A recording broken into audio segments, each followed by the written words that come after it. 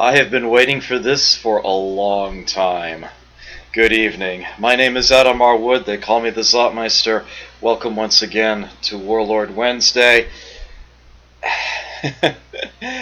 And, yeah, the game I'll be starting tonight probably requires a little bit of explanation. You might be wondering why it is that you are seeing an image from Master of Orion 2 sitting on a screen that otherwise reads Sid Meier's Civilization II. Of course, my marquee says it's Master of Orion Jr. The chat box backdrop says Civ II Fantastic Worlds. What on earth is going on? Well, I guess I need to explain this. So, everybody familiar with this show, of course, is familiar with Simtex and the 4 games that they made total, half of which had Master of Orion in the title. And those were published by Microprose, and famously, Microprose ceased to exist before the steaming pile of dung that calls itself Master of Orion 3 was released. So, Microprose published 2 Master of Orion games, right? Not exactly. They kinda made 3. And at long last, what I am going to be playing tonight is that 3rd one, Master of Orion Jr. So why does it say Civ on my stream title for what I'm playing? Well, that's where this comes into play. I may as well just to cover it here a bit. So, I do have to... Whoa. Really? Huh. Oops. Tech error there. Make that show up. Oh, and I'm not actually prepared to show a chat backdrop during story time, am I? Oh well. It's not worth changing that right now. So, what we have here... Back in 1993... Sid Meier made the game that made his name famous, Civilization. Came out on DOS originally, but there was a Windows port eventually, along with a multiplayer update to that called CivNet later on. This was the game that introduced the tech tree. Among many other things, this game, often imitated, rarely duplicated, was so incredibly popular that how it could possibly be updated, or whether it even should be tried to update, was, well, a point of contention. It was a bit debatable. But they were determined to try at Microprose, and Brian Reynolds did eventually come up with something that wasn't even announced until it was almost fully completed. They were still doing like the balance elements of whatnot. Yeah, they were just doing like final tweaks and whatnot to the game, because they really didn't want to announce something and cause undue hype. You know, like the exact opposite that all game companies seem to do today.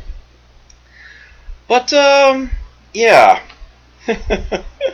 Well, this probably didn't hurt them any. It probably did them a great favor. When Civ II came out, it was astounding, and is still thought of by a lot of people to be the greatest computer game ever made, even compared to other civilizations before and since.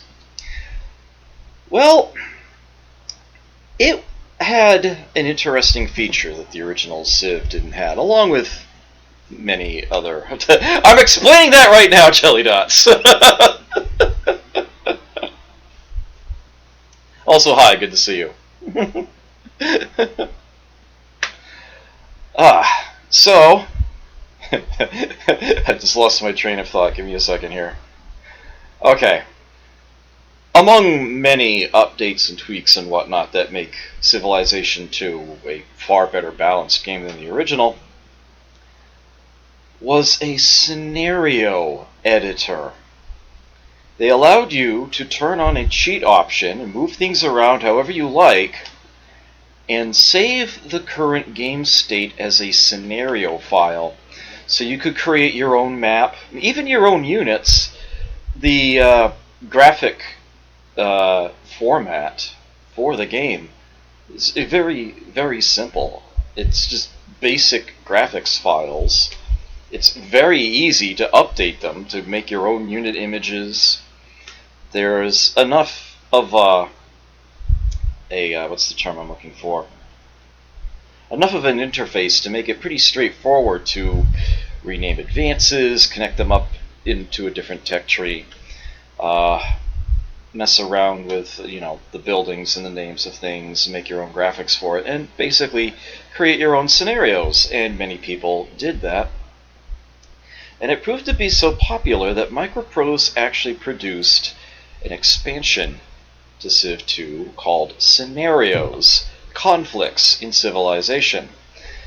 And on this disc they included, I want to say it's like 8 of some of the best scenarios that they found on the net, and also 11 or 12, I forget the exact number, of their own creation, complete with all new graphics and whatnot, including some fascinating ones, such as World War 79, as if, what if the Cuban Missile Crisis actually hit its potential peak?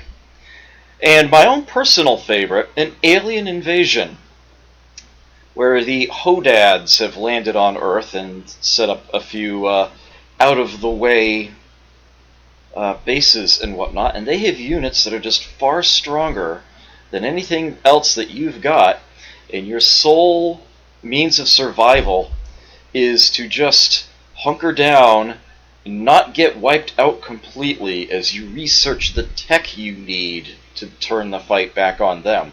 It reminded me of XCOM a lot, and I really enjoyed that. And apparently I wasn't the only one.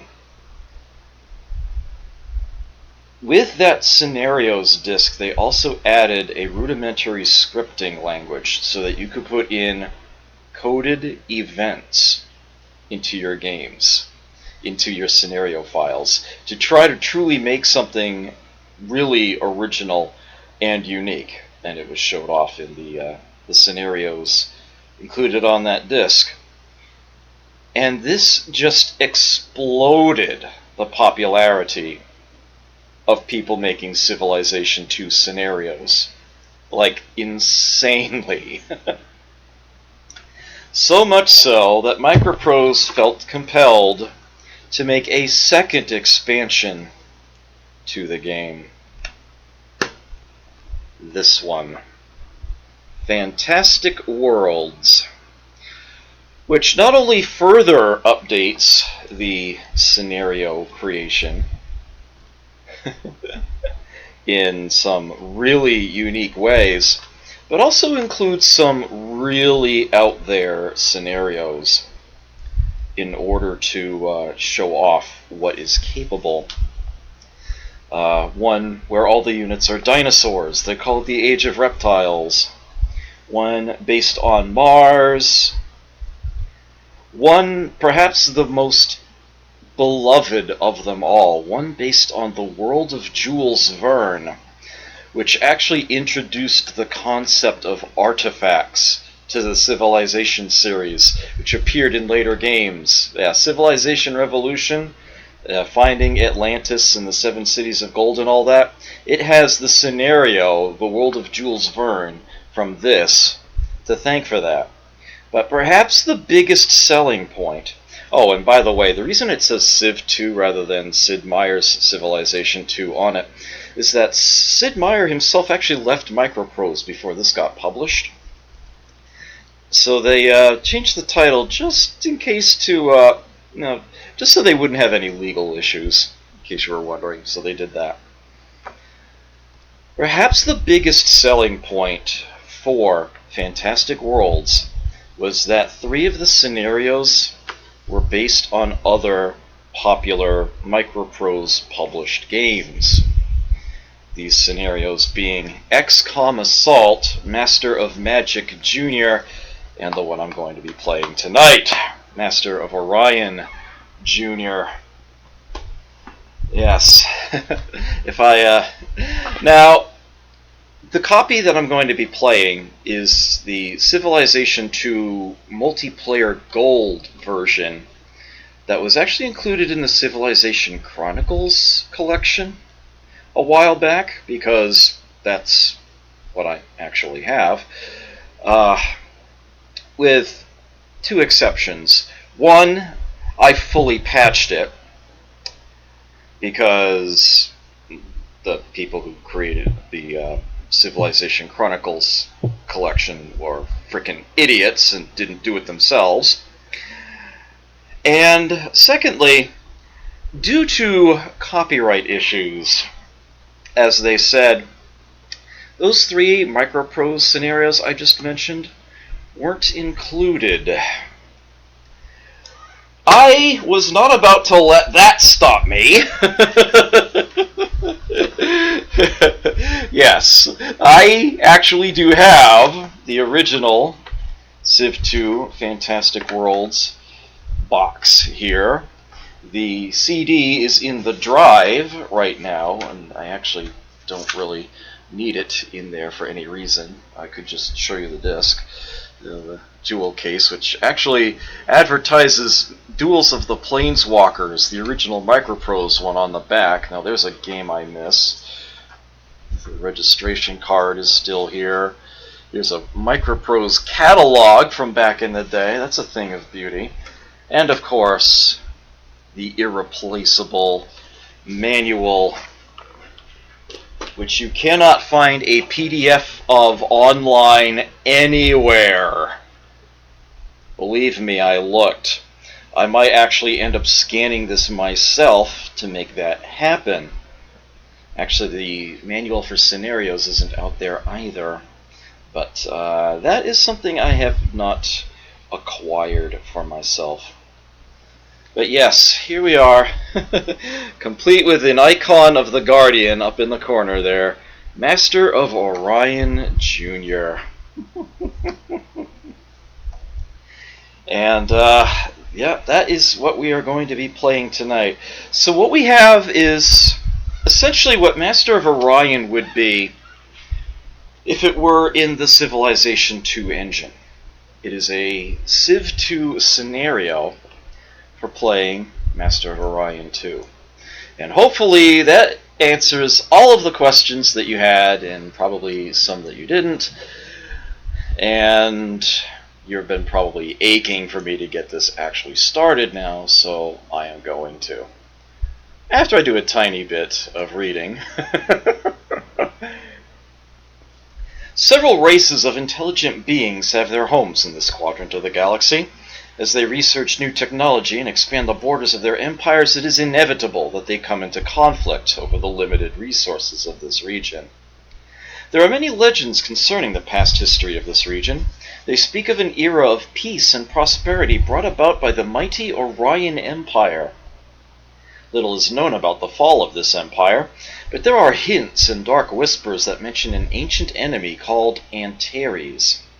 The past has had little affect on the races that inhabit this quadrant, other than an occasional find of new technology and derelict hulks floating in space. But there are rumors of powerful warships that appear from nowhere, bent on destruction.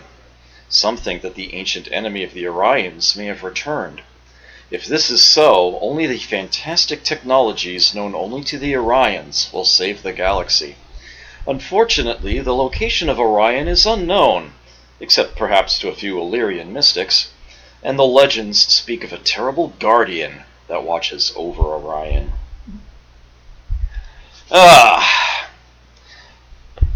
I get the feeling that Mr. Ken Bird, who is the designer of this scenario, wanted to do more with it, and either ran into problems or ran out of time. and had to cut a few corners. I would love to actually go in and update this scenario myself and make an enhanced version of it. And I actually am just crazy enough to actually do that. That is how much I enjoy this. Ken Bird also designed the Master of Magic Jr. scenario in this set, and just those two, none of the others. Actually, even the XCOM Assault scenario was someone else. Bob Abe. But, yeah, as you'll see, there are a few sort of issues or concerns. There's a few things that are like, what's the term I'm looking for? There are clearly some unused elements visible in the Civilopedia. And there are several other attributes that just seem to be a little out of place. I'll get to that as I go there. I realize I could have actually just straight up bug fixed this before I played it, but this is Warlord Wednesday. I'm going to show off the game as it exists, as it was published. So there you have it. But yeah, don't be surprised if at some point in the future I make a Master of Orion Jr. 2 and squeeze in a bit more than they had. So, there are 6 different races on this map here, this scenario. And that's not counting the barbarians, the Anterans, which are very brutal in this campaign. As time goes on, they get more and more ships that just generate barbarian units and spit them in from the sides of the galaxy. From these gigantic ships that you're not even allowed to attack. They just circle around. There is no means, there's no equivalent to, perhaps I should say, sacking Antares here. There is no end of the tech tree victory condition. I get the distinct feeling that was something he wanted to put in. I get the distinct feeling Mr. Bird really wanted to do that.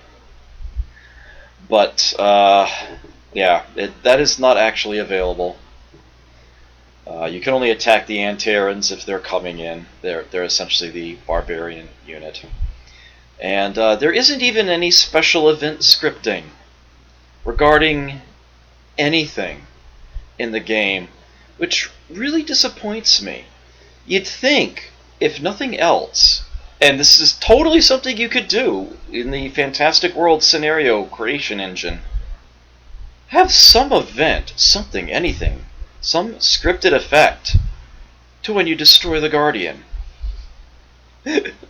But no, there's nothing like that, unfortunately. So there's going to be a little bit of disappointment there, perhaps, most likely. But it is what it is. Hello, Brimcon. Good to see you. Yep, it is finally happening. At long last. Alright, so they tell us here, please note, only complete victory will suffice to win this scenario. All other tribes must be completely eliminated. Each race in the game will provide an interesting game. Each has various strengths and weaknesses. The Darlocks and Clacons are probably easiest, while the humans may pose the biggest challenge. This probably comes as no surprise to you. I'm not going to be playing as any of those. I will be playing as the Illyrians. And the reason why should become immediately apparent. But there are also other advantages to that as well.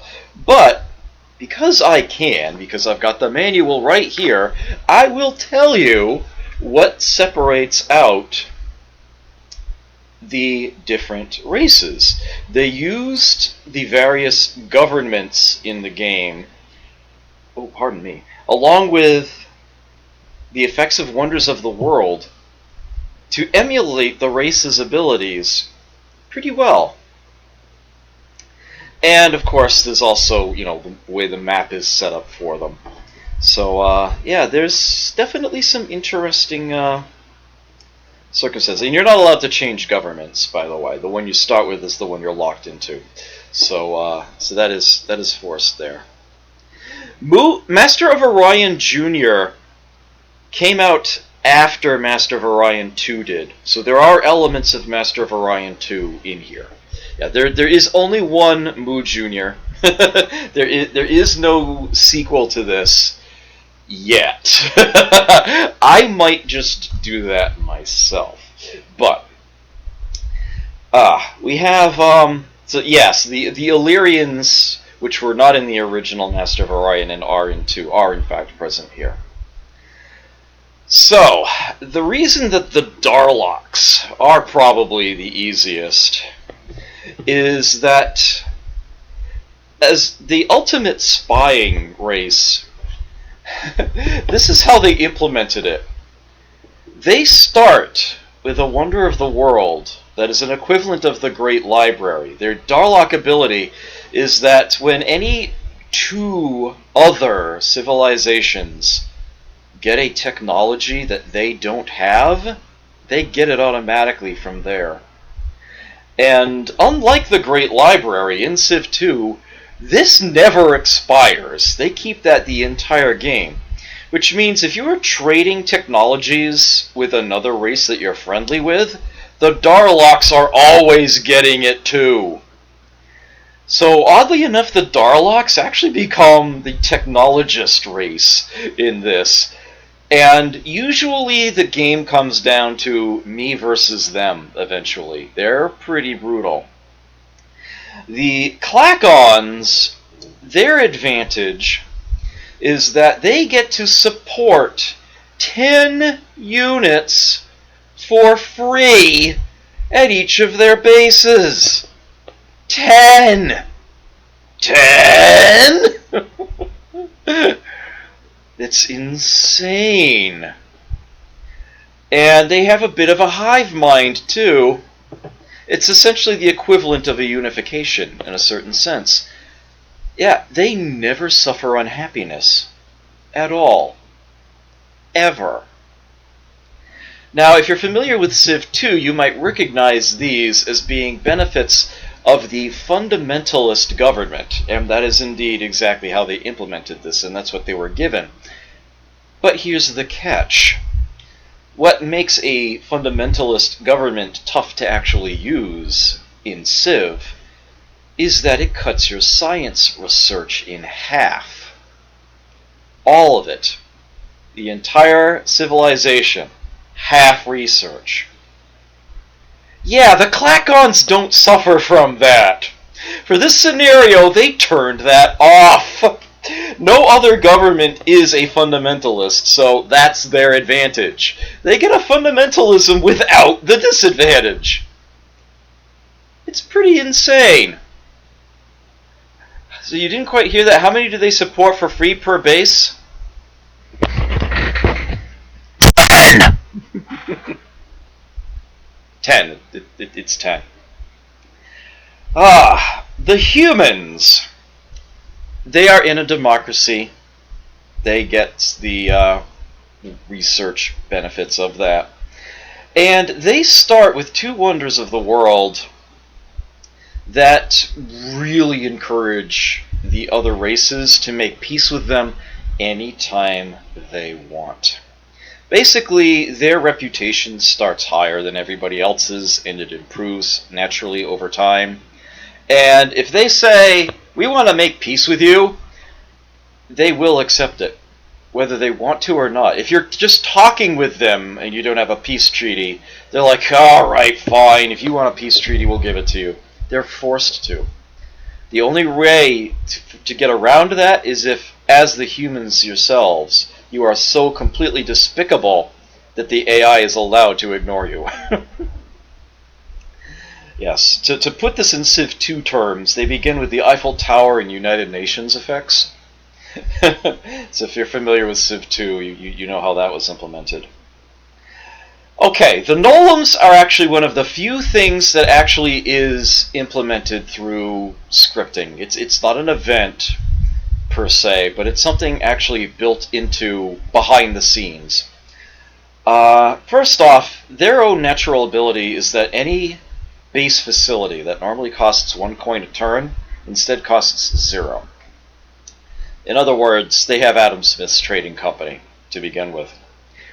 But in addition to that, and this is actually built straight into the code of the scenario itself. I looked, I checked, I tested it out. Yeah, it's actually buried in there. There's no indication of it anywhere whatsoever on the map. It can never be taken from them. It's literally built into the code. Every single turn of the game, they get 10 extra gold. Literally out of thin air. It's just, here's 10 extra gold. Here's 10 extra gold. Every turn. They just plain get 10 extra gold. If you're looking at the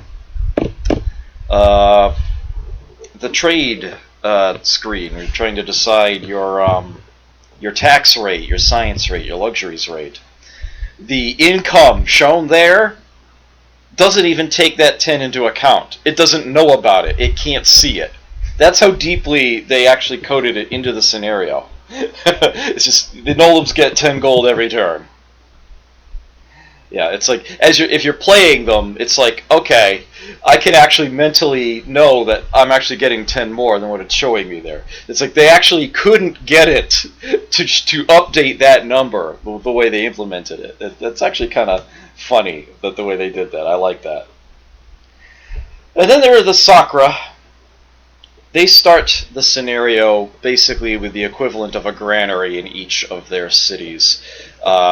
Essentially, their cities grow at double the normal rate without needing to build a cloning center in order to make that happen. They have literally no need for cloning centers whatsoever. They are redundant for them. They have no need to build them. In Civ II terms, they start with the pyramids.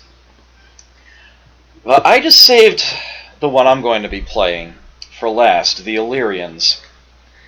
All of the units that they create are veterans. They have no need for marine barracks whatsoever. Is that the... No, it's not marine barracks. What's the unit... What's the building I'm thinking of? Space Academy. They have no need for space academies. All the units they create are automatically veterans. If they were to somehow get a unit that isn't a veteran, it will become a veteran with its first victory in battle, guaranteed. No probability involved. In other words, they start with Sun Tzu's War Academy. And one additional tidbit that implements their omniscience. And to do that, well, why don't I just start the game? I will be playing this, of course, on King difficulty. When it comes to the Civilization series, King is where you are on equal footing with the AI. For the most part. As close as it gets for each title. If you are playing on something below King, then you're actually handicapping the AI. You are reducing how much benefit they get from their resources. Cities will grow slower, it takes longer to build things, it takes longer to research. If you're choosing a difficulty higher than King, you're actually handicapping yourself. You are giving the AI advantages, like plus 10% city growth, plus 10% production, that kind of deal. Yeah, I like fair fights. I am not so insanely good at this that I think I can handle Emperor. I mean, I know that I can play Master of Orion 2 on Impossible. And and Master of Magic, and Call to Power I can play on Emperor. But yeah, the baseline Civ games, I never really progressed beyond King level. I think that's really the safest way to put it. As far as I know, Jelly Dots, that works through the entire series. I know that's as good, at least as far as Civ 3, but I don't believe that they ever changed that. Assuming that it's still 6 difficulties like this, I'm assuming that they haven't changed that. They did rename King to Regent in Civ 3, but otherwise, that's the same deal. So yeah, I am going to be playing on King. Oh, and if all this talk about Civ is making you want to see some actual proper Civ, yeah, don't worry about that, because Ann K challenged pretty much everybody who streams to play the Civ games. 1 through 5. The whole series up to that point. And I'm totally taking her up on that. That's going to be Warlord Wednesday after this. The next game I'm playing after this, win or lose, is going to be the original Sid Meier's Civilization. I realize I could play either of the updated Windows versions, but I want to show you the real 1993 experience, so I'll be playing the DOS original. So there is that. And I will be playing that, and indeed that entire challenge, on King. Even if Ann K herself plays on Chieftain. But King is the fair fight, so that's what I'm going to play. I would like the game to address me as a male, so I'll click male there and put in my handle. Okay, so what is the first tech I want to research? You'd think I would have this down to an exact science, to an algorithm at this point. But to a certain extent, it really doesn't matter all too much. One thing that you will come to notice is that bases will grow extremely quickly. In fact, they're going to hit the first population cap in very short order, and the second one far too early. But research is absolutely essential to this campaign. And the very first thing I want to make sure that I work my way toward is the research lab. Because I absolutely, positively need to have that. The Darlocks are going to get insane if I don't deal with them quickly. Oh, and fair notice, there is a very, very good chance that I'm actually going to win this scenario before I've gone through the entire tech tree. Maybe Ken Bird was trying to emulate how research sort of worked in Master of Orion 2, how it's completely distinct branches that you can just keep going up on one side. Civ, which, you know, this game is running in the Civ II engine. It was never designed for that. And the result is you can end up getting the best military units in the game far too early. Far too early. There needs to be more connection to the different branches of the tech tree to force you to actually separate out. It's like, so you don't get Battleship 3, Titan 2, and Doomstars in consecutive techs. There needs to be something to separate that out. I consider that a design issue. And if I actually do make a sequel to this scenario, then I assure you I will be fixing that. But yeah, that's kind of a little bit of a disappointment. But I'm also sort of forced to do exactly that if I want to win. There's only so much time on the clock. I absolutely need to go on the offensive. The only way to win is to wipe out all the other players. And the only reliable way that this can be done, in my experience anyway, is to get the best ships before anybody else does, and then beat them down. I'm going to be doing a lot more expansion than I typically do playing Civ games. In order to get through this, especially because your bases are so restricted, they are capped on their growth so quickly, I need to make up for that with lots and lots and lots of bases. And you might think that I'm crowding them out. Just wait until you see what the AI does. The AI will put a base in literally almost any space it will fit. It's ridiculous. Absolutely ridiculous. Hello, Don Solo. I just spent far too long describing this whole thing. I'm afraid if you want a better explanation, you may just have to check the VOD. Short story is that this is a scenario in Civilization II that plays like Master of Orion. That's the short story.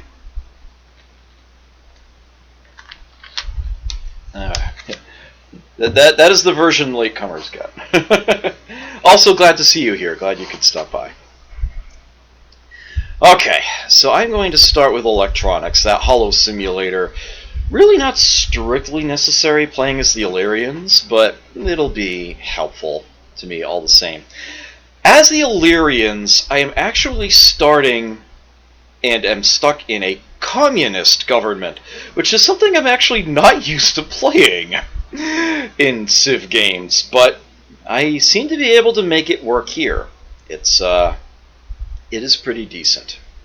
Okay, so here's where I start.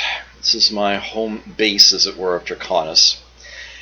And, yeah, you can see that the map is a little, interesting, a little different.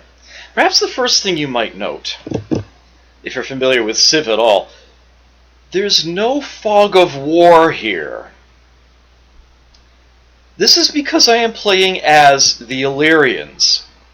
That's my other advantage. I start with knowledge of the entire map. This essentially emulates their omniscience ability in Master of Orion 2. So I can actually show off the entire thing at the onset, which makes it even better and easier to show off what's going on. Note, however, that unlike Master of Orion 2, I don't get immediate updates to everything that happens. I don't see all the units moving around. I just have this one snapshot at the beginning, this advanced knowledge of the layout of the map.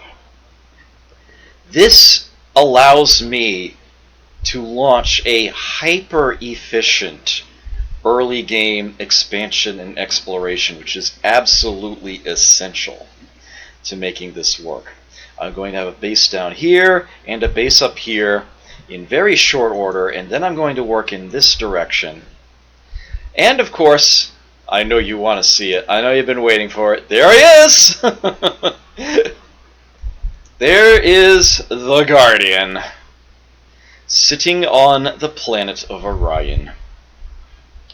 Okay, now you may wonder why this whole world map section here is green. That's because this is essentially all implemented as ground. It's space tiles, but internal to the game, this is actually shielded grasslands. Empty space gives you 2 food and 1 shield. And you can even put a road on it.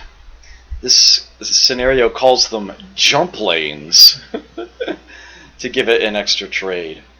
So yeah, it functions like it's one big continent just completely loaded with grassland. And then you have the nebulae on the outside here. You know, I don't think I actually considered this. The nebulas are actually treated as water, and that's how they keep most units out of them. I bet I could actually send fighters in. Maybe I actually can attack the Antaran ships if I use fighters to do it. I hadn't thought of that. Huh. Yes, this game actually does have fighter units, and they do count as air units. Huh. Fascinating. I might actually be able to, I'll have to give that a try. It just occurred to me just now. You'd think I would have realized that a lot sooner.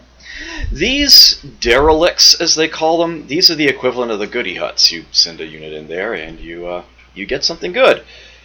Most scenarios, you occasionally run across a bunch of barbarians, but not here. Not here, because the barbarians are the Antirans, and the Antirans are not hiding in any old derelicts. So all of them are good, and I know exactly where they are, each and every one of them, the entire map. So yeah, I am going to want to create fast moving ships, little ones, and send them out to grab as many of these as I can, and hopefully I will get lucky and get a lot of useful things. The last time I actually played this and won, half of the ones that I found were empty. So it's not strictly necessary, but it can help a lot. So yep, here's my base, and you may notice that it's actually on the space tile itself. That's right, you don't actually have to put these on a planet. You can put them literally anywhere. Now, putting them directly on a star, you can do this, but that's a little iffy, because stars don't generate any food. They have a massive move cost to enter their tile. They produce no resources by default, although you can, it's slow, but you can actually put a jump lane on them and get a trade out of them. But for the most part, they're going to be an empty space. But then all of the planets are actually, as can logically be expected, within close proximity of a star. So where exactly you decide to put your base is an interesting tactical decision. Asteroid fields are actually a modifier to your basic space terrain. It gives it 1 extra food and 3 extra shields and 1 extra trade. In other words, they're quite valuable, but not as valuable as the planets themselves can get. Here is the toxic world. It's worth 2 food and 5 shields. You can see there's going to be a lot of production going on here. A barren world is actually fewer shields at 3, and an infernal world is somewhere in between at 4. But yes, you can do terraforming. The enhanced version of the colonist is the terraformer, and just as in Civ II, an engineer can actually change terrain types. You can do the same thing here, but only with the planets. You get nothing out of space, nothing out of asteroid, well, asteroid belts are space tiles. You get nothing out of stars in it. But yeah, the planets are on a big cycle. You're actually reducing their production effect if you start at toxic and then work your way up to barren. But terraform a barren and you get a desert, and then you're getting extra food out of it. And then you can go to a swamp. There's also a separate arid option out there, and that takes you to Terran, which is worth a whopping 12 food. And they even throw in a trade. So, yeah. Bases will grow extremely quickly. This is a Terran world that I start near. I am getting a crap ton of food. Look at that. Look at that. Look at all that. It's insane. Grr. Absolutely ridiculous. So yeah, bases are going to grow like wildfire. A biosphere is required to get a base to grow beyond size 6, though. So I'm going to need those pretty quickly. Yeah, it's in Civ II, you need an aqueduct to get by size 8 and a sewer system to get by size 12. I believe that's where the lines are drawn. They reined those in here. You need a biosphere for size 6. And you need something that doesn't come up until the end of the game, advanced city planning, to go beyond 10. So my bases are going to be locked at size 10 for pretty much the vast majority of the game. It's pretty ridiculous. And that's why you have to do so much expansion.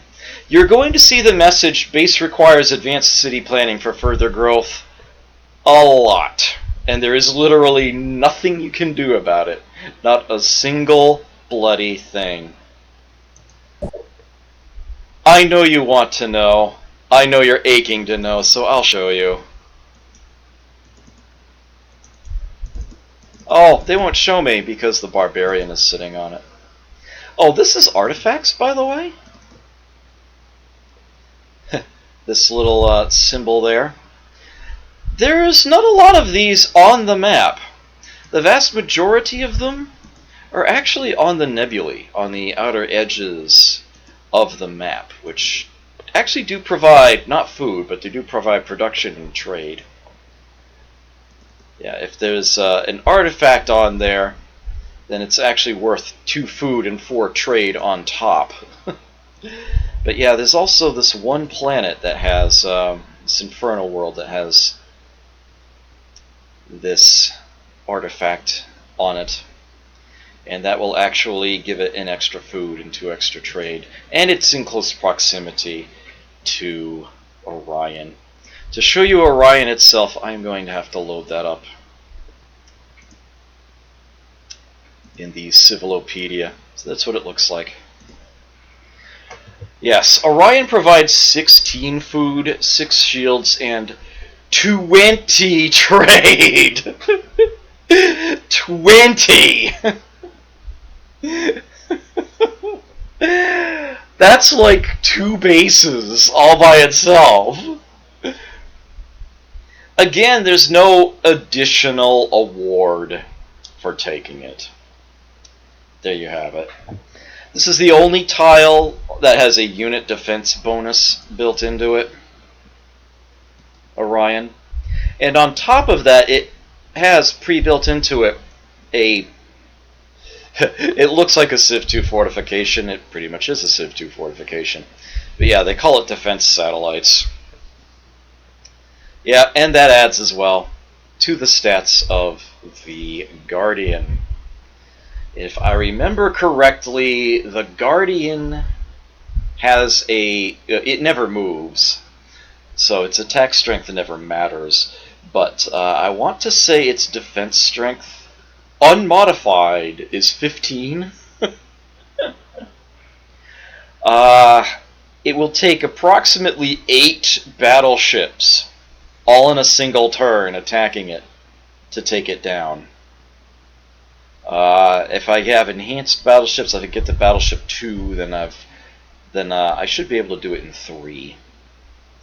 But suffice it to say that I am going to have a base put right here in very short order. I am going to secure the area around it for myself, and I will be taking Orion. That will happen. I will not accept any substitute to that. What is wrong with me tonight? I have to sincerely apologize. Get another sip of my beverage in here. Okay, so I start in the upper left corner, and I actually have trouble seeing my dark blue dot in this field of green. I actually need to lower my head a little if I want to see where my own bases are on the world map, because the color blends in the way that the pixels are shaded on my monitor. It's like I can't see the dark blue in that big field of green. I actually have to look at a lower angle in order to make it stand out to me. So if you ever see me duck down like this, that's what I'm doing. Figured I'd explain that. The Sakura actually don't start with a base. They start with a colonist unit, so they can actually tweak it. In fact, I think they might even start with 2. I'm not sure. But at any rate, that's why you don't see a Sakura home base anywhere. But suffice it to say, there's going to be one here in a very short order. The Klakons are over here in this corner. And there's actually an interesting star here. It's not depicted on it. You don't see it on the icon. But there is actually one of these artifacts deals on the star. Normally stars give you nothing, but this one actually gives you 2 food and 6 trade. And there's only one other star like that, and it's in this... Oh, I stand corrected. There are actually some other artifact planets out there. I forgot about that one. Is it this one or the one above it? Yeah, it is this one. This star here also has the same effect. And those are the only 2 like that in the entire galaxy. And that one is very close to the humans. That is where the humans start. It's Sol. Here... Oh, whoops. Must have double-clicked. Here is the opposition. The Darloks, Nazin. With 3 planets. And 2 asteroid belts. In the vicinity of their starting base. Yeah, they get off to a really good start. And, much like Master of Orion 2, they are the scourge that often needs to be dealt with pretty quickly before they get insane. They will be my top opposition here. I mean, that's just going to happen. They are definitely one of the better civs out there. Alright, so that's your map. That's kind of the basic layout of things. You get to see the whole deal in advance. Yeah, this is a reasonable place to start. I do have a Terran world. There's a planet up here. If I put the base right here, it has access to both of these and then all 3 of these. It's really good production. And one can end up down here somewhere. I could probably even put 2 in this general area, but I usually only just do the 1. If I put it there between the planets, you can access all 3 of these plus that asteroid belt. And this is a swamp world, and there's a lot of food to be had there. And those will basically be my backlot. They'll be my backbone. They'll be supporting much of my expansion outward. There's nothing nearly as good in the areas surrounding me, but this is the direction I need to work in order to get to the center and get to Orion. The Nolums usually get a little uppity, and I can usually take them down relatively quickly, as I'm often forced to, really, in order to survive, even though they usually won't have much of value apart from the area itself. But there is actually one very important thing to note about eliminating other players in this game. Let me actually load up the old Wonders of the... Actually, not that one. Where is it? Yes. The Wonders of the World image here. You can see that it actually lists the player abilities. The Sakura ability, the Darlok ability, Illyrian ability, Nolan ability, and of course the humans actually have 2. So here's the thing about this. These are tied to the race's home bases. They're just like Wonders of the World in Civ II. If you sack a race's home base, you get that ability. They don't have it anymore. You have actually taken it from them. It's not unlike Master of Orion 2, where if you take over another colony, and it's a colony populated by some other race, that race's intrinsic bonuses or penalties to food production research all apply there, as they apply to the actual citizens. But here, yeah, it's all based on that home world, that home base. If you take that home base, suddenly you assume their ability in addition to any others that you have. Notably, the Klakon's ability is built entirely into their government. They have no Wonder of the World in their base to sack, so to speak, so you can't steal any of their effects. And that 10 gold a turn that the Nolums get, that stays with the Nolums. They can never lose that. You can never take that from them. That is hard-coded into the scenario. You cannot take that away from them.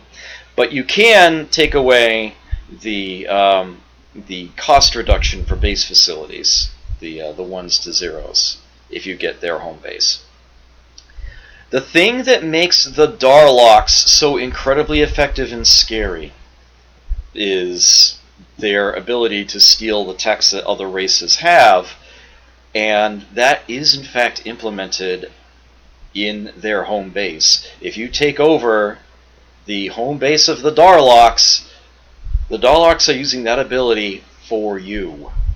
And most importantly, they don't have it themselves anymore. So yeah, you can take it from them. And I'm going to want to do that as soon as I can. But that's not going to be easy. That's going to take a while. Now, due to the way I have to run this game to get it to show in a reasonable window through a virtual machine, the actual CD audio is not going to play as intended. As I mentioned, I do actually have the Civ II Fantastic Worlds CD in the drive right now, and as a result, and you can't actually do this with the discs they give you in Civ Chronicles, you actually do need to have an original to get this menu to show up. Yeah, you can see the tracks here.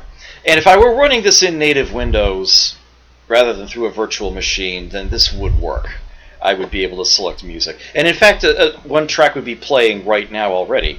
The Mars track is automatically triggered to be the one playing in the background when you load up this scenario. Yeah, that's not going to be working here. But now that I'm done talking my head off and I'm ready to actually start the game, how about I start that music for you? I happen to have here a playlist set up in Media Player of the audio from that disc. It's literally Redbook audio. You can rip it like you would any other music CD. And yeah, so here's the Mars track. And I will get that to play in the background. It's not going to be very loud to start. There it goes. Okay. And rather than just have it endlessly loop that track, I'm going to have it cycle through all of the tracks available on the Fantastic Worlds album, so to speak, which is all of the original Civ II music, plus all of the music from Scenarios, plus the music added for Fantastic Worlds. But yeah, this is the most thematic track available.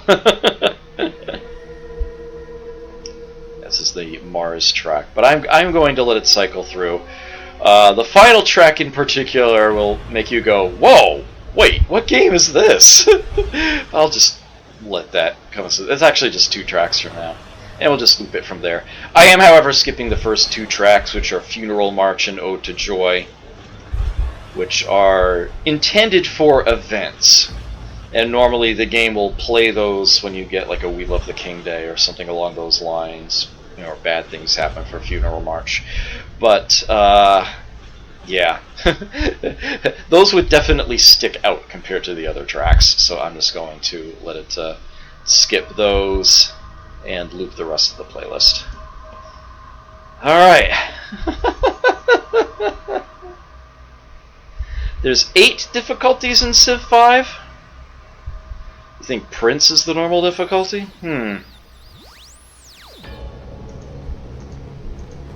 That's weird. I'll have to look into that. Alright, so let's get this underway, shall we? We start with a curious unit called an SDF. I don't know what the S stands for. I assume DF is Defense Force. This is a really good defender. At, you know, defense rating of 4 and 2 HP, pretty strong to start with. But it has no offensive capability whatsoever. I can totally make these. I can defend cities with them. They don't count as a military unit for martial law purposes because they have no attack value. So they won't help my citizens be happy, and that tends to be a problem. But they're better than nothing. And they will certainly cover the colonists as they move around. I don't have much else to build now, do I? So I'll go ahead and get another SDF going. I don't have to worry about random barbarians hitting me.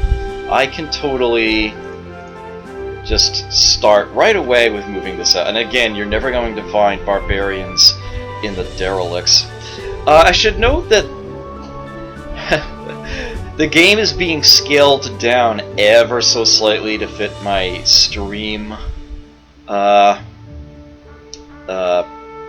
canvas size, I guess you could say. So if it looks like the text is slightly run together, that's why. It looks a lot nicer on my screen.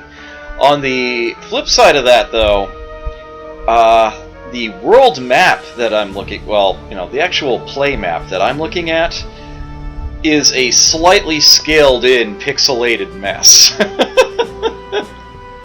It's not actually at the default zoom. This would be the default zoom here, but then, yeah, it scales out on your end and doesn't look so good, so I'm actually letting it be scaled in a bit so that it suddenly looks normal on stream. You're welcome. Alright, so what's in here? Oh, we'll find out next turn. Incidentally, check this here. Yep, communism. I don't need any money right now, and I will not be requiring luxuries, most likely, until very near the end. I am playing a communism here. So, how lucky am I? Nice! A destroyer which can move 4 spaces. That is quite possibly the best thing I could get from an early derelict. I am very happy to see that. Alright, I am going to send them to go get another one. There you go. You can just click and hold on the destination and it will move there. Really? Already? Most powerful civilizations in the world! I am number 4 of 6. The Darloks are number 2. What are you gonna do? Another one! I approve of this. Oh, they give me a cruiser? Wow! Okay. Now we're actually getting somewhere. Yeah, let me bring up the defense minister real quick. Yeah, the destroyer is 2-2. The cruiser is 3-2, and it has 30 hit points instead of 20 like each of these do. So we're looking a lot better here. Yeah, basically this, again, it's Civ II logic, but the and I'll get more into that when I actually play Civ II proper. But for the purposes of this, to explain how this is going to work real quick, like when 2 units get into a combat, you look at the attacker's attack value, look at the defender's defense value, that's these first 2 numbers, attack and defense, and you basically consider them a ratio. So if you have an attack of 2 and a defense of 5, you're rolling a d7. The attacker wins on a 1 or a 2, the defender wins on a 3 through 7. And whoever wins a roll of that nature will deal their firepower, that's the last number here, that's going to be 1 for most units to start with, to the other unit's hit points, which is 10 times the number you see there. Destroyers will have 20, cruisers will have 30. And it will keep rolling this die over and over again until one side or the other is completely destroyed. There's no way of interrupting it in between. So the result will be one of the units will be destroyed, the other might have taken some damage. The green bar you see at the top of the shield here is actually a hit point meter. If a unit has taken too much damage, not only will it shrink down, it will also turn yellow, and then it will be red if it's nearly empty. Yeah, if a unit has only 1 hit point left, you won't see a bar at all. Units can be healed if they skip their turn without moving anywhere. If they do this in a base with a... Actually, I think this is a Space Academy that does it in this game, oddly enough. Then they'll be fully healed in a single turn. But yeah, I'm not going to worry too much about that. This does have the advisor videos, and I could actually show them. But yeah, they are not really tied into the scenario in any way, shape, or form. Wise men say that only the fools run an empire without luxuries, King. I disagree, Excellency. I disagree, Your Excellency. Yeah, so yeah, you're not going to really get anything out of that. Also, hi Jag, good to see you. Glad you could make it for this. Okay, so I have. This is actually really good that the first few derelicts have all had units in them to let me go hit other derelicts even faster. This is actually fantastic. So I'm going to send you straight to here. Okay, this one I'm going to send back to here. This one down to... actually, no, maybe I don't want to do that. Do I want to send you closer outward to the center?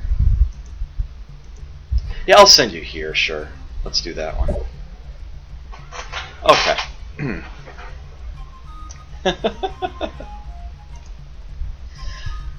Alright, so Draconis has already hit size 2. Like I said, they're gonna grow like wildfire. It's going to be insane. On King difficulty, you can have up to 3 content citizens without need for any further modification. Beyond that, they're all going to be by default unhappy. I'm going to need to do something to make them happy. You might remember when I was playing Alpha Centauri, which is much of a it's very much an update to the Civ II engine in and of itself. That worked pretty much the same way there. A lot of the mechanics of how food production and trade work in this game will match how nutrients, minerals, and energy work in that one. That was probably all I needed to say, actually, and you're caught up on how all that works. Yeah, so the way the food and base growth is going to work, yeah, trade splits into tax science, and luxuries is, psych, what makes people happy. There you have it. That's all, yeah. Tax is econ, Sci is labs, and Lux is psych, yeah. And there you are, you're caught up. Wonders of the world are secret projects. Yeah, it's like there's all sorts of equivalencies there. So that's how that all works. This is an insane amount of production for a size 2 base, and it's only going to get better.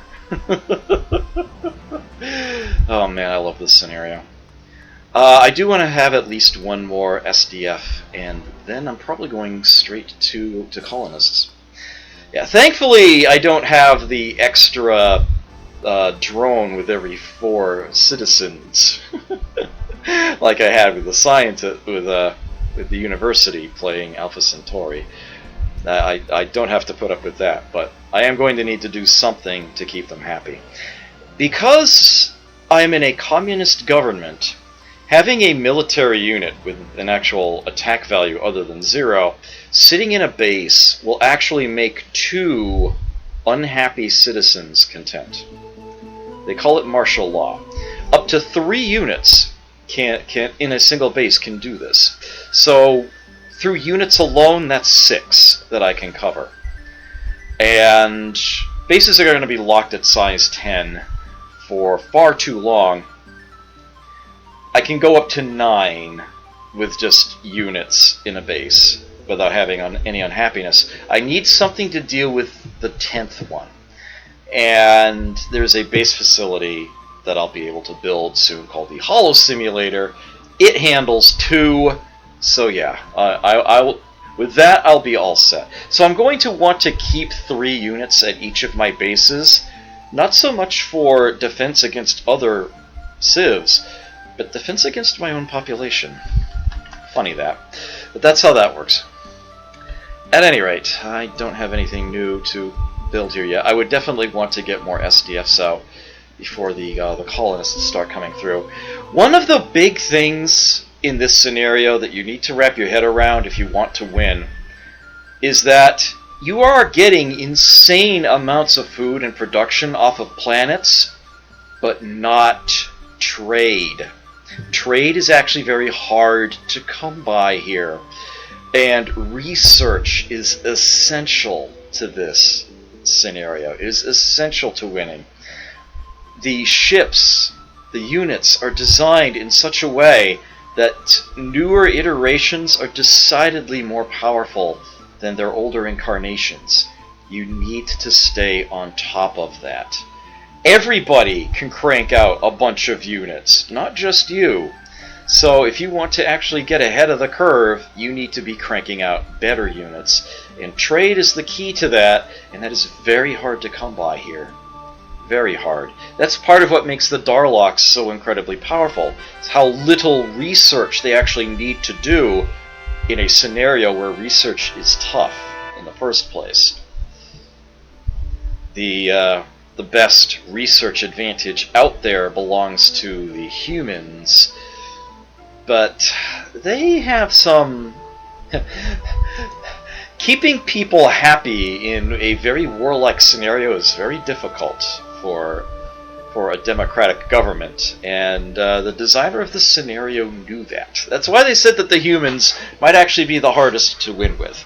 I'm not sure I actually agree with that. I feel as though it would almost certainly have to be the Sakra that's the hardest to win with, but there you have it. Yes, somebody actually mentioned the Mershan, or yeah, Brimcon said Mershan, best race. I would actually love to find a way of squeezing in the Mershan and the Elkari. I feel like they are very much missing. The Cylons would be very tough to implement, and I think Ken Bird realized that, and that's why they're not present.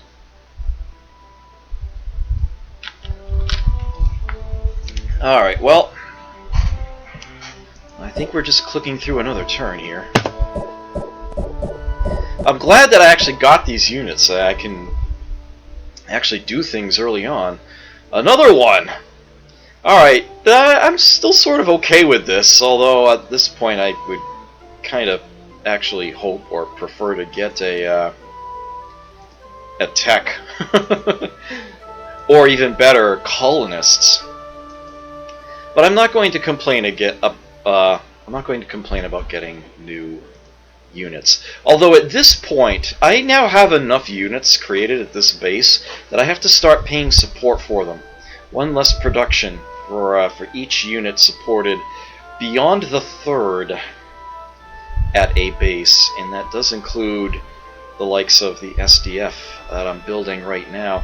So what I need to do, once again, get more bases.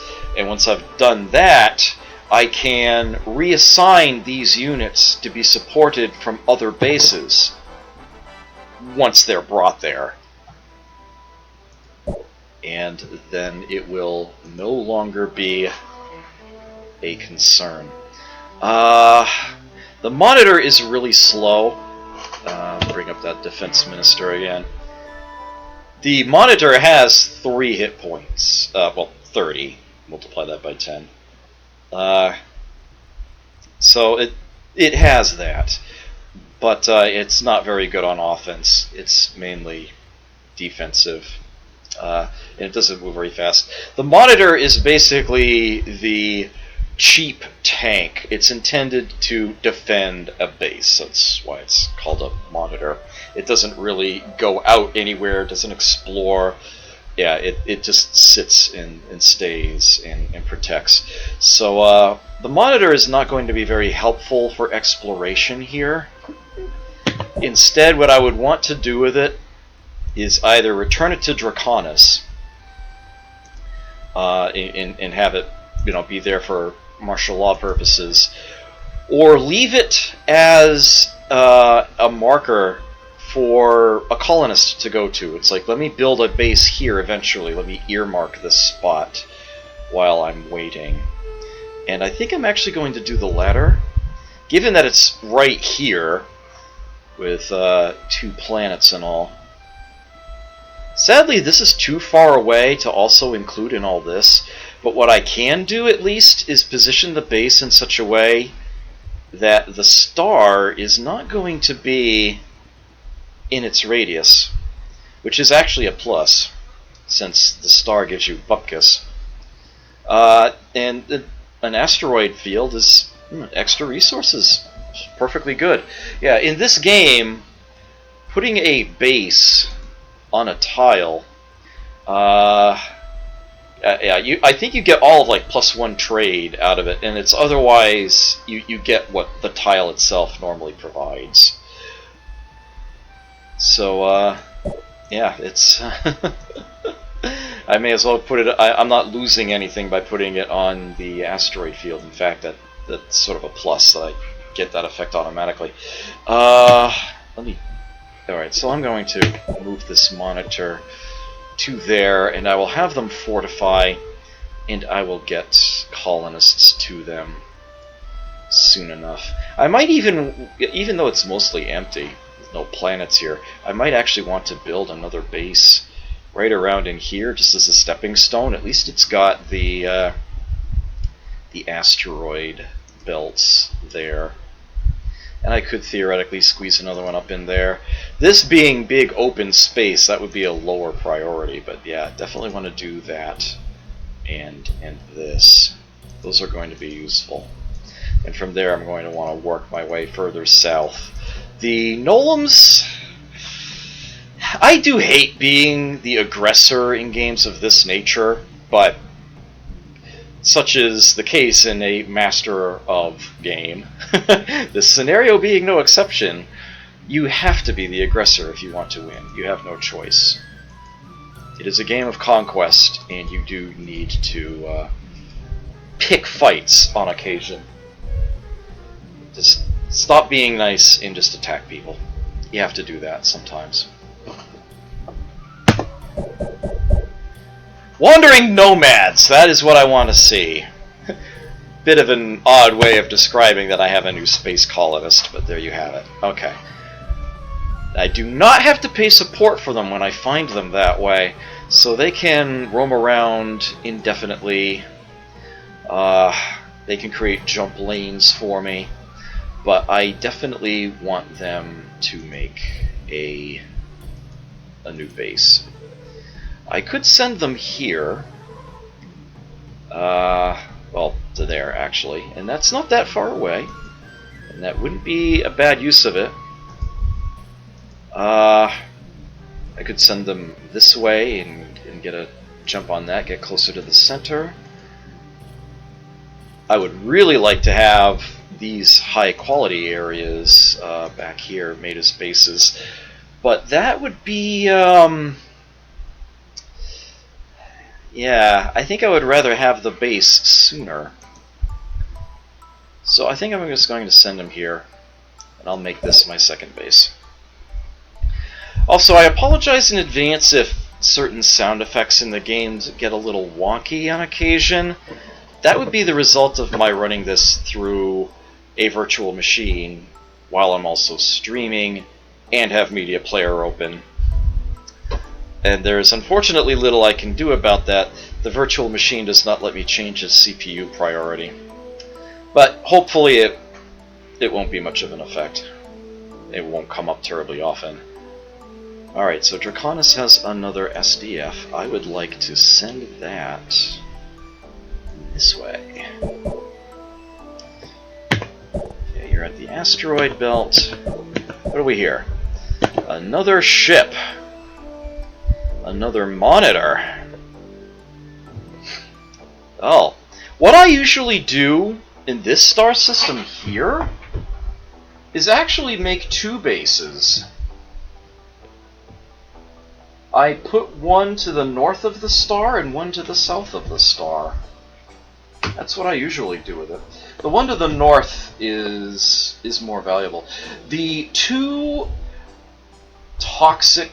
Oh, excuse me, the 2 Inferno worlds there and both asteroid belts and the barren world would actually all be in range of a single amazing base, but only if the base were actually... Why is this taking so damn long? Okay, there we go. Only if the base were built on the star itself, which means that you're not getting any food out of it. The only food you'd be getting would be from the planets themselves and the tiles outside, and those are only going to give you just enough food per tile to support the worker who's actually sitting there. The result is that you're going to have a base that is just not going to grow at all. It's going to be at a total snail's pace, and the only way that you could remedy that and actually make that base useful and take advantage of all of the tiles around it is if you sent it food caravans. Basically ship food off of some other base to that one. And suffice it to say, that's a real nuisance. And I don't want to have to put up with that. It's actually a lot faster and easier, I find, to just put 2 bases there. So that is what I typically do. Not to mention that it's not bad at all having sort of this double line of defense right in front of what is almost certainly going to end up being where the Sakura are going to make their camp. So that's my strategy there. Okay, so I have a monitor along with the cruiser. Where is the cruiser needing to go? I might hit the Sakura before I get to there. Maybe the cruiser should actually head down to the center?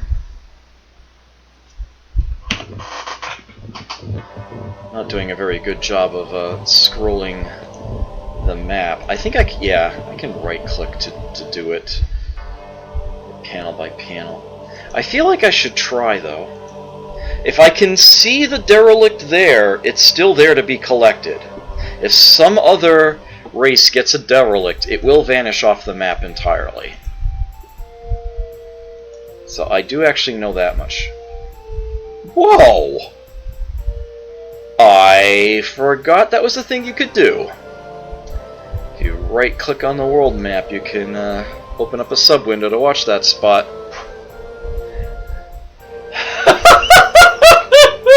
It's Mega Mage! She's gone from suck to blow!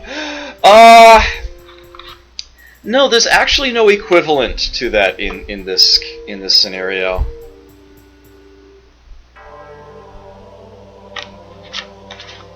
Your biggest weapon is the Doom Star. It's simply called that. You don't get to choose your own ships or, model your own weapon layouts and whatnot, as you might imagine. They're predefined ship classes. Okay, I am going to move you east. I'm going to be brave. You can hang out. That's going to be the tile right there. Just keeping that star out of the base radius, and you'll be able to use these 3. That's the plan. I can't switch... In this game, communist governments are limited. They can't set any of these sliders higher than 80. So, yeah, I'm getting some income whether I need it or not. Yeah, that's the maximum I can set science to right now. 6 turns, and I think I'm going to get a discovery shortly. Yeah, this beaker here shows how close you are to getting the next one, or I can get a more direct display of it. If I look at the Science Advisor, researching electronics, you can see the beakers building up there. So you go there. Alright, that is your final destination. You fortify there. Okay. This destroyer needs to go probably in this direction. Let's try you. Everyone else is moving. Draconis is already size 3. I said it's gonna grow like wildfire. As a matter of fact, I'm going to need. I might have to pull one of these off and get an entertainer. Probably as soon as next turn, if I want to prevent civil disorder from happening there. Okay, so I've got electronics, and I can now build holo simulators, and the optronics tech is open now as well, which gives me the research lab. And something that was created entirely for this scenario. This is something that has no equivalent in Master of Orion or Master of Orion 2. This is Master of Orion Jr.'s and Ken Bird's singular addition to the Master of Orion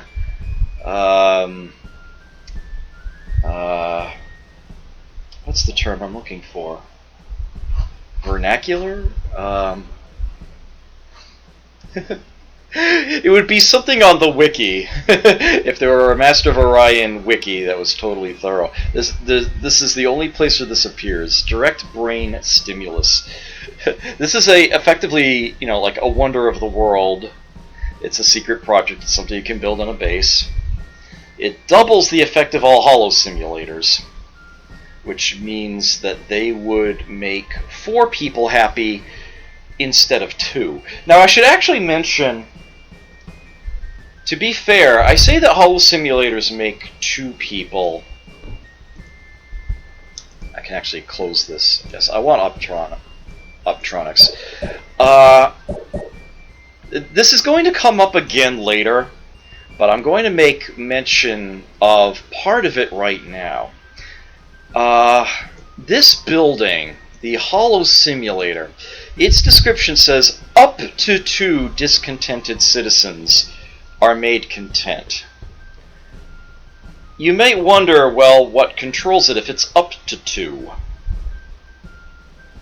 And it's actually a throwback to the standard Civilization II game that was just carried through on the scenario, intended or otherwise.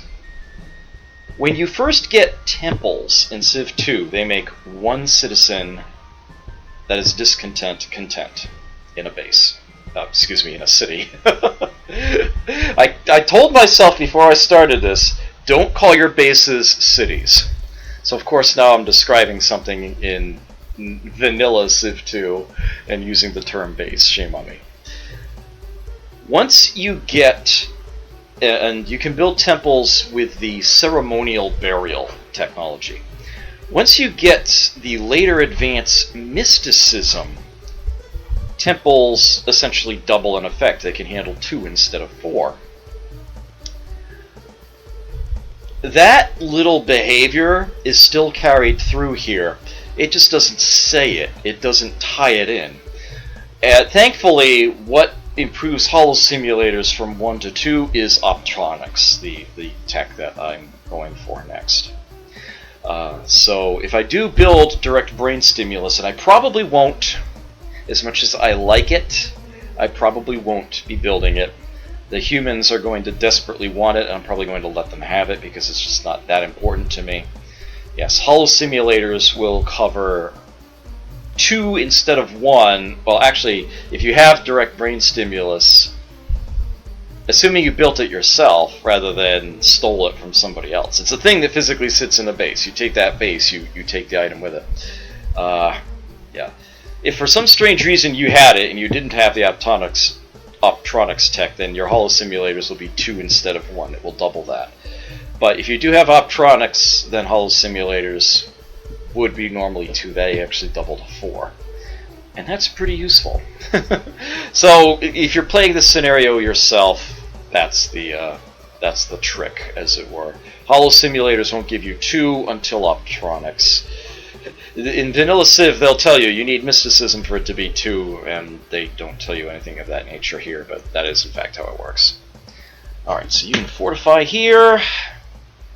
Yes, I am bravely going to try to hit that derelict up there. I'm probably going to run across the Sakura in the process, but we'll see. No? Okay, good. 4, 8, 12, 14. I've got one more turn before I'm going to have to pull somebody off. Yeah, because as soon as this hits 4, the next person who comes in is going to be unhappy.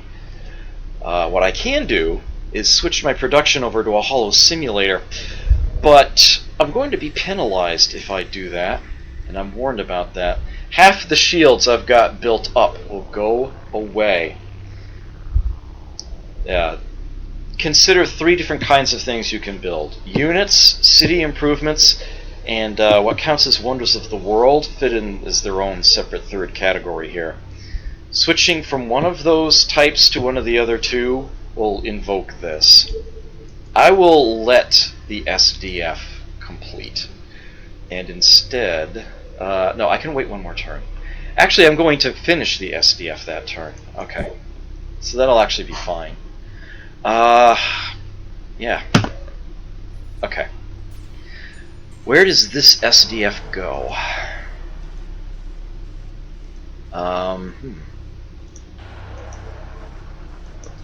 Alright, so I've got you heading southward there. Let's see, 1331. You do get to see coordinates of where the cursor is, and it is referenced quite a bit there. Yeah, okay. So you're heading for that one. You'll probably head onto that one afterward. Alright, looks like I'm sending you, like, all the way down there. Okay, give me that unit back. Yeah, we're going along. We're going here. This derelict has an ancient device, meaning I just got a free tech. Chemistry! So I can now make scouts, which also have no attack strength. And they're decidedly weaker than an SDF. Even, yeah, only 10 hit points. But they move 3 spaces. They're a thing. I won't be building any. I don't have need of them, like, at all. Okay, where should you go now? I guess we're gonna hit the one right here. Alright, can you make it to here? Oh good, you didn't find it, and we got a tech, nice. Engineering, okay. Marine Barracks is the equivalent of vanilla Civ II's courthouse, actually. It does not let you build one of these where your capital is for that reason, as its effects are redundant with it. Corruption is cut in half. The city is more resistant to bribery by enemy diplomats and spies. Neither of those effects would mean anything to the democracies out there, so if the humans were to build this, instead what they get is a happy citizen. One content citizen made happy, which is totally worth it to them. The corruption means nothing to a communism, so the only effect I would be getting if I were to build Marine Barracks would be the resistance to bribery. This is of zero concern to me. Literally of no concern to me whatsoever during this scenario. So I will not be building Marine Barracks at all, ever. In fact, if I take over a base and there's one in there, I'm going to sell it. I don't need that. You'll find that as it comes to being the Illyrians, there are quite a few buildings of that nature. There are several buildings where I will be like, I don't want or need that. And that's another one of their advantages. I'm not going to say that the Illyrians are the easiest race to win with, and obviously the scenario designer didn't, but they really fit my style. Let's put it that way. Okay, so what's over here? Okay, now this base is going to grow, and they're not ready to. The new citizen will come in unhappy, and the entire base will be in disorder, and they will get nothing done. So, temporarily, I need to pluck somebody up, like so. And they become an entertainer, and provide 2 luxuries, which is enough to make 1 content citizen happy. And then when the new unhappy citizen comes in, I've got balance and everybody's fine. You can get the short version of it with this happy button there. I almost never use this view button, and it it's kind of disappointing, actually. They included this because it was something that was in the original Civ, basically. Whenever you built a new improvement, it showed you your city and where the item fit in it. And the windows were, Civ II, they included this same sort of graphical fun thing, but yeah, most people forget it's there. And yeah, I don't think there are any of these scenarios that do anything with any of those, so yeah, it's going to look very, very much out of place. What are you gonna do? Support map shows me where all the units supported by this base are located. I often forget that's a thing. And if I want to rename the base, I actually can do that, but I'm not going to be bothering with that. Maybe if somebody really wants to have a base named after them during this, they can bribe me with bennies. I will accept that. Other than that, yeah. Info will actually show units that are present in the base, if there are any. Various trade options for the base, once I'm capable of creating trade units anyway. That would be the freighter in this game, the freighter ship. And if I had any active trade routes, they would be showing at the bottom here. So this will get filled in, but right now there's not much there. But I can hit happy to at least keep tabs on that. This is the game. It's like you can see exactly how the formula is going down, step by step. You can figure that out there. Okay, yeah, just exit here. Yeah, in case you were wondering what all those buttons down there were. And when I play Civ II, I'll be showing them off again, I'm sure. Yeah, and turn from there. Yes, another tech, this is great. Cold fusion. I can now actually make my own monitor ones. You're going to see this a lot. Can attack fighters in flight. This is kind of a rare thing in Civ 2, but most units have that here because they specifically wanted fighter class ships to function like air units in a way that they need to, they can go out there do their missions, but they need to return. They basically function like helicopters do in Civ 2, if I remember correctly. But they didn't want that to stop them from getting into normal combat. So yeah, pretty much all the other units have attack fighters in flight.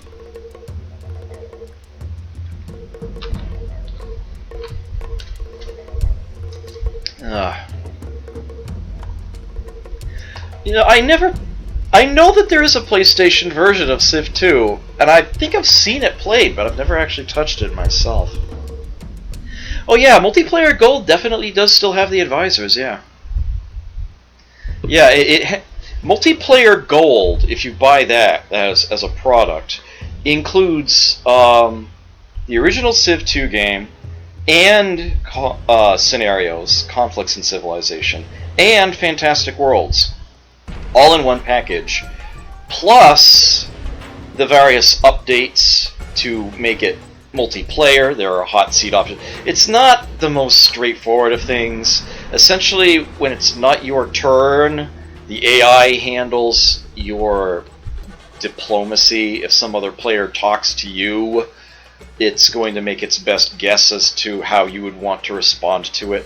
So it's really a bit of a kludge, but it is in fact an option. It is there. My understanding is most people who play Civ 2 are mainly interested in playing against the AI and not against other people, but that is in fact an option. It really wasn't until, well, Call to Power in Civ III that the games really were designed from the ground up to be multiplayer capable. That really wasn't a concern when Civ II was first being designed. With that said, make sure that you get the latest patches for it when you're at it, because there are patches for multiplayer gold. You'll definitely want to do that. But here's perhaps the most important thing about multiplayer gold. The original Civ II, even with both of its expansions, are 16-bit applications. Good luck getting those to run on modern machines. Multiplayer Gold is actually a 32-bit app. They actually upgraded that.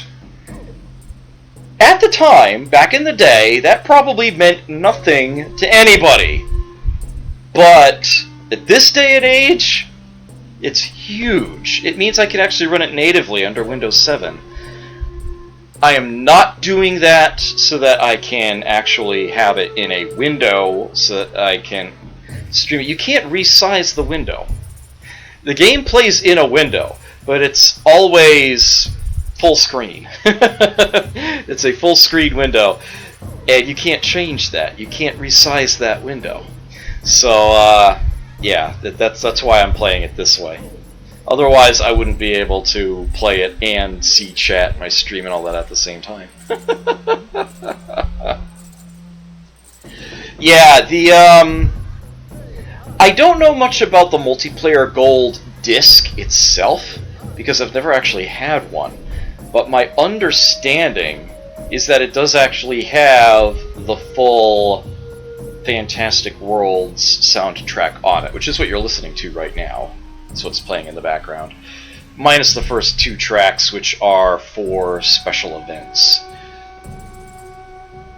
I have those removed from the playlist. Yeah, the virtual machine is not playing the audio at all. I have Media Player playing it right now. I literally ripped the audio tracks right off the CD and playing them. Alright, let's see.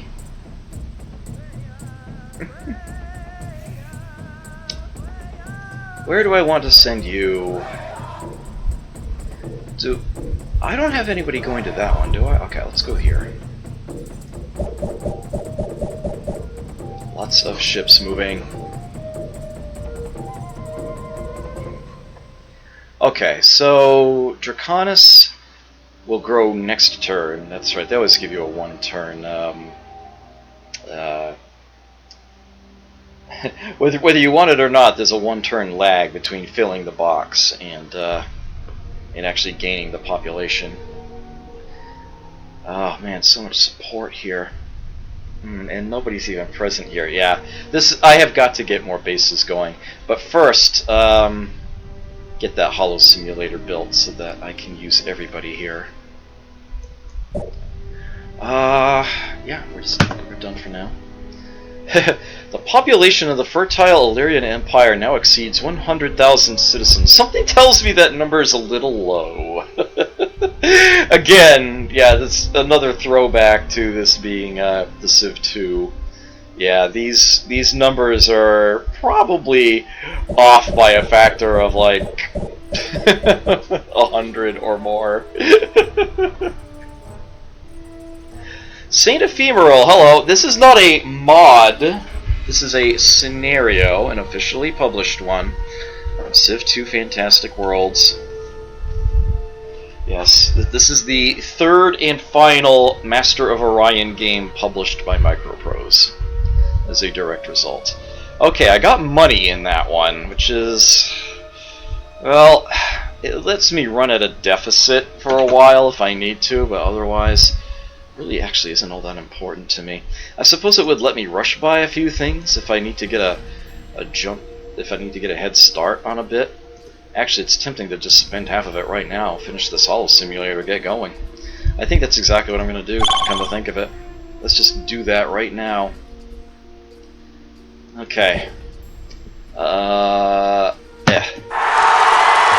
Honest builds Hollow Simulator, yay. Alright, get back to work, you bums.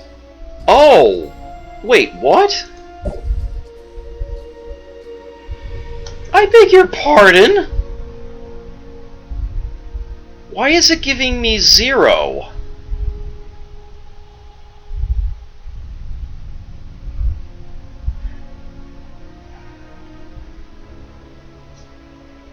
Oh.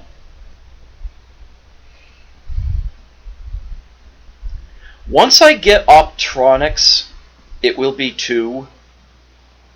But I think I know there's a bug involved when it comes to these happiness buildings, and I'll get into more detail on that later when I get to the one that doesn't work at all. I don't think I realized that this happens, though. Okay. So the Hollow Simulator will actually give me 2. I know it will. It will work. But until I have Optronics, it won't function at all.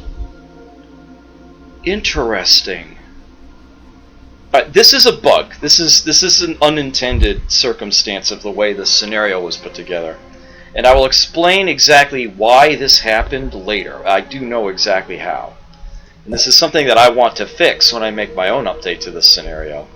But for now, it looks like I'm going to have to leave somebody plucked off. Hopefully that will be a problem solved very shortly. Ah, a new free tech. What did I get? Hey, Optronics! Well, I guess I can just pick something new then. What do you know? Yep, it works now! Yep! So, I already knew that was the cause. But yeah, there it is. Yep. It will in fact give me 2. Not just 1. Yeah, so there you have it. Hey, Suburban Socrates, good to see you here. Nudie, yeah, oh man. It is my belief, and this is apparently shared with a lot of people. I have yet to encounter anyone anywhere, online or otherwise, who has disagreed with me. Civ II Fantastic Worlds is the single greatest expansion made for any game ever. And I'm not even limiting that to PC games, or for that matter, even video games. Any game whatsoever. Best expansion ever. It like turns it into a dozen entirely brand new games. It's amazing stuff. I even really liked some of the stuff in scenarios. I really liked the alien invasion scenario in particular. I played the crap out of that one. That was so hard for me to learn how to win. I actually fired that up the other day, and it kicked my ass so hard. Oh man. Yeah. Totally a thing. You have been missing out, yes. You absolutely positively have been. I'm afraid I cannot argue against that at all. Alright, I'm not actually going to need a military unit sitting here defending this until this base gets to size 6. But that's going to be pretty damn soon. A research lab would only give me 1 extra tech right now. It's just the way it has to be, is eventually you're going to have to stop getting all of these shields off of these planets and instead actually put them in space so that you can get trade out of them. That's just the way the scenario is made. When am I going to play that scenario on stream? At some point in the future when I feel a lot more confident about being able to win it consistently. As it was, this scenario took me several tries. I practiced hard for tonight. I practiced really hard. I would have to practice really hard for that too. And I am currently practicing the original Civilization on DOS because that is kicking my butt. And I need to play that after this, whether I win or not. So yeah. Eventually? Will you accept eventually as an answer? I would love to do it. It's not gonna happen anytime soon, I'm afraid. Okay. Yeah, I do have these little pop-ups here, domestic advisors, suggesting I build a research laboratory, and there's often a military advisor suggesting I build a unit. But, well, how fast is this base even gonna grow? At a lightning pace. Who am I kidding? What I need here more than anything else are colonists. That's what I really need. So I'm going to build colonists. Right! Get out! Bye!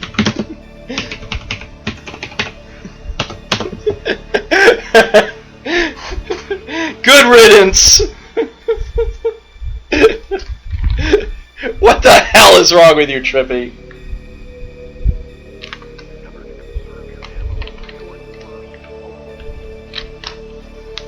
I have one chat rule. I'll unban you, but don't you ever do that again. Ever. That is not funny.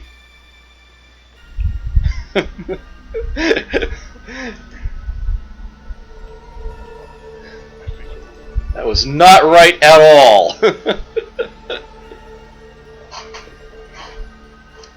Okay.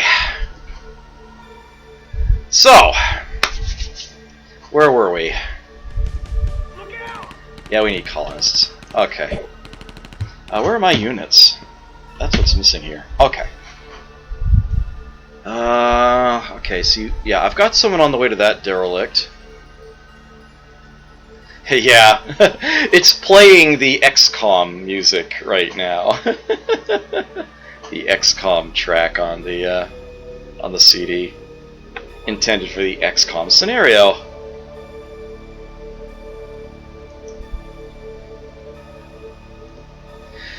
Can somebody whisper Trippy and tell him he was in fact unbanned?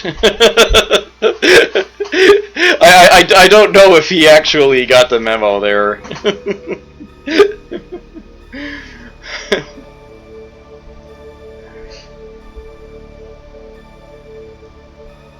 Okay, let's go this way.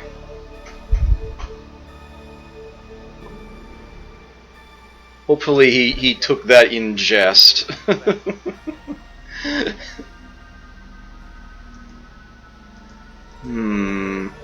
Where are you again exactly? I'm gonna actually zoom out the map for a moment here and get my bearings. Okay, I'm actually well past Orion right now.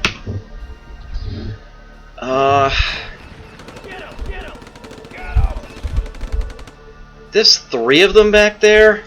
All right, I'm gonna be greedy. I'm gonna be greedy and actually try to head for those.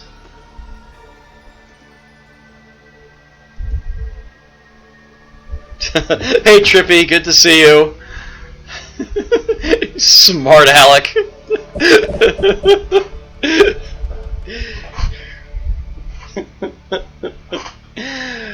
Alright. I can't believe you did that. How dare you? Alright, I gotta research something new. Let's see. Advanced engineering would give me fighters. They have a lot of movement, but they need to end their turn back at a base. They're the smaller ships. They explore out, do raids, and then come back. Although I think they can preemptively attack other fighters coming out of base. Not that that helps them in their case. Advanced fusion just leads to other techs. Advanced metallurgy does the same thing. Advanced military tactics leads to the Space Academy, which is completely useless to me as the Illyrians. I will not be building any of these. Again, if I see one in a base, I will sell it. The only advantage I could get out of it is the healing factor, and that's not good enough. I certainly won't need to pay the maintenance on a building like that. Astrobiology leads to the biosphere, and I am going to need that in very short order, as these incredibly fast-growing bases are capped at size 6 until they have one. I don't know why they made the cap so small, why they reduced it by 2 for the biosphere and advanced city planning. And that advanced city planning is so far ahead in the game! But that's the way you designed it. And then physics actually gives me access to the freighter, which is the game's trade ship. And that will definitely have its uses. One of the advantages of freighters, much like the supply crawlers in Alpha Centauri, is that you can use them to help construct a wonder. Their full production cost will be applied to the wonder. So you can have multiple bases working on the same wonder. One is actually producing it, the others are producing freighters, send them in, convert them directly to shields, no losses. And there are going to be 2 wonders of the world available in this game that I am absolutely positively going to want and will not accept not getting. They will be essential. But for now, astrobiology is the way I'm going to go, because as perhaps you've noticed, the city growth cap is a very, very significant thing. And I need that eased promptly. So I will go for astrobiology. Okay, looking good here.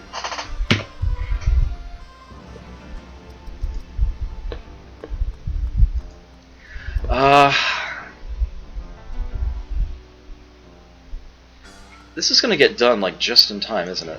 It can go up to size 5. Actually, I want it to go up to size 5 before this is finished, come to think of it. Okay. Ancient device. Got astrobiology! Okay then! Another ancient device! Yeah, it's engineering, okay. Wow, this has been amazing.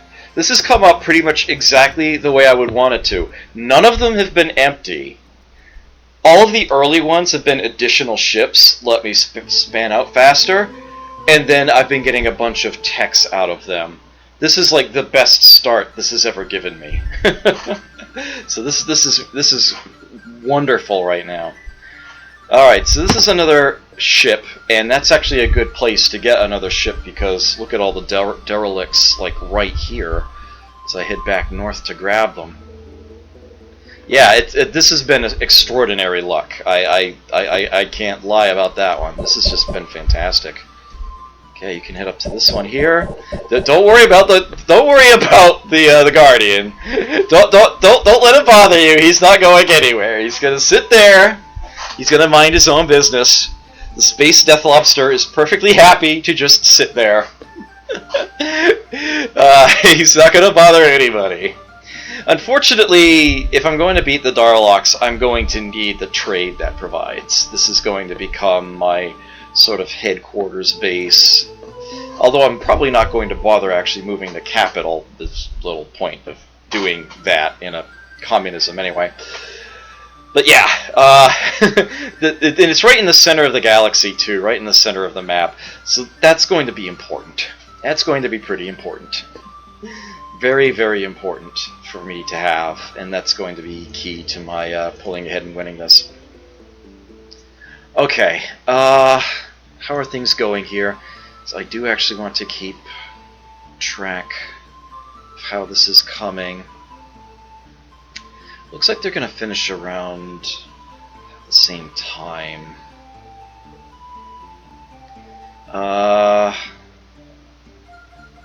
Yeah, they are. I think the population will stay at 4 rather than go down to 3. I guess I'll find out. Alright, well, what am I going to research now? Advanced Biology, Cloning Center. Only half of city's food stores depleted when city increases in size. This effectively makes the city grow twice as fast. In vanilla Civ II, this is the granary. I forget what the equivalent to this is called in Alpha Centauri, shame on me. I know there is one. I think. At any rate, feel free to correct me, somebody tell me. Or maybe I'm just really misremembering things. But, yeah. This is what the Sakura don't... Why... Why do I keep pronouncing that as 3 syllables? Dr. Sakura! You have brain damage? I'll send you to the Shadow Realm. Heal you. Apparently I've played too much Fire Emblem Heroes and I've watched too many YouTubers play it too. Yes. The Sakura, 2 syllables, have no need of cloning centers. That is their ability. At least until they lose their homeworld, anyway. Yes, they start with the equivalent of the pyramids. And I think all the rest of these were there already. What is my immediate need? You'd think that I would have already had all this mapped out in advance, that I would know exactly what tech I needed when. I'm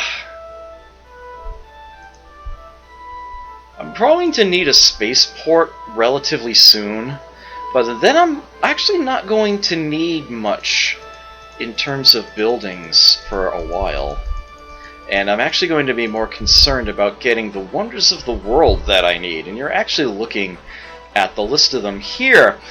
All but 2 of these are essentially inspired by the leaders in Master of Orion 2. That is how they implemented this. And they all have effects that match Civ II wonders as a direct result. Notably, none of them expire. No wonders in this game at all, any of them, expire except for direct brain stimulus. That is the only one that has an expiration date on it. It ceases to function once somebody has researched genetic engineering. All the others last indefinitely, the entire campaign. I am going to absolutely, positively want and almost need Cursus's shield generator. That is going to be key for me. That is going to be essential. A lot of the other ones will be very helpful. Getting Mintox, the legendary scientist, would be great if I get him on the same planet as Orion. That would be amazing. Telek, the legendary engineer, does not work as well as it should due to reasons I'll get into later. But that is totally a thing there. Aro's vaccine here,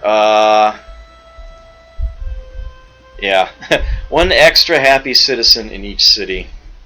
It's the equivalent to the cure for cancer. The game will probably be over before that becomes a factor. Torg the Overlord is great. It's a relatively cheap wonder, and it gives you a major production boost. Yeah, every square in the base's radius produces an extra shield resource there. In Vanilla Civ II, this is King Richard's Crusade. And, yeah, it is still very useful in Civ II, but it expires a little shorter than most wonders do. But here it doesn't. It's a leader that sits there on that world, and it's super good. Grog the Nolan Capitalist. Yeah. It is something very similar, functions on trade though. But only for squares that already produce trade. If you put it on a planet that's, sub-Terran, and it doesn't actually have any trade on it to begin with, it won't help there. But otherwise, yeah. And given how hard it is to come by trade, this is actually extremely helpful, and that is extremely cheap. This is the equivalent of the Colossus in Vanilla Civ II.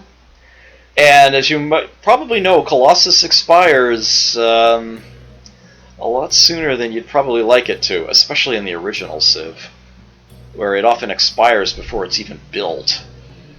But yeah, here it doesn't. It doesn't expire at all. It's an amazing thing to have, and that's a huge, huge help. Yeah, I can live without any of the other ones, but I've got to have Cursus' shield generator. I will be absolutely positively making sure I get that. And I'm not going to tell you what it does right away. You'll see why. You'll see why I want it. Androids is entertaining. Especially, they didn't even rephrase this. Ken Bird got a little lazier, just didn't get around to updating it. Maybe I get the feeling he ran out of time working on this scenario, that it ended up having to get published before he was really finished working with everything. But yeah, it's Hoover Dam. They didn't even really describe it in any way that makes sense whatsoever to this scenario. It just provides hydropower to every city on every continent. Yeah, it's kind of weird that way. As you might imagine, pollution is actually extremely nasty in this scenario due to how many shields you have at bases. Atmospheric renewers are very expensive and often considered a luxury. You know, their equivalent, the recycling center, I think it is. There's a recycling center and there's mass transit. Yeah, the recycling center equivalent is the atmospheric renewer here, and it's often a luxury that some people don't bother with in Vanilla Civ. It is essential here, or otherwise your bases are just going to get choked out with skulls everywhere. Yes, Hellycat, space pollution, something you don't. Well, actually, to be fair, pollution does exist in the first two Master of Orion games. In the original Master of Orion, if you are not putting enough of your resources at any star into ecology, pollution is going to build up on the planets there, and your production ratio is going to go down accordingly. And normally people won't do that. They will always make sure that they keep their econ level at least the minimum necessary to keep the planet clean. In Master of Orion 2, you don't even have the choice in the matter. It's like when you are producing beyond a certain amount, you're just going to automatically lose some of that to pollution cleaning. It happens automatically. You have no control over it. And you would need to make buildings, like, an atmospheric renewer, and there's actually a smaller one, the pollution processor, which is available in here, but it functions a little differently to scale back how much production you're losing.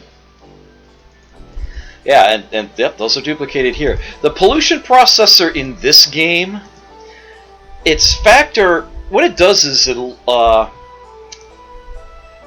if a base grows beyond a certain size, the amount of pollution it creates is essentially affected by a multiplier. And the pollution processor eliminates that multiplier. It means that you don't have to worry about a base getting polluted just because it's overcrowded. It's decidedly less important than an atmospheric renewer, especially since bases are capped at size 10 for the vast majority of it. Somebody didn't think something all the way through on this. So the pollution processor is something that I might build at maybe 2 bases that desperately need it by the end. But yeah, it is a little weird due to the way that this particular scenario works, that when pollution happens, it can literally be in space. Just a chunk of space pollution in some random tile in space. And if you're lucky, it's a tile that you're not using or caring about. But if it ends up on a planet, then you have a problem. And you're probably going to have to clean it up. So that is totally a thing. I'm guessing that the most important... Yeah, here you go, a sneak peek of all the units in the scenario here. I think what...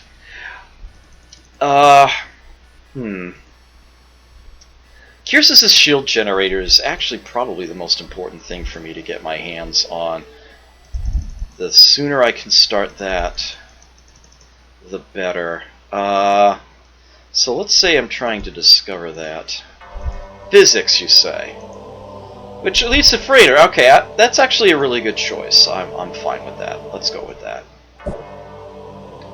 Okay, so you hit a derelict and then stopped. It looks like we've got another one further over there.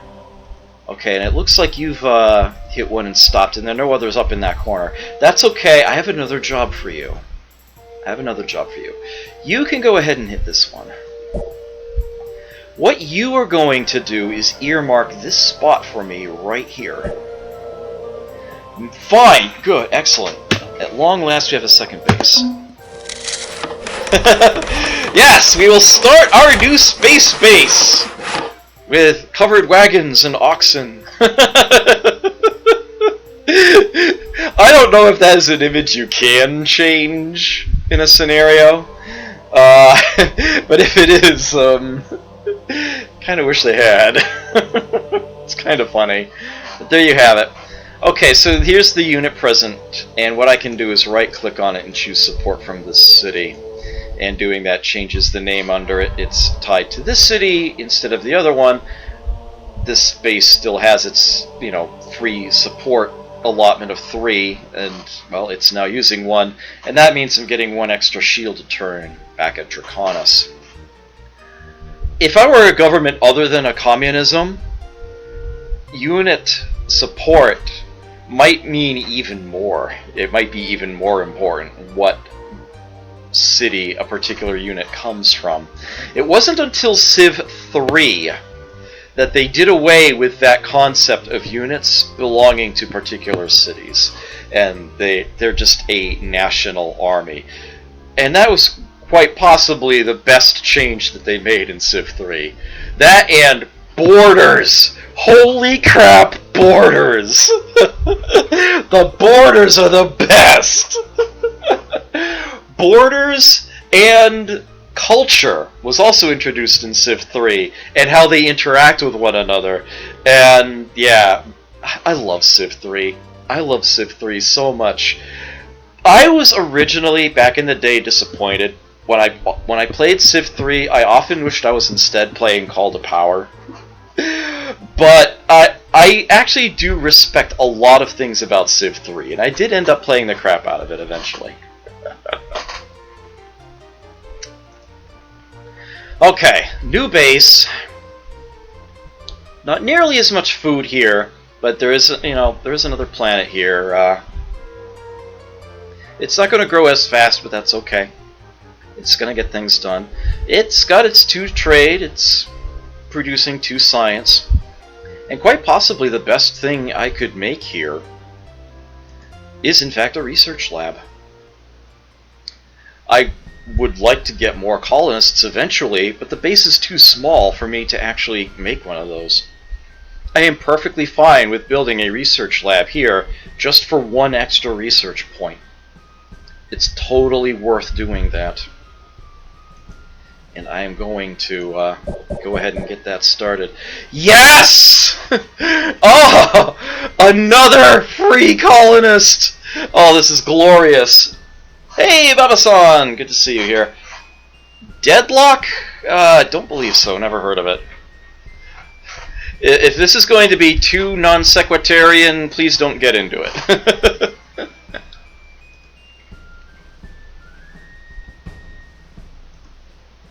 Okay. I'm going to build it right here. I'm going to build it right here. I'm going to send you to this derelict. That colonist is going right here. I do not fear the Guardian. I got another free ship. It's a monitor. Okay. Excellent! I am perfectly fine with this. Okay, the destroyer, you head for this derelict? You may notice that I've gotten the vast majority of derelicts on the map here. It's such a fantastic head start. I love it.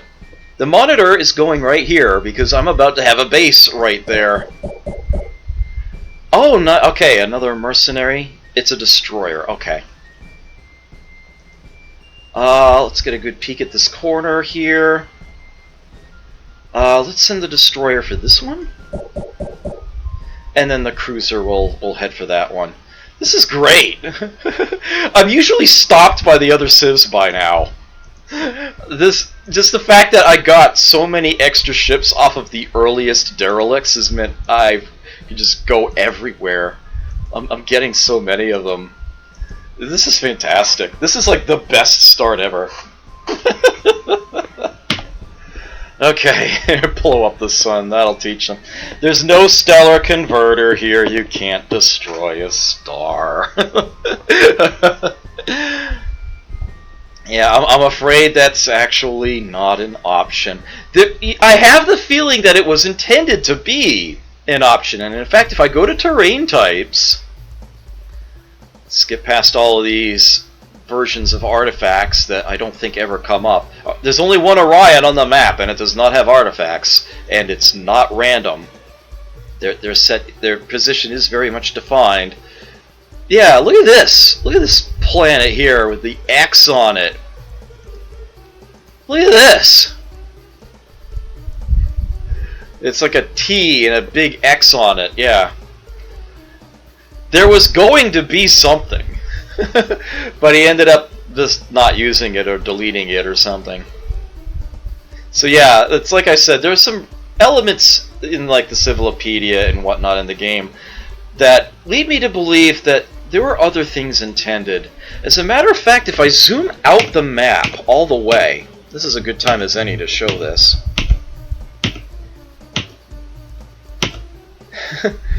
Look at all this empty, unused space. There's literally nothing down there. It's like he wanted this to be in an area smaller than the smallest possible map size for the game. And it doesn't wrap around. This is not a cylindrical, or this is a flat map here.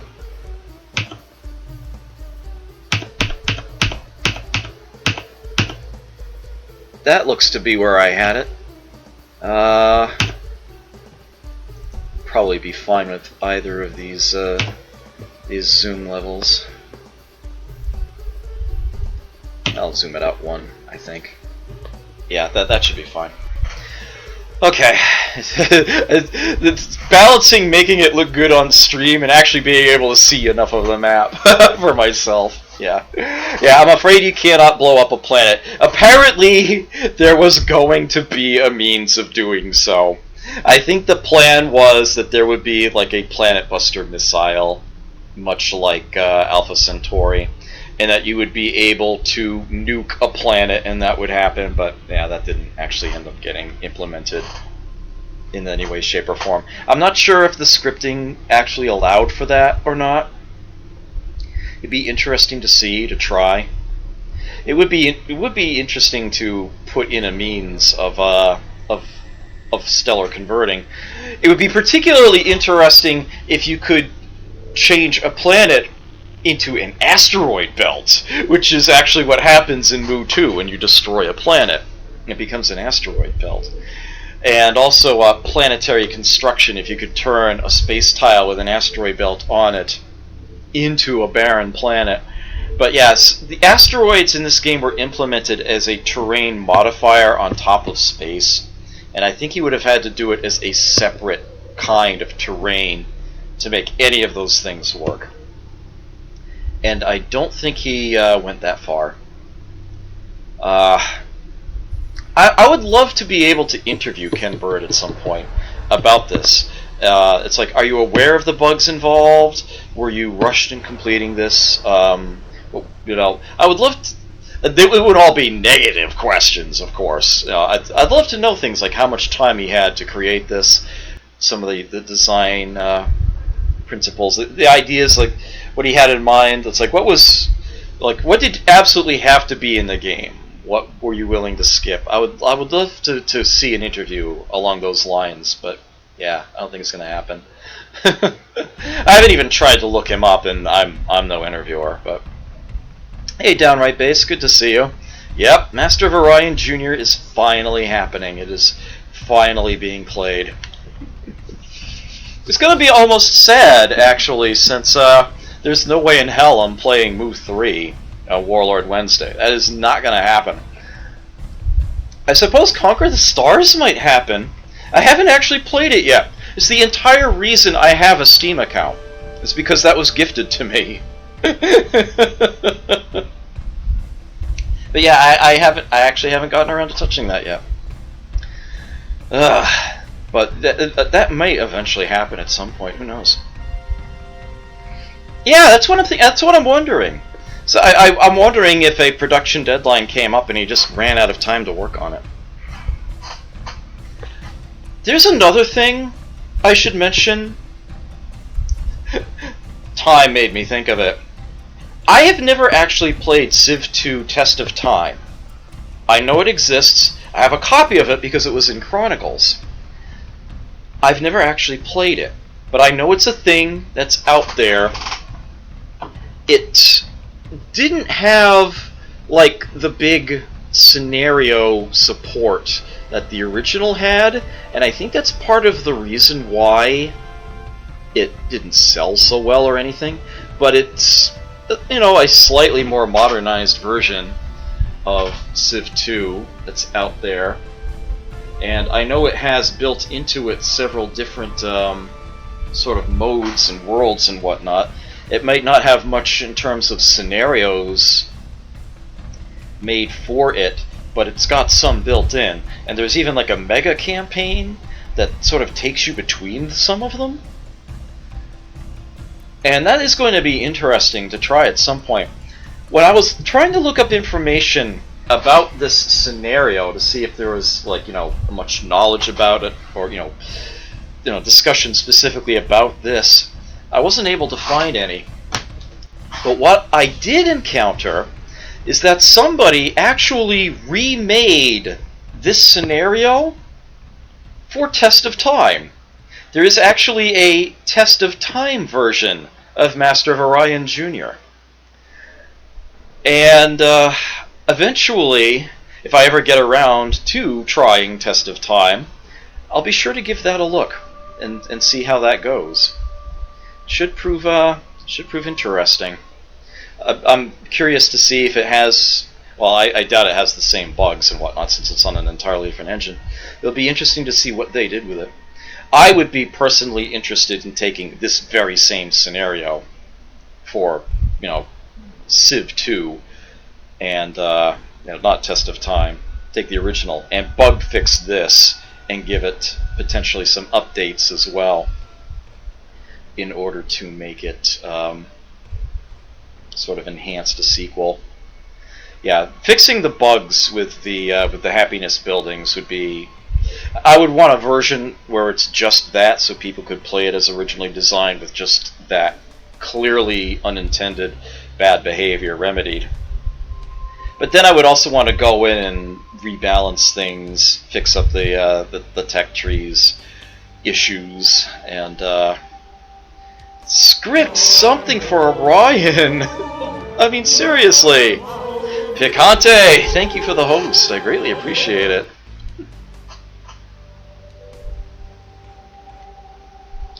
Yeah, so don't be surprised if at some point in the future, it might even be the relatively near future.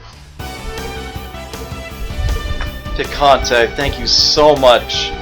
9 months now. You've been a guardian of my channel. I deeply appreciate that. Thank you so very, very much. It really means a lot to me. Able to keep me playing old games like this. I deeply appreciate it. Yeah, show some love for him, would you? I appreciate that.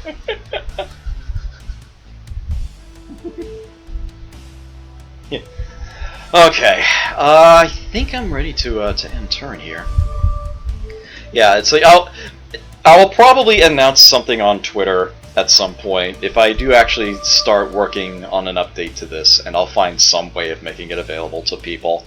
I know where the Civ forums are out there. I might even have an ancient account on one or two of them, and I will make sure that it gets out there. It's like, so yeah, here's Master of Orion Jr. 2. Enjoy.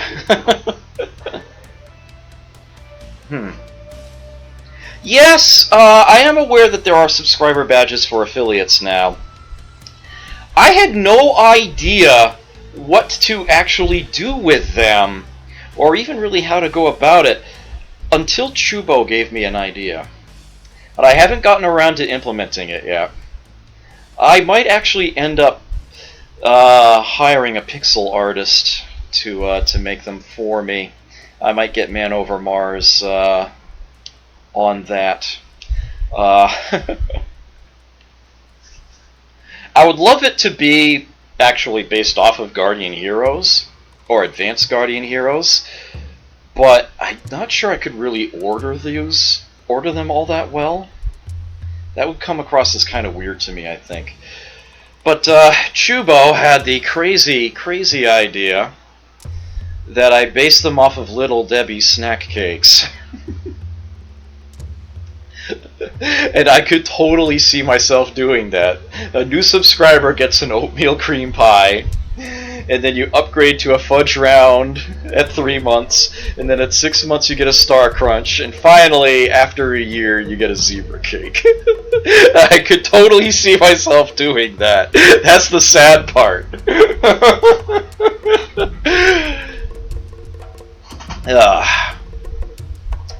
I'll have to look into that.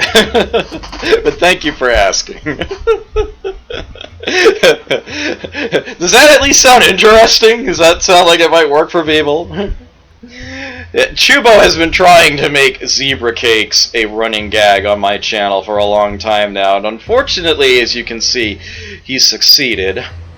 I actually changed my background image to a photograph of a tiling of zebra cakes.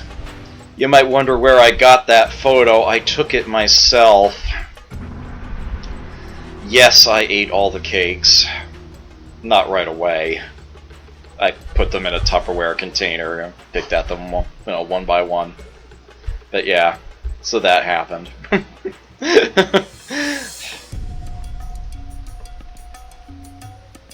Chubo is one of the friendliest, most delightful sons of bitches I have ever had the pleasure of dealing with. Oh, and you just got here. That's unfortunate. Well, take care, Picante. Get you next time. The VOD will be there. I so need to get busy on my highlighting. I'm actually going to have to dig into my offline recordings to do some of them because they've expired off the back end. That's how out of date I am now. Of course, it was Twitch's fault that it happened in the first place, that they ended up accidentally deleting like a week and a half worth. That affected literally every streamer on Twitch. Pink Loon Games! No, excuse me, Pink Loon Games. I see what I did there. Long! No. Pink Loon Games, thank you for that follow, I greatly appreciate it. Hope you enjoy your stay here. Okay, I think I've been ready to end turn for like ages now, haven't I? What are my bases up to?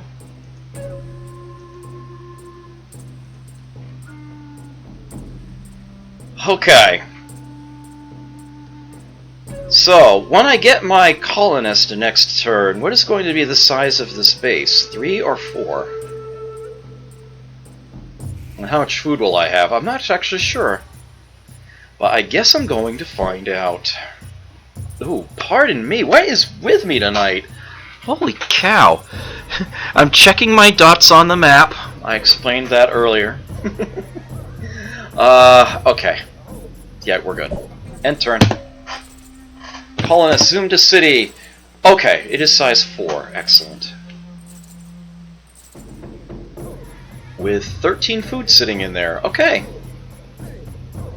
Yeah, excellent. That was the best case scenario for me. Do I want to just make another colonist? Or do I want to actually let this base hit size 5 first?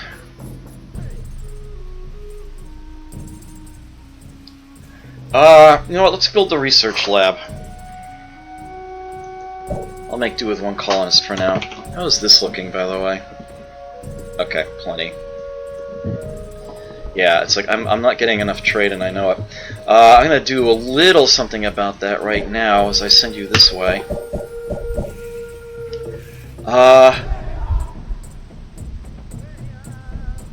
Let's... Oh. You're heading to that base. You're heading for that derelict. Let's send you here. Ancient device! Another tech! It keeps giving me the one I'm currently researching. Oh well.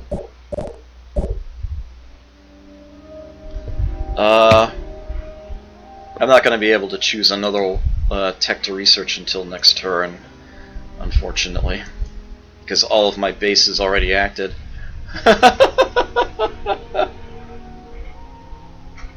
I'm not ready to have a population of size 6 yet. I can only have 5 people happy.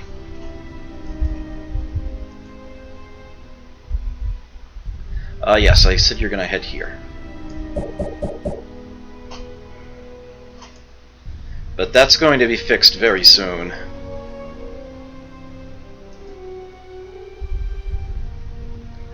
Okay. Yeah, tech is my big bottleneck. It is fantastic that I'm finding so many in derelicts. This really has been a great start. Okay.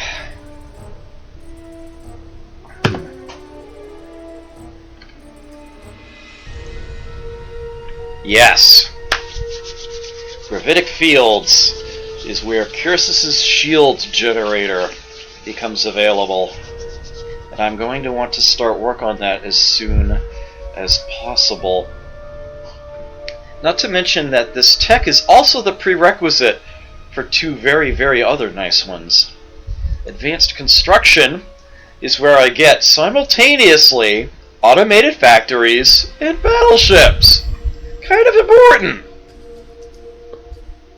Plus, the other one, Magnetogravitics, is where I can build cruisers.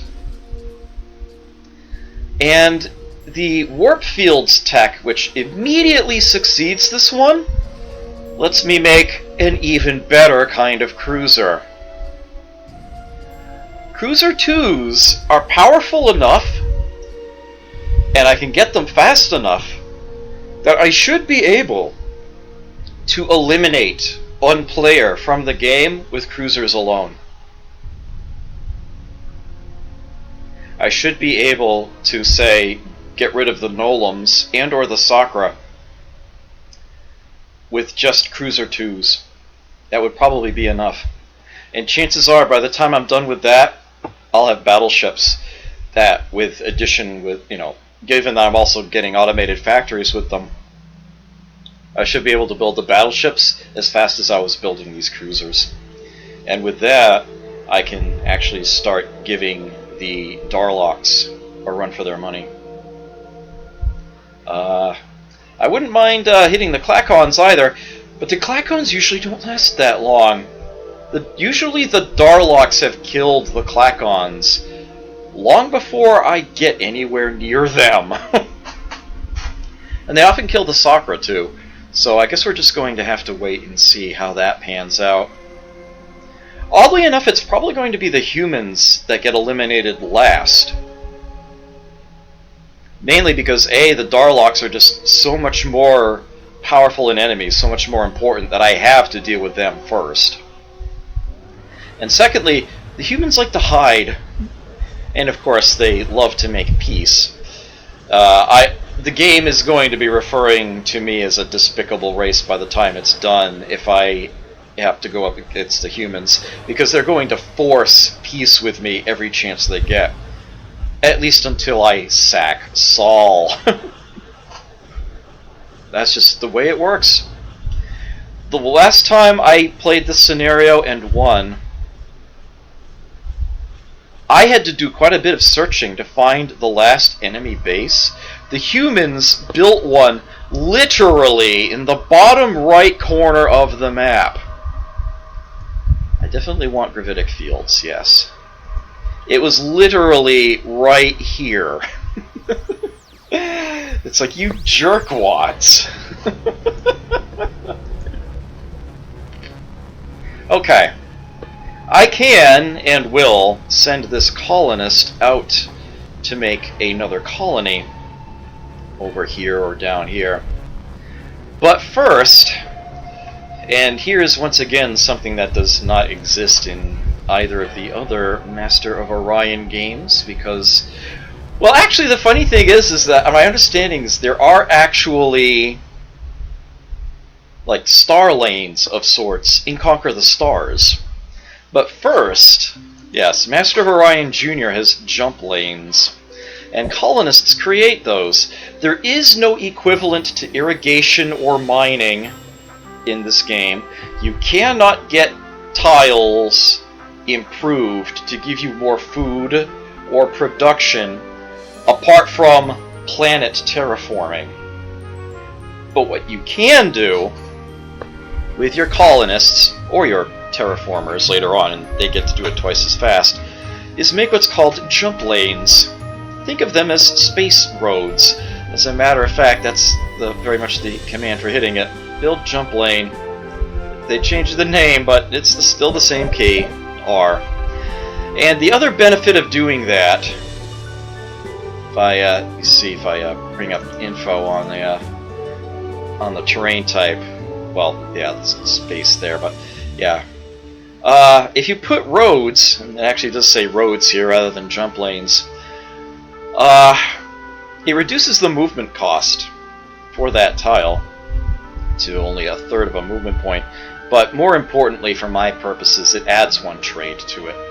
And that really is important, and it's so easy to neglect that or forget that, well, in Civ in general, but this scenario in particular, given just how many resources total you get out of the planets.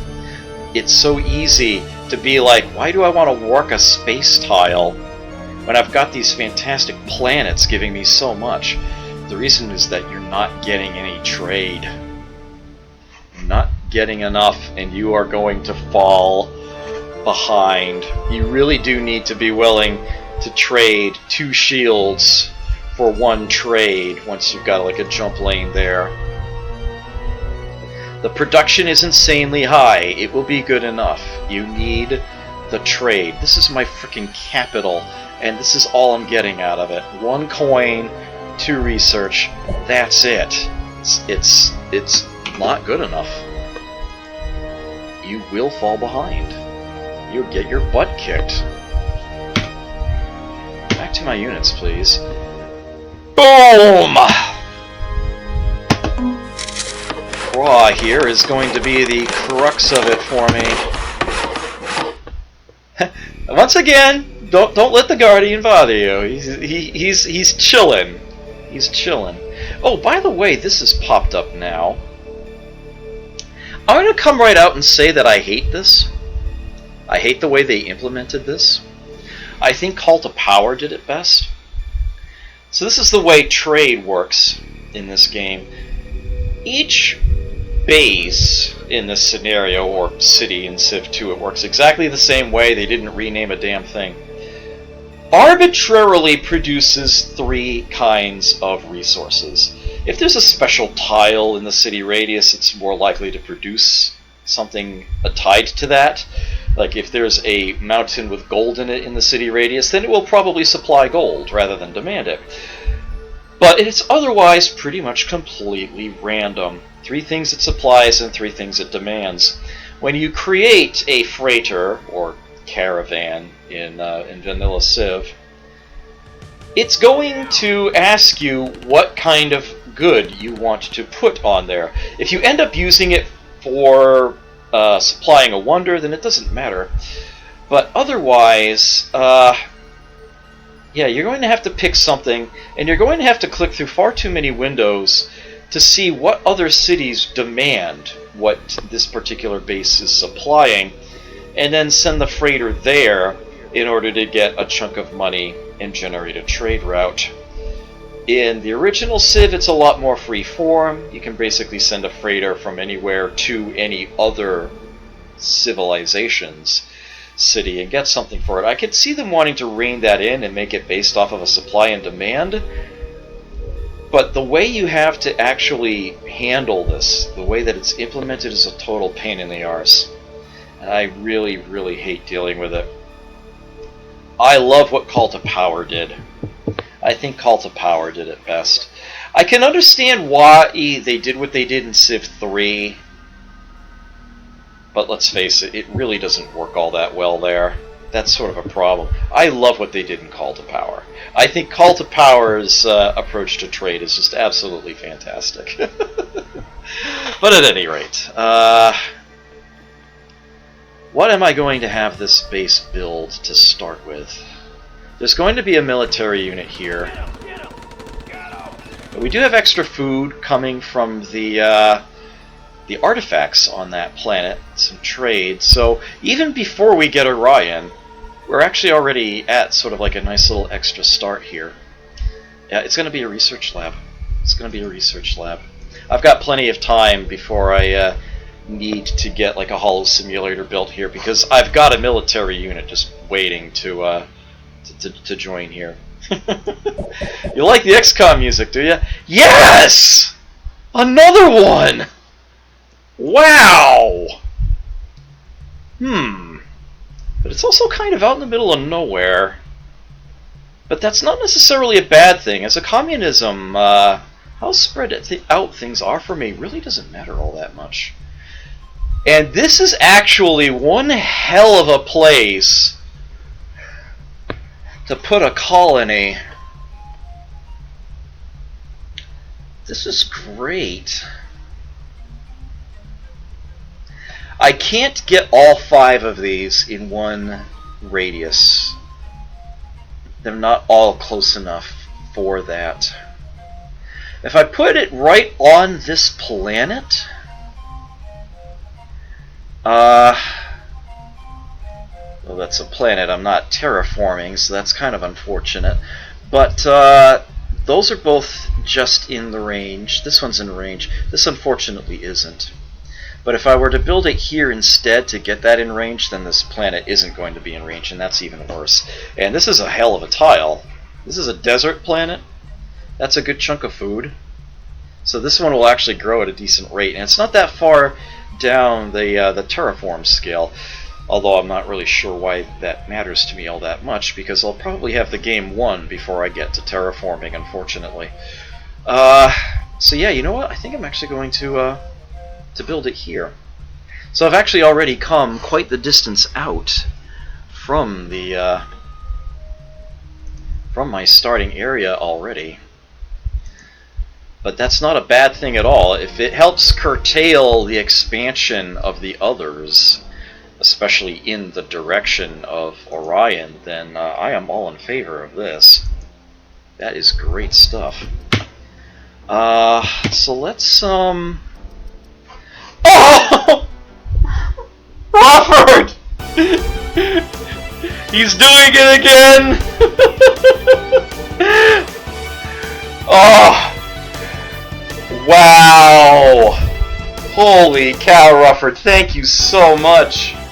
10 gift subs all at once!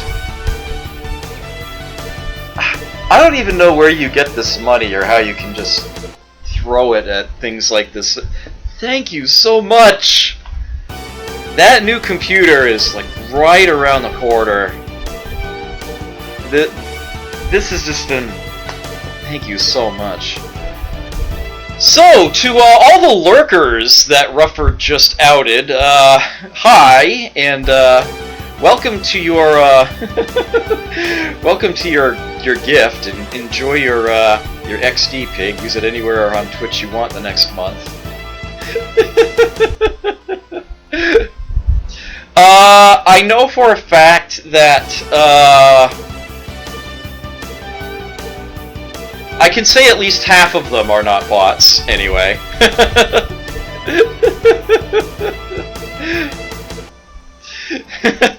He basically bought... I know how this works, actually, because he's done this before. You can buy gift subs for people at random in the channel. It chooses 5 viewers at random that aren't already subs to get one. So you were just unlucky, is what happened there. Yeah, I wish it wasn't quite so random either. Yeah, if it picked those that were more active in chat, that would be a plus. It actually annoys me that it outs lurkers. It's like I'm very lurker friendly, but yeah. Obviously, one of those actually says it's a bot, which is kind of unfortunate. Yeah, I mean, take like for example. Well, I actually really don't want to lurk. I don't want, even if they've already been outed, I kind of still don't want to say anything. But yeah, it's like there's some other streamers in there that I'm particularly fond of, and it's like I wish they would actually come out and say hi, and I could hype them up a bit. But yeah, I can understand. Yeah, I realize I have a lot of lurkers on my channel, which does kind of bug me sometimes because there is an achievement for getting people chatting on your channel, and that never seems to happen. But yeah, it's like it doesn't matter to me if the viewers are there, then they count. And it's like I'm perfectly fine with that. It's just I would like to, you know, actually get people chatting, make this into more of a community. But I can understand if people want to just hang back and lurk and enjoy and have something like this going on in the background as they're doing whatever else. I am perfectly fine with that. But yeah, it's getting gifted a sub does out you as a lurker. So there is that.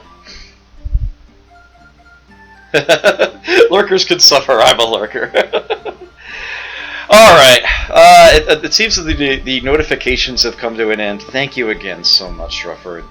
I deeply appreciate that. I realize it's temporary, but I'm looking at the 53 sub points on my channel panel here, and it's just like, thank you so much, because you are personally responsible for a lot of that. It really does mean a lot to me. Thank you. Yeah, I have been planning on getting a second computer so I can have a dual PC set up for streaming. So these CPU overload issues will be a thing of the past, and I am very, very close to that now. It's probably going to be just like a month or two at this rate before I find myself with a second computer. And then I'll have to figure out all sorts of things about how to get a stream set up on 2 computers instead of 1. But it'll be work. It'll be good work. I am personally responsible for a lot of that. Just think of the number of people I don't watch. Well, I am deeply honored that you are I am one of the people you watch, Rufford. It really does mean a lot to me. Thank you so much. We, as I used to say a lot, I actually haven't said this in quite a while, we here at the Zotmeister understand that on Twitch you have a choice of viewing. We greatly appreciate that you have chosen to spend your night with us here. Okay, this colonist is going here. This is the spot. I'm going to build the base right on the planet. Is there any more... Are there... I know grammar. Are there any... There is one behind Nazin. And then more back the other way. Well, I could just have you be like the monitor to defend the new base, but I gotta look. I gotta look. I don't want to direct him straight down there. I want to try to skirt around Nazin, although I'll probably find another Darlock base anyway. A horde of space pirates? Oh. I could have sworn that was not a thing that could happen at all. I have played several runs of this and that's never happened. But it's only one destroyer, so who gives a crap? I have a 50-50 shot of winning the battle against this thing. I really don't care.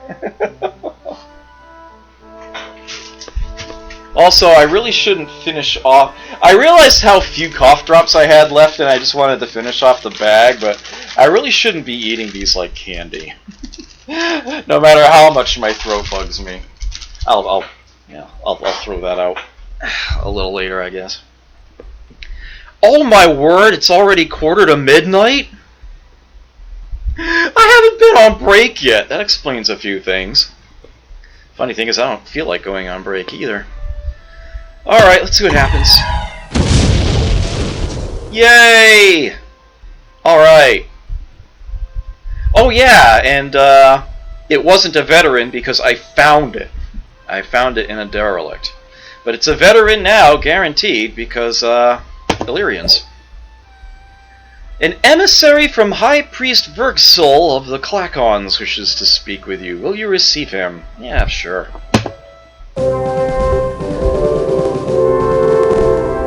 All of the civs have basically been, shall we say, remapped from ones in vanilla civ. So yeah, you're looking at Romans here. I believe the number of spears you see back here, up to 6, represents their military might compared to your own. So they're about the same as me. And this has something to do with the technologies that they seem to prefer. Hey Ghoulie, good to see you here. Alright, now he's going to offer to exchange texts with me. This might actually be okay for a little while, but here's the thing. I need to remember, every single tech I exchange is one that the Darlocks get as well. That's bad.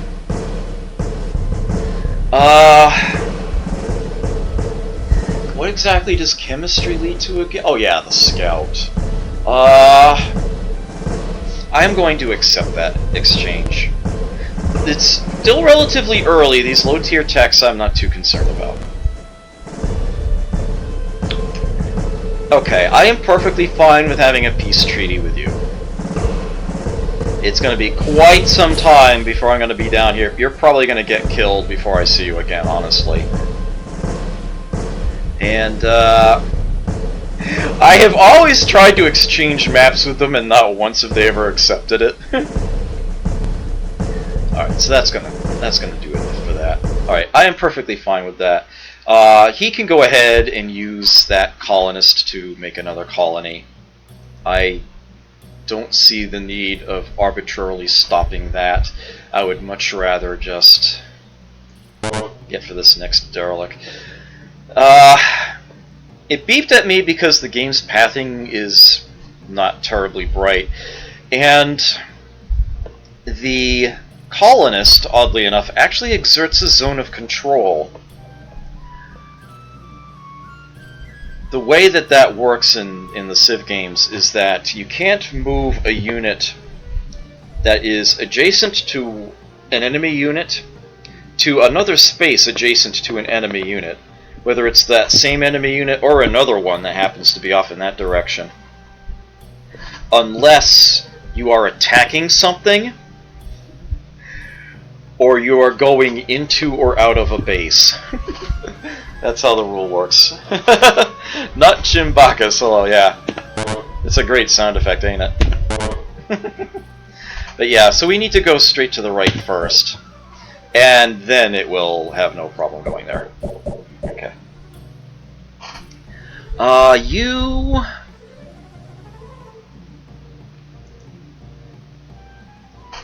Let me actually just zoom out the map a little.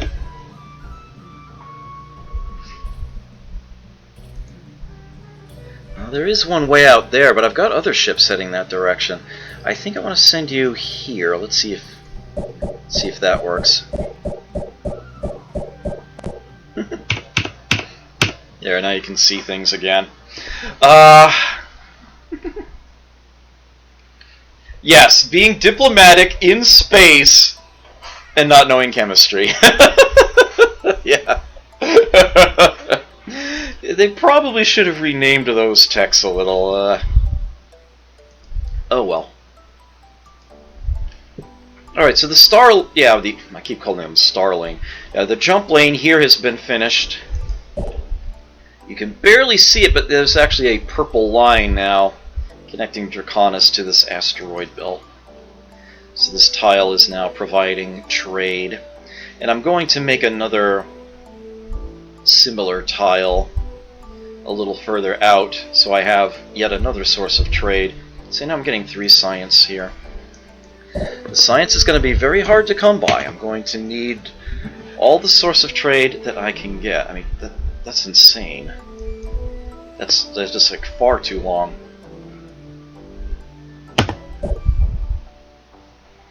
That's zoomed in a little much. Okay, there we go.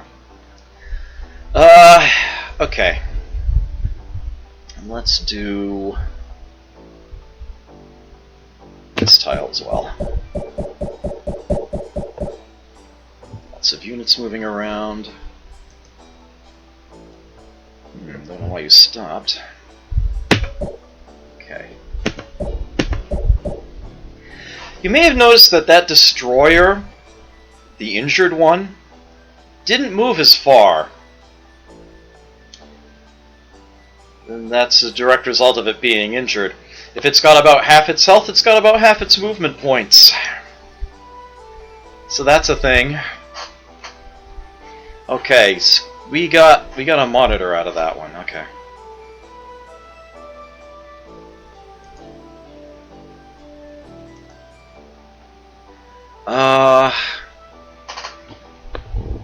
The monitor is only going to be good for supporting a base, and I have none around here. I'd have to go like way back here. As for the cruiser, do I have somebody heading for you? I think I do. Actually, there's an easy way to confirm this. Let me zoom out a bit. You are heading to 6963?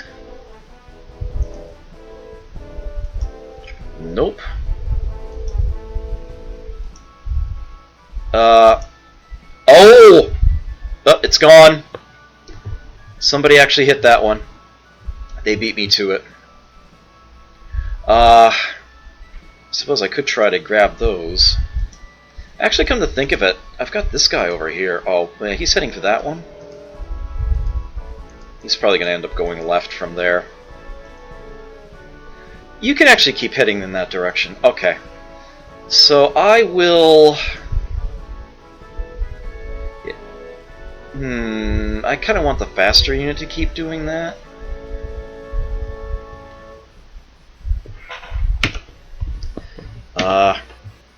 But yeah, okay. You can come back and grab this one. You, I'm actually going to direct to here, where I'm planning on having a base. You'll take ages to get there, but what else are you going to do with yourself?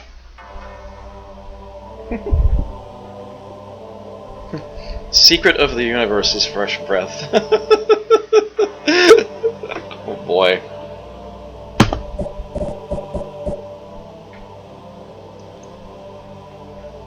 I should probably take a couple turns to heal this ship up, but this one is so close I'll let it get there first.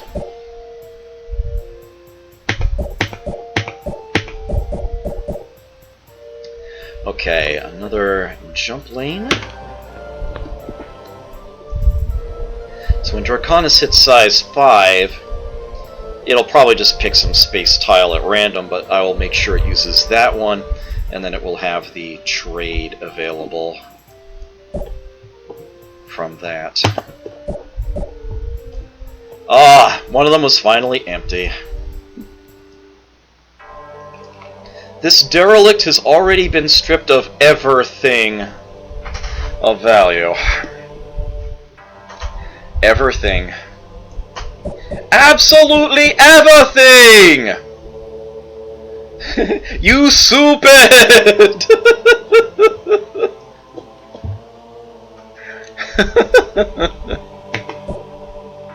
Oh, hi! So you want to see something really funny about this scenario? I don't think that the designer realized that he did this, but I kind of don't mind the fact that it's the case. Note that I start at war with the Darlocks.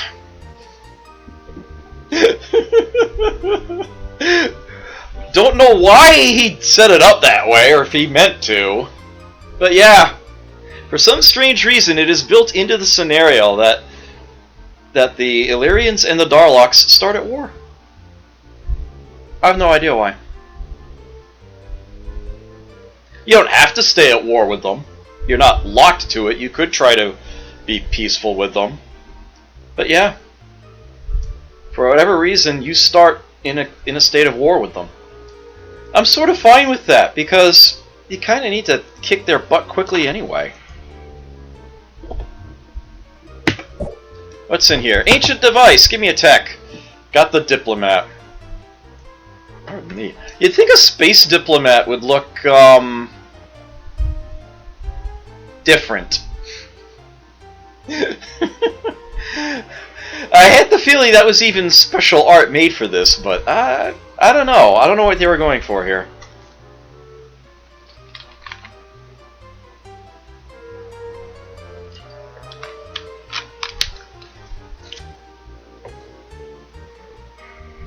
So that's weird.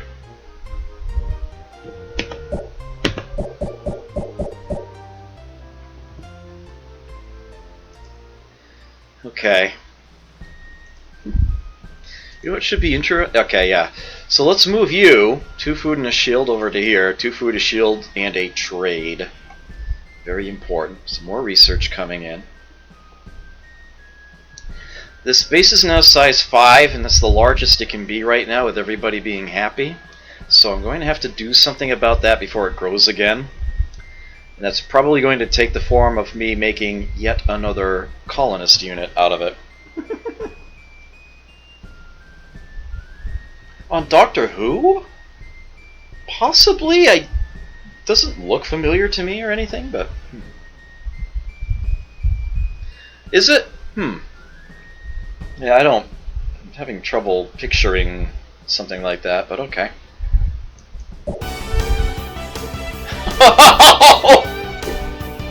Hey, Jag, you just got your wish. Rufford, thank you again so much. That is your 35th gift sub on my channel. That is insane to me. Thank you so very, very much. I greatly appreciate that. Enjoy your XD, Pig Jag.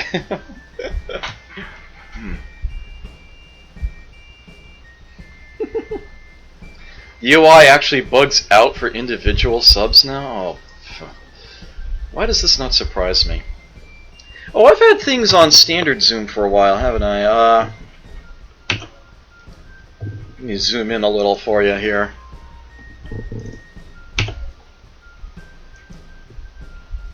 That looks doable. What you're going to do now is head up here. To this very tile, actually, where I tend to have a very effective base. Right up there. Ready to end turn, am I? Yup. Okay, there's the research lab, which boosts the light bulbs in the base by 50%. That is a huge help. Yeah, I just want another colonist. Want another colonist.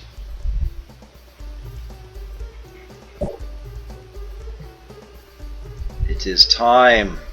You can't see the little black go arrow. There it is on the toxic planet or the star. Yeah, it's this tile I wanted on here. Okay, what is further down here? Do we still have derelicts down here? We do! Also, the Nolums are currently suffering, Oh, that was a lot that happened at once. Civil disorder at their capital, that's not good. Yeah, rather than just play the one Mars track over and over again, which is what it would do by default, I have it looping through the entire Fantastic Worlds soundtrack. So yeah, you're hearing tracks from the original Civ II game and Civ II scenarios and Fantastic Worlds. Not just this scenario, but basically the whole thing. The scenarios disc was designed to be... the way that the original Civ II was designed, you needed to have the CD in the drive in order to play. And some of the music tracks were literally audio, Red Book audio tracks on that CD itself. It literally plays them directly off. Pardon me. I can't seem to get the remains of this cough drop out of the front of my mouth. Here we go. In scenarios, they added additional music tracks intended to be played during those scenarios, and you can actually script a particular CD track to be played in a scenario. It's something that they included in the scenario editor for themselves. And in addition to the new tracks, they also included all of the old ones. So you could have the scenario disc in the drive instead of the original one. Everything would work just fine, and you'd have extra music to choose from. Fantastic Worlds did that as well. They still didn't run out of data on the CD itself. You can still play the game off of the CD, and they added even more music tracks, and you've got the whole thing. Sadly, the Chronicles, the Civilization Chronicles collection, does have a disc with CD audio tracks on it, but apparently it's for test of time. There are some other extra tracks on there, I think, from Fantastic Worlds and whatnot, including the XCOM track, which is really, really strange, since they couldn't include the scenario itself, because of supposed copyright issues. But at any rate, yeah,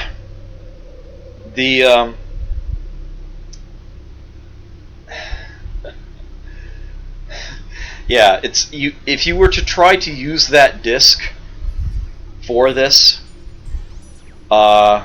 you could play the game. You don't need to have the CD in the drive to play, but it will tell you it can't play music.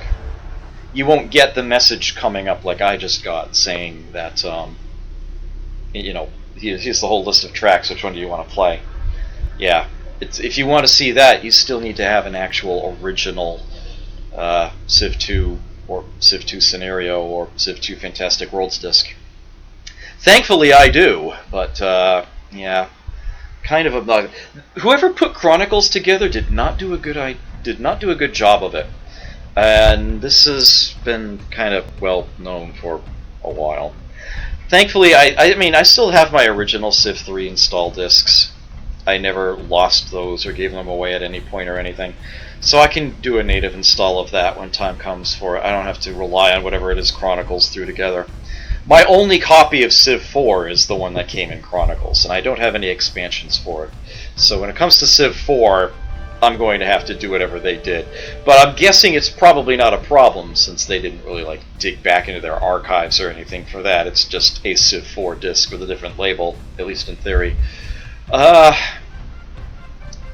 And Civ 5 is on Steam, so just, it is what it is. It was gifted to me, so that's what I've got. At any rate, Yeah, there is an XCOM song. The last track on the CD is actually for the XCOM scenario. I'll bring up the track list again in just a moment. But first, the humans want to chat with me. They have the Greek icon there. 5 spears, that's a problem.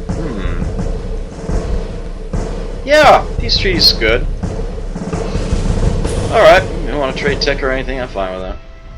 Akrab. Okay, well, I don't need to go mess with them. I just want to get the derelicts.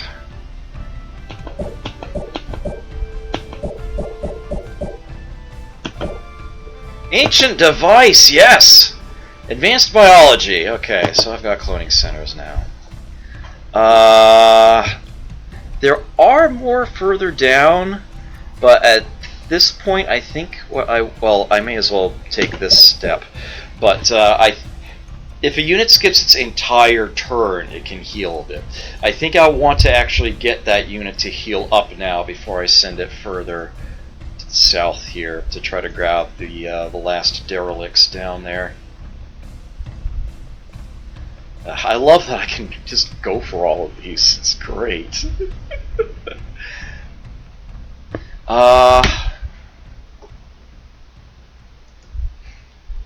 There is a defender in here, right? Okay, there is. Looks like it just got there too. Yeah, this unit has no supporting base. I ended up finding this one so far away from home that they didn't actually attach it to Draconis, or indeed any other base. They actually gave me a special supplies itself unit. I can hold on to that indefinitely, and it will never count against the support of any base whatsoever. Usually when you get a colonist out of a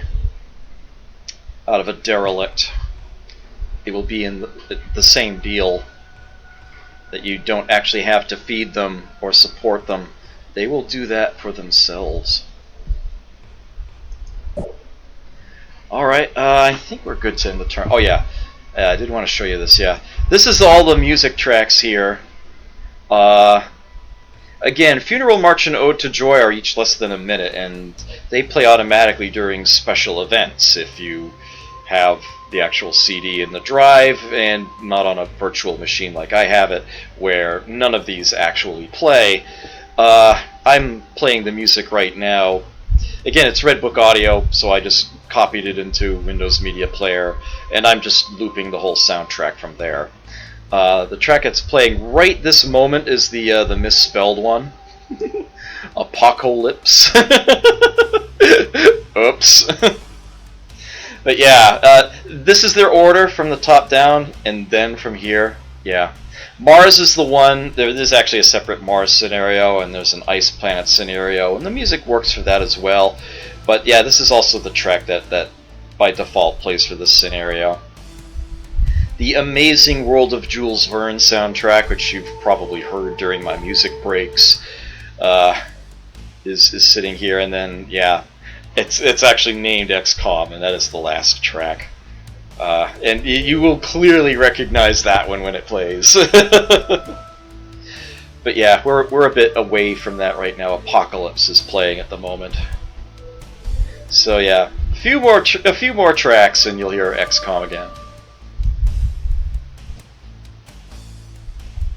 Got too many windows on my way here. Okay, I guess I'm ready to end turn. Yep, you've made it. Fortify, you're staying there. What's in here? Oh, really? You know what? I'm ignoring you. I'm running away from you. I'm going for this derelict. Okay. You are at your final destination. You fortify there and mark the spot for me. Again? Aw, man. But this cruiser can probably actually kick the butt of that destroyer. I'm going to intentionally attack it. Yeah. There we go. Alright, I want you to heal. I want you to get your movement back. And yeah, it'll be next turn. That bar will grow. Hopefully. How are my cities doing? Yeah, I do have the Civ II advisor interface here. City status will bring up a list of the cities and what they're currently building. I can't do much actually on this screen, although I can click any of these and it will bring me directly to that base. But yeah, it's not like Call to Power where you can actually play the game from this window. They made it so useful there. The Defense Minister, all of my units which are being produced, how many I have present. I can even check my casualties over the course of the campaign on a separate window if there are any there. Foreign Minister, I actually had this up earlier. Our power is supreme and our reputation is spotless. And I have no embassies with anybody, so I don't really get a lot of information. The check intelligence button will just bring up a message telling me I can't get anything out of them. But I could send an emissary to any of them at any time if I want to have a chat. I could make a diplomat, send them out to create an embassy. Diplomats can do a few other underhanded things. And later on you can make spies. And spies are actually repeatable. They can, you don't lose them when you establish an embassy or do certain other things, like investigate a city and see what's in it. You might lose them if you have them try to perform some kind of sabotage or technology theft, that kind of deal. But yeah, that's, as you might imagine, there's not much room for diplomacy in this particular scenario, by design. The Attitude Advisor shows me at a glance how happy all of my bases are. Everybody's perfectly content. Not particularly happy, but not unhappy or anything. Here's the Trade Advisor, showing me the maintenance costs I'm paying for certain buildings. I've got one holo simulator and one research lab costing me a coin a turn. And I'm making 2 plus 10 research. And here is another place I can check the whole supply and demand thing. If I really wanted to spend time with the 16 different types of cargo. Quora is actually supplying hides, and it's being demanded at like 6 different bases. So if I had this base create a freighter, I could send it to any of these and establish a trade route.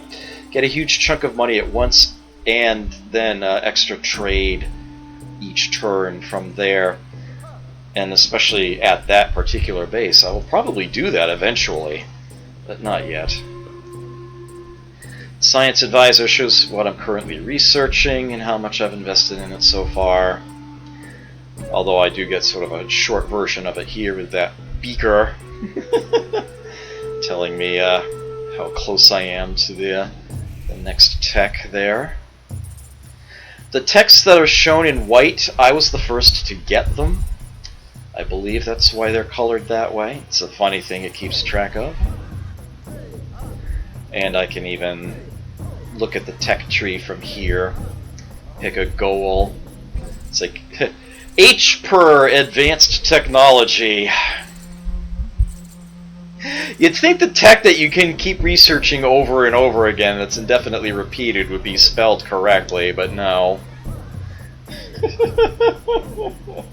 I think perhaps Ken Bird's keyboard had a sticky Y key and he didn't go back and look. Because that's the second instance of a letter Y he failed to type in this scenario. At any rate, this is the be-all and end-all right here, planetoid construction. I'll get there eventually, and then I'll still have like a third of the tech tree to potentially research that won't matter. There's a casualty timeline they added in. Not that I can see anything there, but yeah, that was actually added in multiplayer gold. If it's not your turn, you don't get to see your units getting lost in a multiplayer game. So yeah, you're informed of that at the start of your turn when that's the case. And they just went ahead and implemented that for single player games as well. Wonders of the World. Again, at the moment, that's only going to show the racial abilities, which are implemented as Wonders of the World. Again, if you sack the home base of any of these races, then that racial ability becomes yours. That special power that they have out of their capital will be applied to your civ and not theirs. And that is very helpful. This is one of my favorite things to look at during a game of Civ. By the way, you can see this menu on stream, right? I'm not just, okay, yes you can, good. No, I do not want to do that. Yeah, this is one of my favorite things to look at in any Civ game. The top 5 cities. I almost feel like it's cheating that it lets you look at this, but it's great. This lets you, you know, I'm not what the hell happened to my tongue just then? I'm not sure what formula the game uses to determine how high up a city appears on this list, but I do find it very, very useful information. You can see the size of it, how happy they are there, what wonders they have present in it. It's just really interesting and useful information, and I often use that as a good metric on how well I'm doing. If you don't have any cities in the top 5 at any point, you're doing something wrong.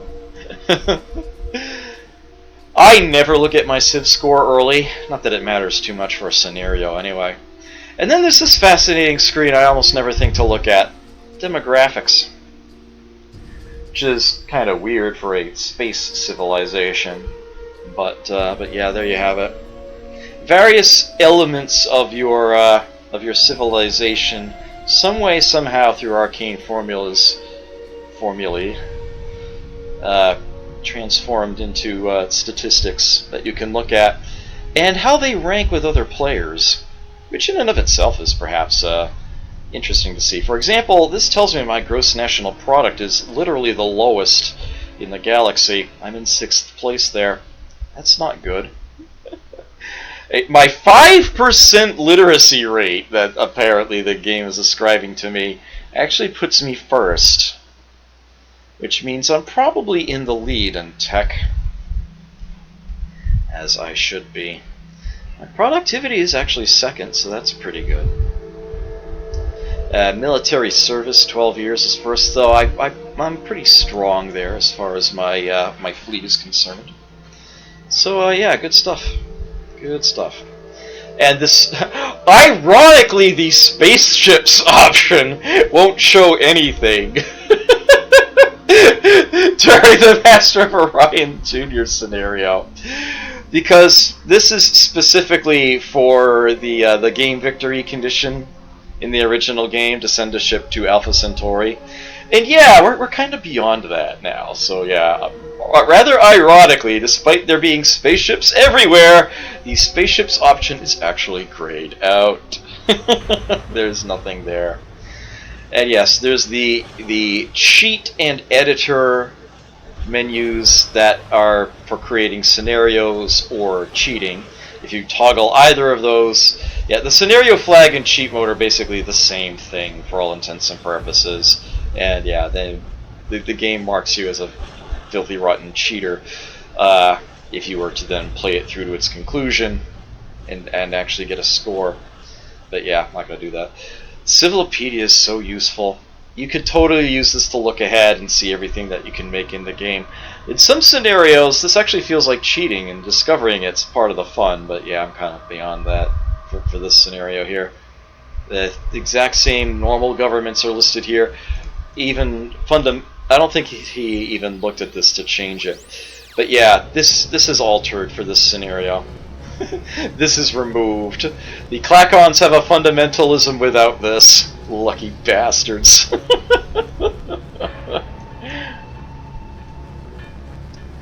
The terrain types, as you can see, yeah, they implemented artifacts on all of these things, potentially, even if they can't be on any of them. But this is where it really matters. Yeah, and even this last one is an extra thing they didn't use. But yeah, there's the information on them. You can get information on a tile by, was it double clicking it? Yeah. Get the terrain info on that. Game concepts, most of this is, well, but some of it does apply here, but a lot of it is still very, yeah, he didn't edit this at all for this scenario, let's put it that way. And this, of course, is, yeah, credits. Base game, conflicts, fantastic worlds, and the multiplayer gold release. In case you were wondering what the deal is with all of these menus up here. Orders for the units. I know most of the keystroke commands, but you can pick them from here if you really want to. The view menu for mucking around with the map in different ways. Yeah, I very much have this memorized here, the tax rate command. It's usually the only thing I need to do here. But you can get, if you get lost on certain things, yeah. The throne room is just, you can't update the throne room in the scenario, so it's going to look like this Stone Age thing. One of those things that's kind of useless. Find City can be kind of useful. Where in the heck is... you just pick it off the list there. Zoom the map right in on a city. And Revolution is for changing government types, which you can't do in this scenario. That's why that's grayed out. And the game menu is what you would expect it to be. Your usual, you know, options, save and load and all that. Yeah, and I'm going to have to go through all that again when I play Civ II Vanilla. Oh well.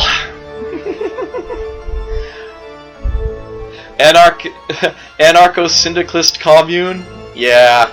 Well, there is an anarchy, but it's kind of not really a good idea.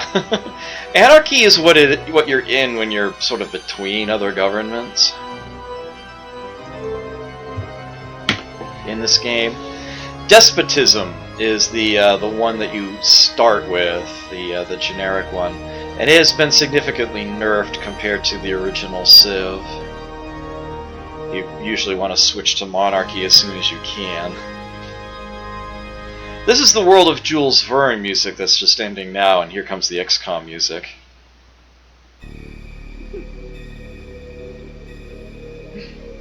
Yeah. Yeah, it's literally a version of the XCOM title menu music. They even added in some like sound effects and whatnot. Let's see. Yeah, I'm ready to end turn, I guess.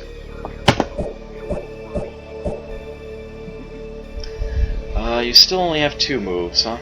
Well, skip your turn again.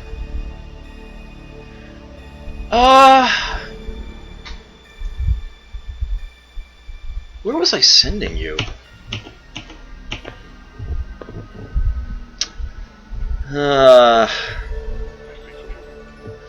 Looks like I've run out of places to send you. Oh, you know what? I bet I had you going to a derelict, and that derelict is now gone. Okay. Let me have you go here.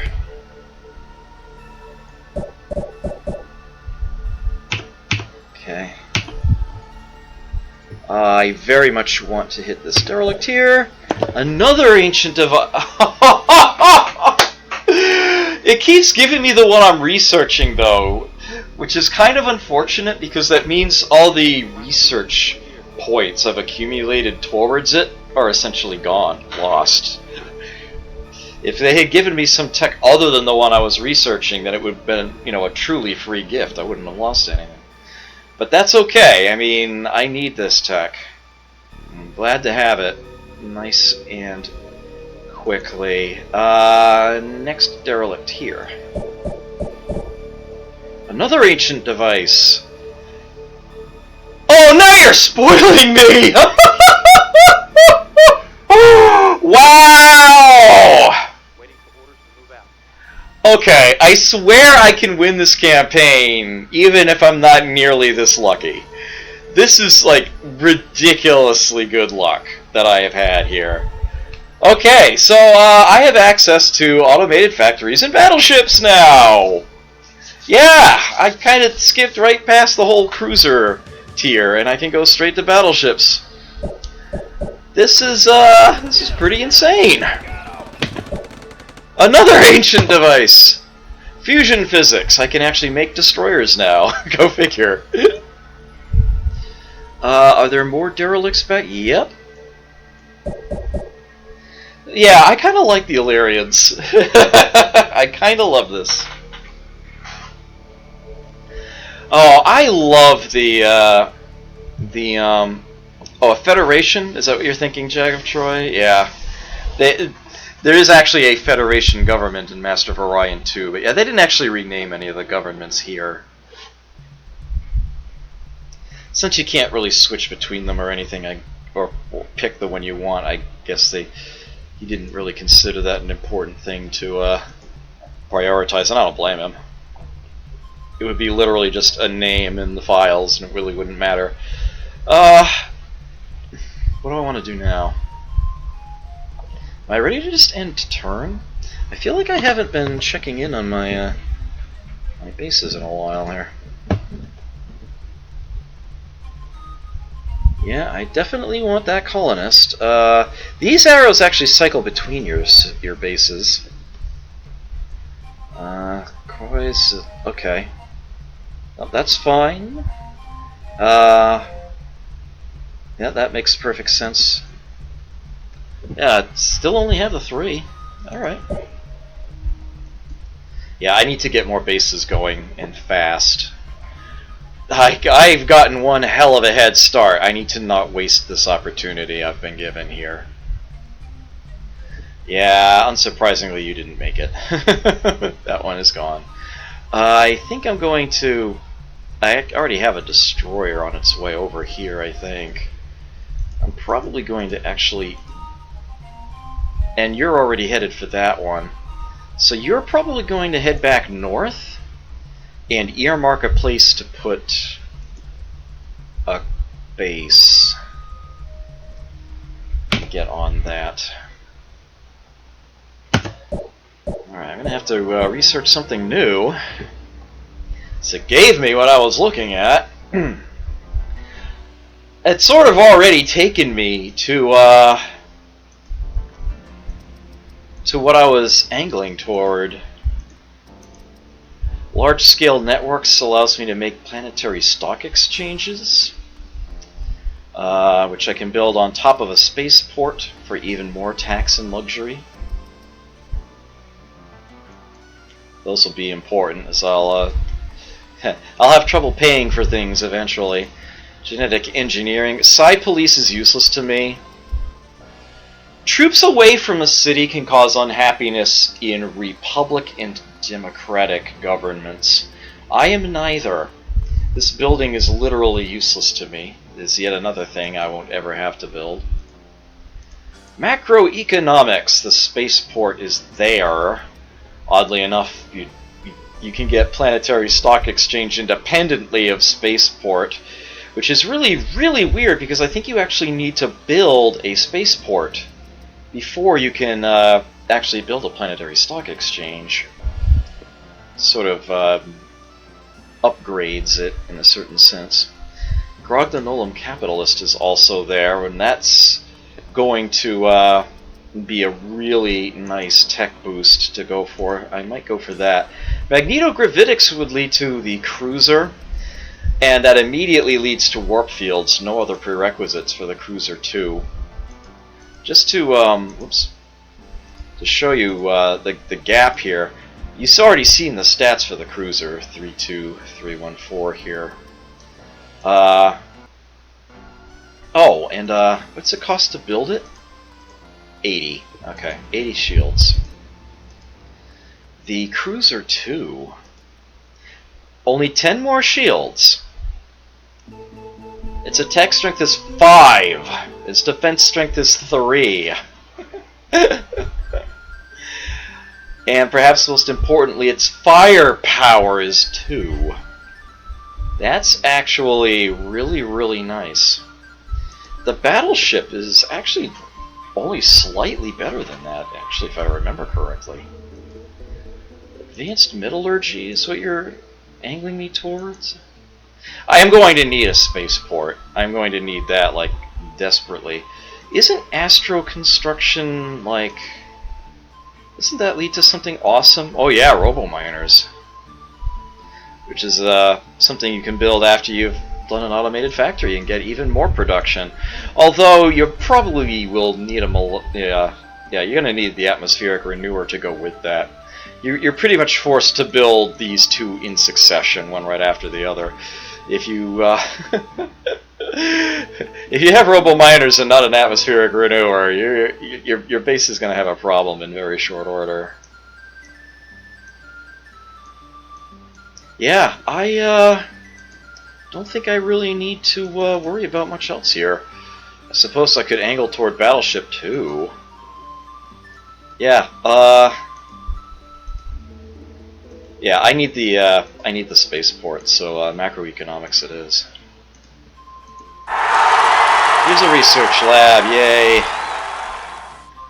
Yeah, actually getting another light bulb out of that. Okay, so what do I want to build here now? This base is still not exactly growing quickly. It does have really, really nice production, 11. You know what? You can just go ahead and chunk away on an automated factory. You are okay for happiness until size 5, so that's almost certainly the best thing to build here. Draconis builds colonists. Okay, good. Got another one of those going. It went down to 4, it'll go right back up to 5 in a turn. I need to get...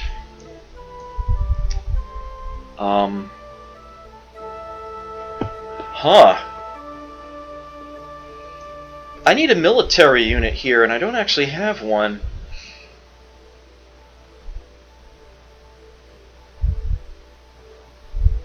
This one would be fine for now. I suppose I could just have you start cranking out the battleships, but... Oh, no. I need the Wonder. I need the Wonder. I need to get that started as soon as I can. It's going to be automated factory here. It's going to be automated factory. I think I can get away with getting a unit back in here to defend it soon enough. Okay, you are going to earmark the spot for a colony, like around here somewhere. Let's see, knights move up from these. Okay, so right here. Here's the spot to the left of that star. Okay, so you're on your way to there to make a base. You are going to head here. Put a base there. You have reached your final destination. You are making a base right where you sit.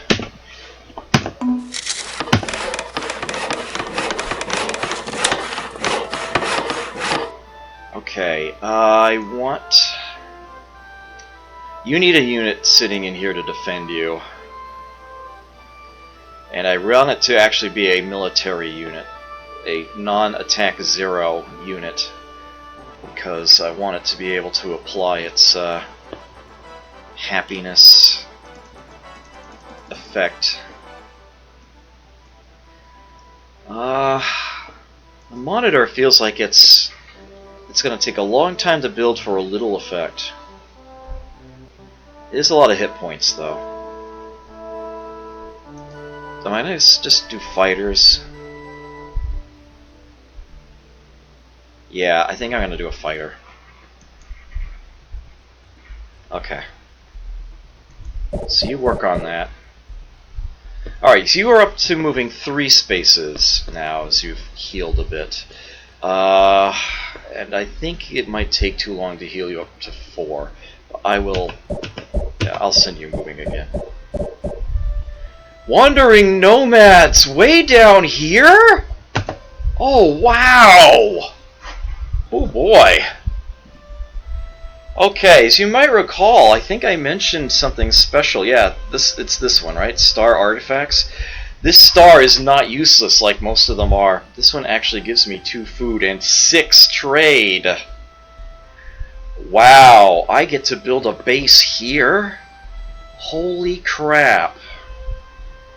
I want to be able to get the planets and this and the star. Amazingly, I actually do want to use the star all in the radius. That asteroid belt is going to be too far away. I can turn on a grid.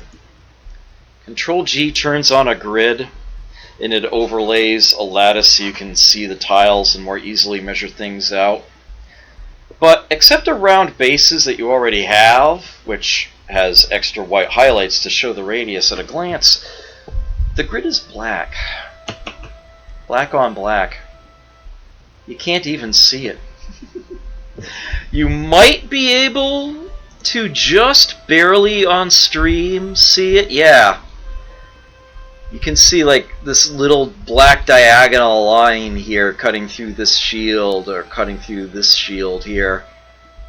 And that's the grid. That's the grid lines. It's black lines separating out all of these space tiles. Yeah, you can't see them. So it doesn't really help. As much as I like typically turning on the grid so that I can measure out things to know exactly what's going to be in the radius of a city I'm going to build. In vanilla Civ, I can't do that for my bases here. It kind of bugs me. So I kind of have to measure it out manually, so to speak. Yeah, this is going to be too far away. This is the closest I could... Okay. I could include this, but I would be excluding that toxic planet. This is the this is where I would be able to put it and use all of that. But I would much rather use the planet than the asteroid belt, so it may as well be one of these two here. I'll probably put it there. Okay. So you get to go right here. Not far away at all. Alright. The more techs you have, the more each one costs. There's no scaling based on how advanced the tech is. That was something they didn't add until... well, Call to Power does that, actually. Civ III does this weird thing where there are these discrete ages, technological ages, and you need to meet certain requirements in one before you can start doing anything on the next page of them. I'm not sure if they adjust costs based on that. Actually, they probably don't.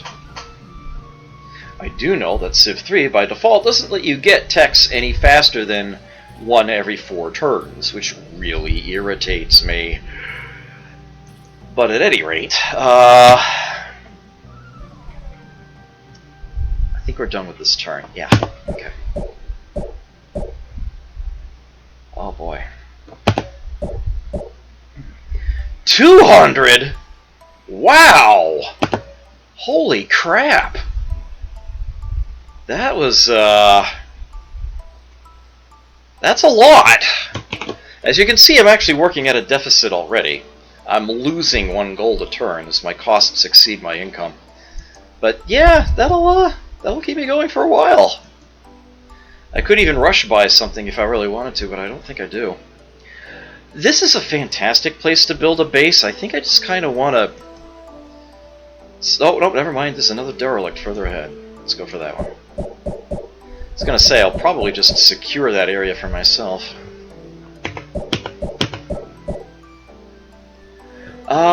Yep, another derelict. You go for this one.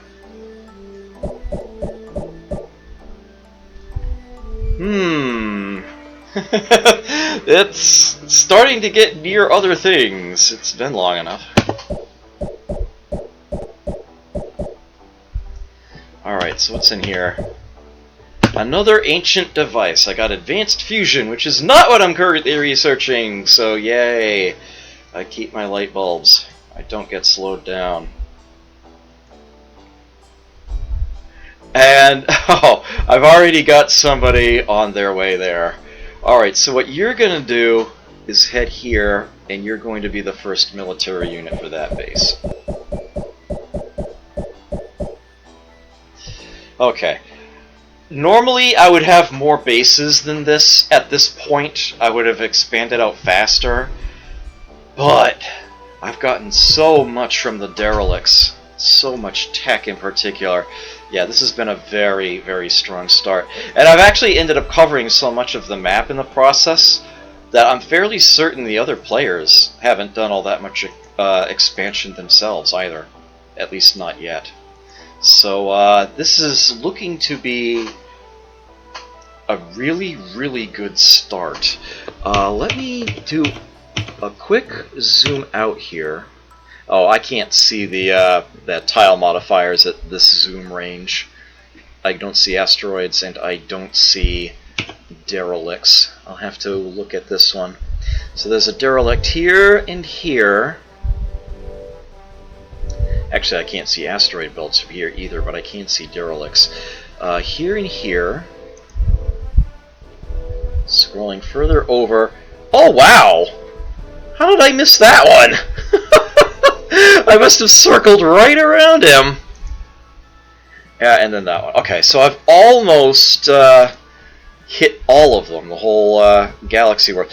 I already know that some of the other Civ, at least one other Civ, got at least one other derelict. I know I didn't get all of them, but I handily got the vast majority of them. Handily.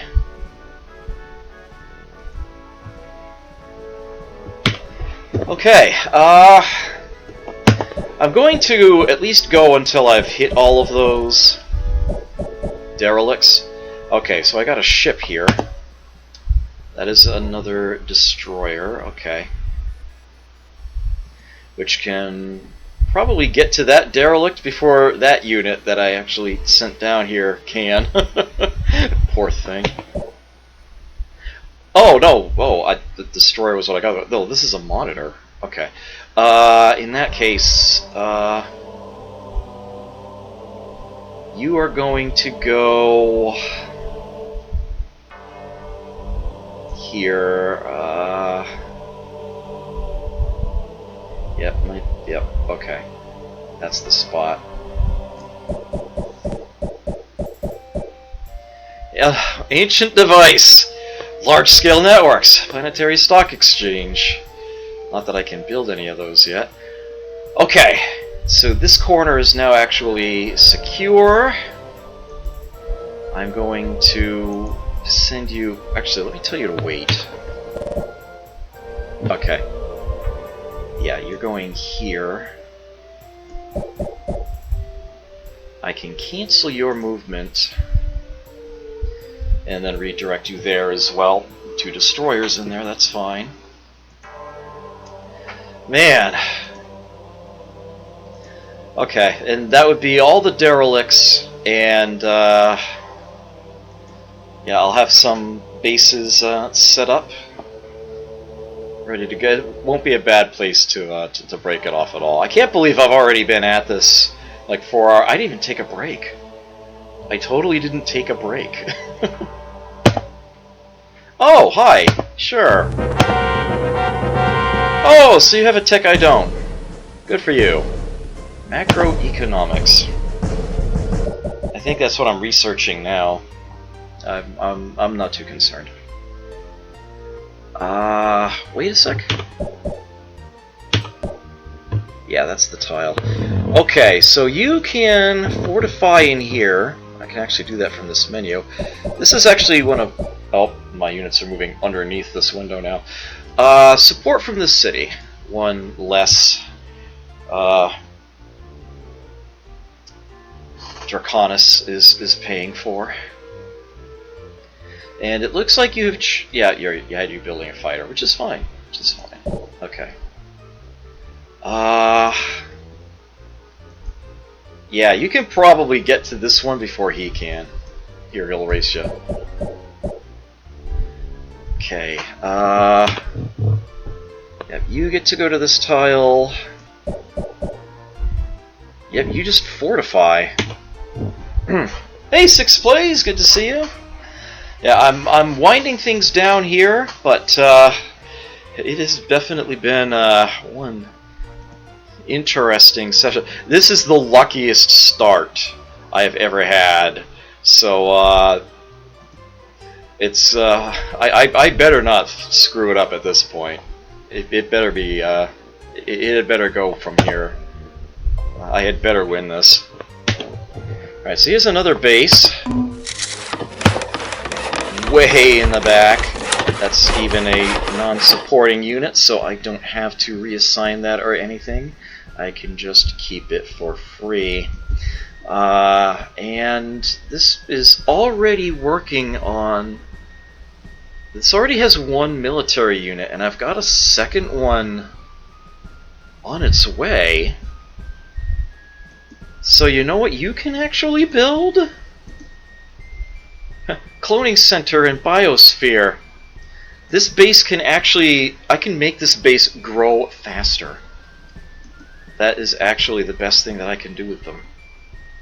They don't have trade yet, and they're not going to have much trade until I can afford to do that. But I would much rather retain more food and the production to start with. Let's get this base growing. Let's get it nice, big, and good, and solid. I'm perfectly willing to think long term. I mean, it's literally in the opposite corner of the map from where I started. That is a luxury I usually don't have. I'm perfectly fine with taking it nice and easy there. Okay, so Esper now has a second unit. They are now going to be good up to size 7. Which they can't even reach yet. Let's go ahead and get them working on a cloning center. Put a line in there so they can grow faster, and then a biosphere. They can grow up even bigger. Yep, they can just fortify, hold on to them, don't need to send them anywhere. That's the magic spot. Let's put a base there. Janib founded. Yeah, it actually chose the asteroid belt first, curiously enough, rather than a planet. And there's a good reason for that. It's actually really good up here for some reason. Okay, I want this base to be awesome, but the first thing it needs is a defender sitting in it. And again, I'm just going to do a fighter for that to get it done quickly. Got more units moving around. Okay. Basically, all these units I have scattered about, I want to be able to give a destination to, and then I can call it a stream from there. How's this looking? Okay. Okay, it looks good to me. Another ancient device, advanced metallurgy. Doesn't lead to anything in and of itself, but it is a prerequisite for a couple other techs. The not so important pollution processor being one of them. Okay, you made it to Habor. You are also a non-supporting. Fantastic. Let me tell you to fortify. Okay. Chunking away at the cloning center there, that's good. This is going to be a fantastic base to have, especially given that it's in the back corner. It's actually behind them. I love this. Oh, this is amazing. How are the raw numbers doing? Okay, that's fine. For the moment. Okay, research lab, yes. And that's going to be extremely important here. How you doing? Good to see you. Eventually I'm going to have to ask you to move, but you're good for now. You keep on chilling.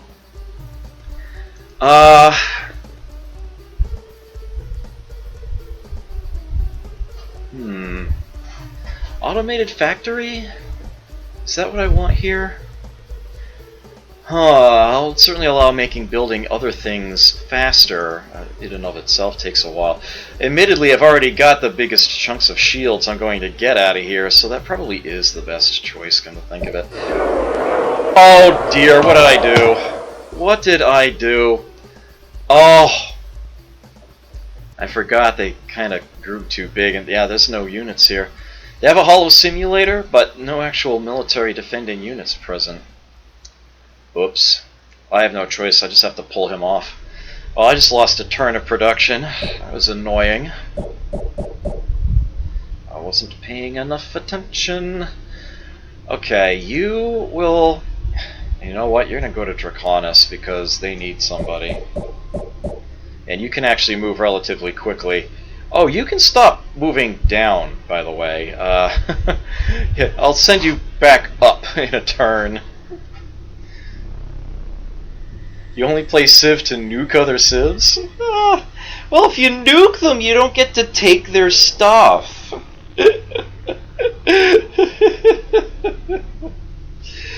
Have you played Call to Power, Jag? You should play Call to Power.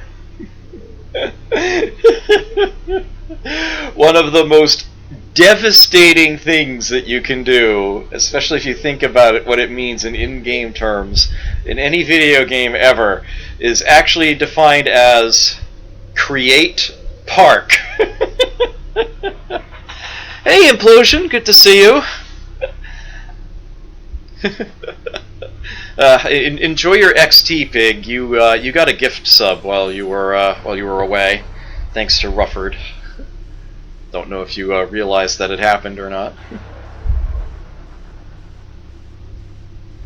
You just nuked them. There's no land left. Yeah, Civilization Call to Power. That was one of my earliest Warlord Wednesday titles. I played that way back when. The highlights are there on my channel. I highly recommend that game. Go ahead, take a look at that. It's delightfully broken. You can totally wreck other people. Yep. In space, we just supply diving. Yeah, I hate that. I absolutely detest that so much. Okay. I didn't actually need to zoom back to the city, but... Yeah, okay.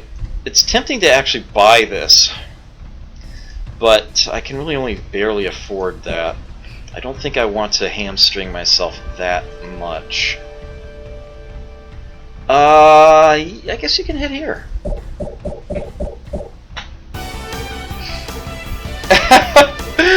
Rufford is still not done. Thank you so much for the gift sub. I greatly appreciate that. Not Jim Backus. Enjoy your star on my channel and your XD Pig anywhere on Twitch. Base, please. That's the spot. Okay, support from here. This can defend against an attack, but this cannot do martial law because its attack value is 0. It doesn't count as a military unit for that purpose. I need to give you another one. This base is going to grow very quickly. That swamp world means the food is just insane. So with that in mind, I need to get this base ready to handle a large population. I'm going to build a hollow simulator first.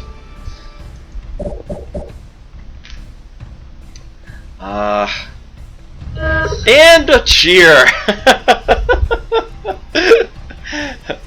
Thank you for the 100 bits. I greatly appreciate that, Rufford. Wow, I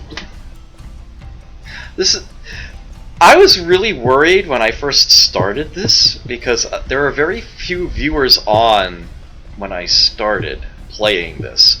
But this is actually the most viewers I've had on this channel without having received a sizable host in quite some time. I'm glad that people are really enjoying this because I know I do.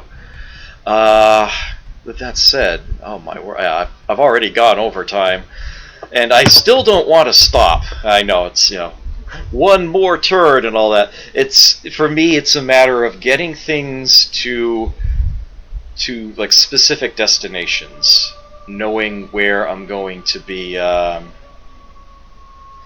You're at your spot. You can fortify there. Getting things to where I don't have units roaming around at random, that they're at their destinations and whatnot, that things are otherwise well set up. Slay the Spire. Oh dear. Well, I mean, I saw Captain Clever playing Slay the Spire, so it's like, I guess this is kind of a good game. Well, I guess I'll have to give that a look. Alright. Draconis. How much would it cost to buy now? I still don't want to do it at that price. Oh, hi, Nolums! What do you want? Peace treaty? Nah.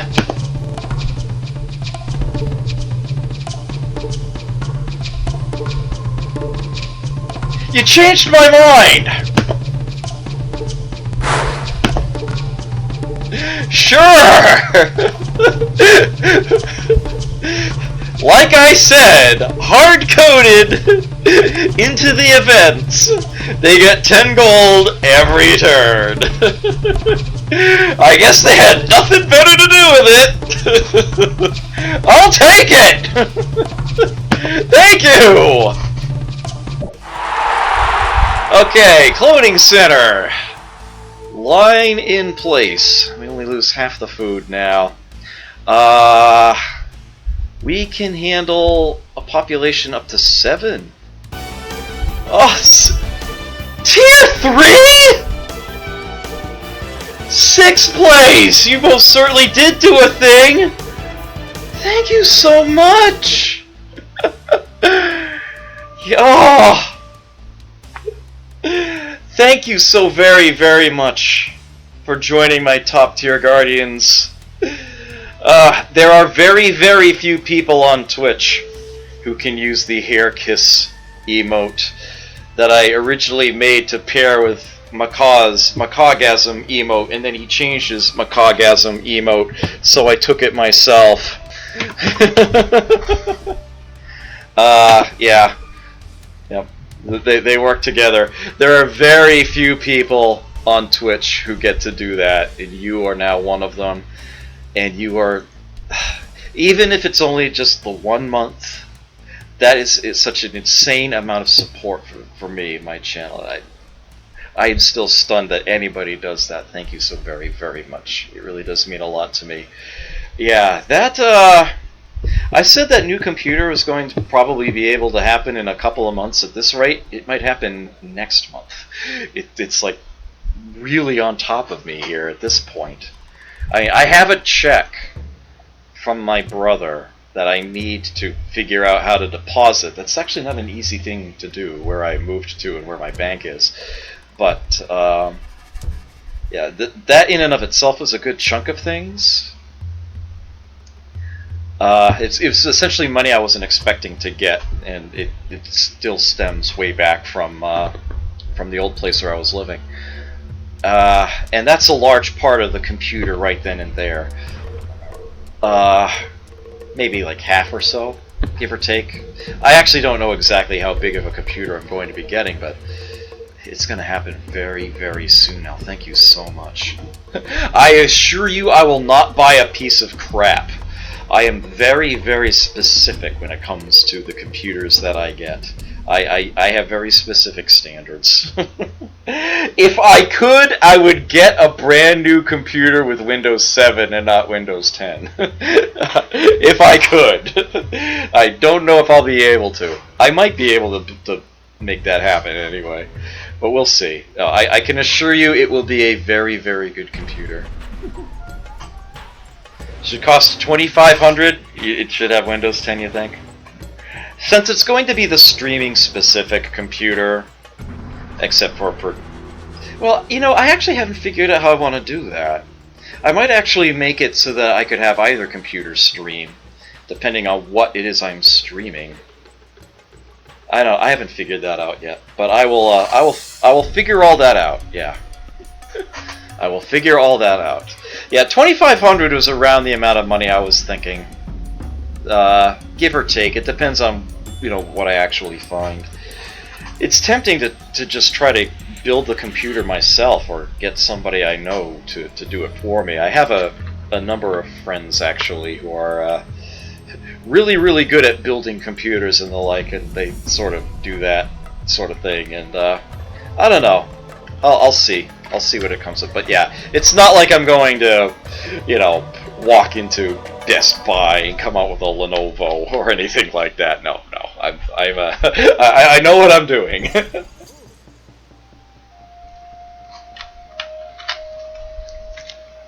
Okay.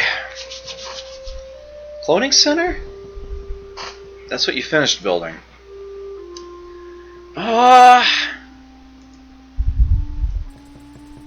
Okay, you're good to size 7. Biosphere. Biosphere, please. M2 drives are bust. I'll keep that in mind. Yeah, I have most of my my bases building automated factories, and it's tempting to actually buy some of them now. If I save Draconis even just a few turns, I can get that unit of population back into business. Although what I really want to build here is the Wonder. Captain Clever! We were just talking about you! Well, thank you for the host, I appreciate that. Yes, well, welcome to Master of Orion Jr., the third and final Master of Orion game produced by Microprose. Which looks a lot like Civilization II, because it's a Civ II scenario from Fantastic Worlds. That's the short version for your viewers. If you want to hear the full version, it's there in the VOD. I talked about it for far too damn long. Right, so, am I Mouge? Yeah, I usually see capital M, lowercase o, capital J, lowercase r.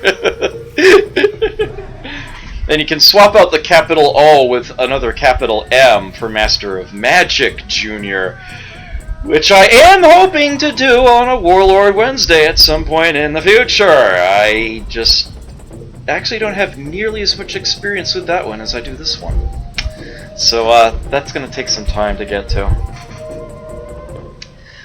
Oh, and as a big fan of DOS, Captain Clever, after this game is done, win or lose, the next game on Warlord Wednesday is going to be Sid Meier's Civilization, the DOS original. Ann K got... she announced a challenge, and I am taking up the gauntlet. I have been practicing. I have been getting my butt kicked, but I will continue to practice, and hopefully I can get a win going. You know, I actually have a copy of Colonization because a free copy of the full version was included in an old episode of PC Gamer back in the day that I bought and still have. I know I have the game, but I've never actually played it. Perhaps I should take a look at that. Yeah, that and, what was it called? Betrayal at Krondor. That's another game I have the full version of off of a PC Gamer disc. Yeah, I've kept all the PC Gamer cover discs I got over the years because I've, you know, got those CD wallets to put them in. And that is a role-playing game with tactical battles. That could actually be a Tactician Tuesday game eventually.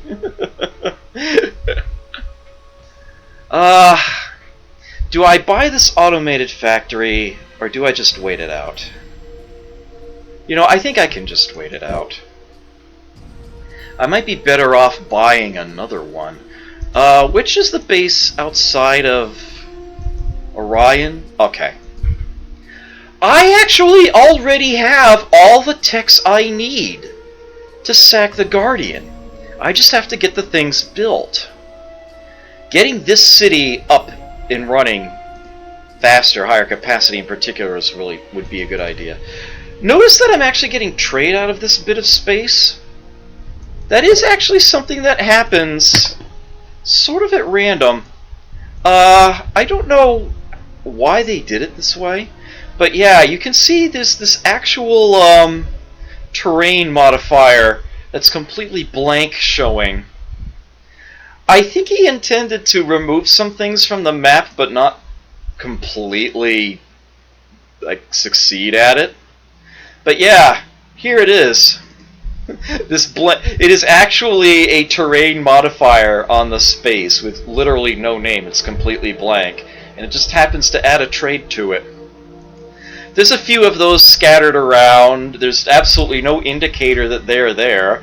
You just, if you happen to have the cursor on it, you can see the empty pair of parentheses. If you're in the city and you're working that tile, it's like, oh, where'd that trade come from? Yeah, so it's really, really weird. That would be another one of those odd, obscure things that I would fix if I were to update this scenario. Which, the more I say it, the more I want to do it. Buying this automated factory would be a huge, huge help, and I think I'm actually going to do that. I've already completed the first row of shields, so it's not going to cost an arm and a leg to complete it. It's still half that money I just got, but actually half of all my money. Yeah. Yeah. What you just missed, Captain Clever, before you arrived, is that the Nolums asked to make a peace treaty with me. Our first contact, and I said no, and they're like, "Well, we'll throw in 500 gold to make it worth your while." Like, yeah. Okay. That's yeah. Works for me. And this will allow what will become my single most important base to really get a leg up and get moving. So I will gladly do that. That is extremely Nolum of them, indeed. Alright, I'm actually losing 3 a turn, and I just finished an automated factory I'm going to have to pay for, so it's going to be even more. But I can support that for a while. And what did you do?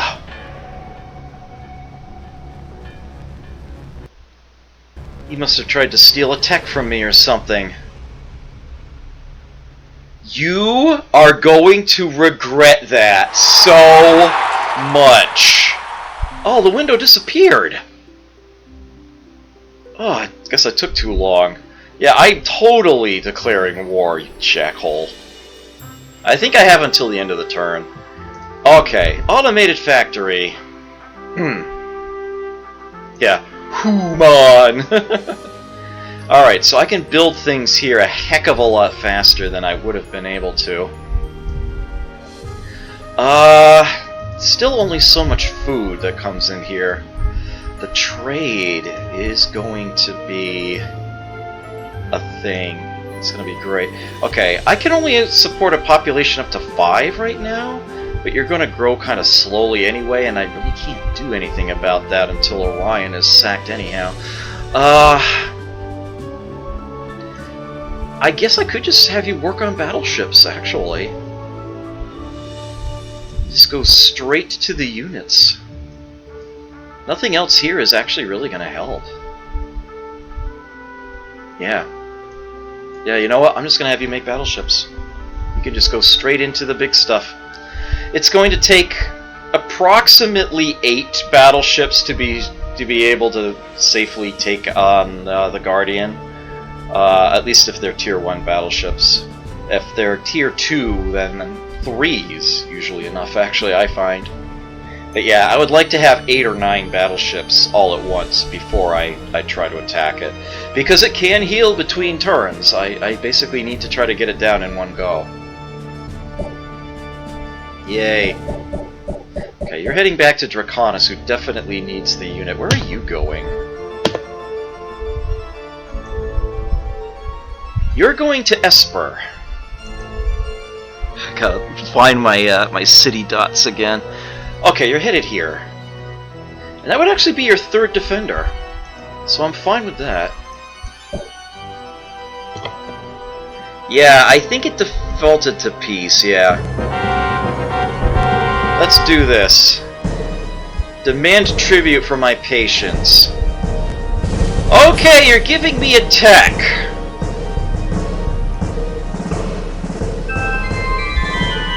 Alright, I'll accept that for now, sure.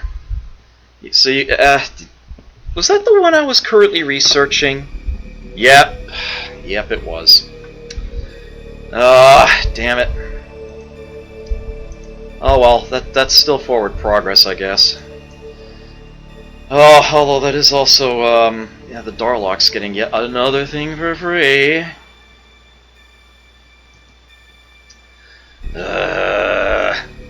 But yeah, I kind of need the spaceports. So I'm actually working at a deficit now. I can run at it for a while at my current coffer amount, but still, it's going to end up being a thing. Advanced chemistry, pollution processor, not even remotely important. Artificial intelligence, ground battery, almost useless. The only units in this game that actually count as air units, and there are no there are no missile units in this scenario at all. The only things that count as air units are fighters, the little units. There's the fighters that I'm making right now is cheap, martial law defenders, and later on you can get heavy fighters. That's it. Those are the only two. Whoa, wait a minute. Do the stealth raiders count as air units? I'm actually not sure. Huh. There might be 3. But yeah, you're not going to see them. They're almost going to be like a non-issue. I've never seen the AI bother with them. The ground battery is just a waste of money. You totally don't need to make them at all. Genetic engineering, Psi Police I don't need. Magnetogravitics is the cruiser again. I need to look further ahead. That's what I need to look at. Is it astroconstruction I want? At this point, I don't think there's a particular... Yeah, that leads to robo-miners. And then there's molecular compression. Those are probably my best bets to angle towards those. Either that, or I can just look for new units. Yeah, the Titan class comes with robotics. The Tier 2 battleship would be an amazing thing. Astroengineering. Advanced chemistry is what I would need to get that, huh? Molecular compression. Oh, okay, and that leads to atmospheric renewer and... okay. Oh, I'm gonna want that robo-miner plant, though. You know what? That is what I should consider going for, I think. Astroconstruction. Oh, it's gonna be any of those. Chemistry, intelligence, or gravitics? Not genetic engineering. Okay. So I guess it's gonna be advanced chemistry I go for. Okay. So let's do that. Okay, the unit's on the move. You are headed to Esper again. I've got units roaming around wild and everywhere. Oh, right! That derelict! I almost forgot about it! Again. Oh, you know what? When I get this battleship, I'll have that grab it. I don't want to leave the city completely empty at the moment. Captain Nemo on the Space Nautilus organ. I was actually monkeying around with the World of Jules Verne scenario earlier, and yeah, the Nautilus is totally there. There is this exotics civilization that you're not supposed to play as. It's basically a catch-all for certain kinds of unusual and unique units that the AI is supposed to control. Yeah, one of them is the Nautilus, which randomly roams around and, pounds on coastal cities, and it's a tough thing to deal with. It's pretty cool, actually. I do really like the way they designed that scenario. That's the one that most people remember, actually, those who played Fantastic Worlds a lot. The Microprose scenarios were perhaps the reason most people bought the disc to begin with. But, yeah, the world of Jules Verne is the one that, that really won people over.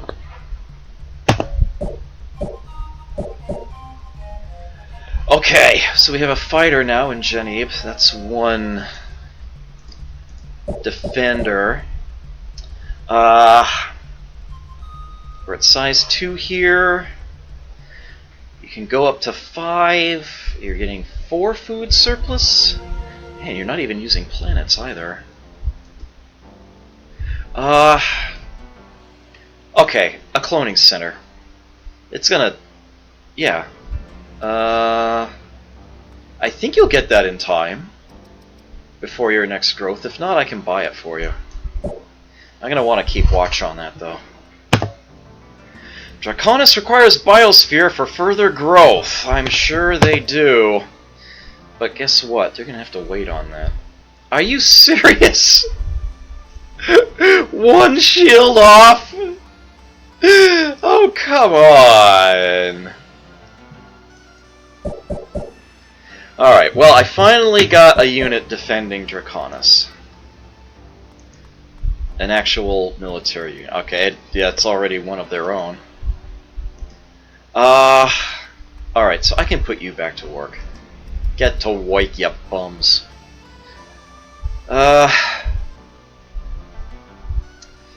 Yeah, they're gonna start needing those sorts of things. Hollow Simulator! Okay, yes. Yeah, that's a non-military unit. You can go up to 5. Oh wow. Okay. You're actually almost growing a little too quickly, I think. Let me get a fighter here. Nabor builds cloning center. Okay, great. Looks like it's good timing for it too. You're going to be in battle soon. Do I want to go automated factory? Or am I going to have to get the, am I going to want the biosphere before then? You know, let's go biosphere. No, who am I kidding? I can't resist. Automated factory, please. Oh, yes! You see, this is the problem right here. That's why it's kind of important to get the atmospheric renewal. No, really, change. Thank you. Okay, you can support a pop of 7. Biosphere. I'm gonna squeeze that in real quick. But yeah, this is what I want. Kyrsis' shield generator, and I will not accept any other Civ getting that. Absolutely, positively not. I really need to... I really want to make sure that I get that secured, I think, before I call it a night, to be honest. Did the humans I'm at war with just park a colonist directly beneath one of my bases? You're an idiot.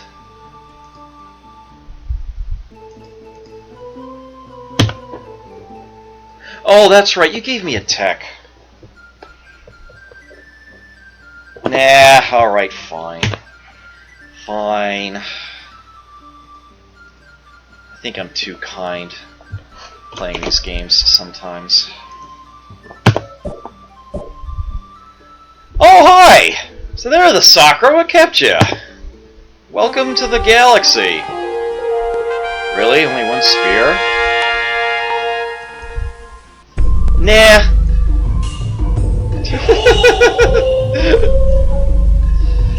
As a gesture of goodwill between our peoples, we kindly ask that you withdraw your troops from the vicinity of Gote and all other soccer cities. So there's a biosphere. Which sounds an awful lot like an aqueduct. And, okay. So, there's no reason not to use that planet, come on. we have so pathetically little trade here. There's a lot of production, though. We're actually fairly close to the action here, aren't we? 2 units present? They already have a biosphere. Okay. I think I actually... Alright, you know what I want to build here? Colonists. I want to start creating some star lanes here, and then... jump lanes, and then potentially get another colony going here shortly. And 3 turns? Yeah, okay. Yeah, that'll pan out the way I want. Alright, that's the magic tile. You can just hold there. I think you're on your way to the same spot. Yeah, you are. Okay, that's good. That's fantastic, actually.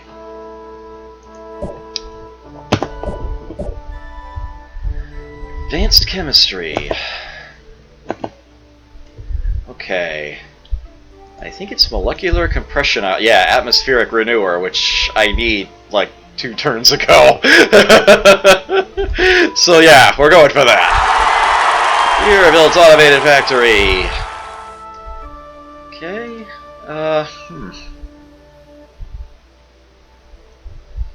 Looks like it's finally time to get a cloning center in place here. In fact, you're not going to get it soon enough. I want to buy that next turn. So it's biosphere.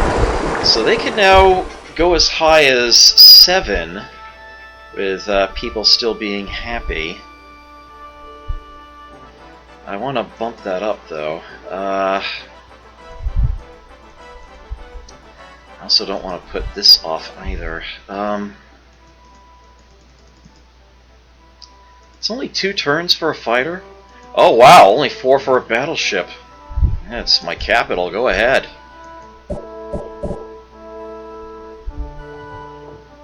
Okay, oh! And what would you like? Yeah, sure.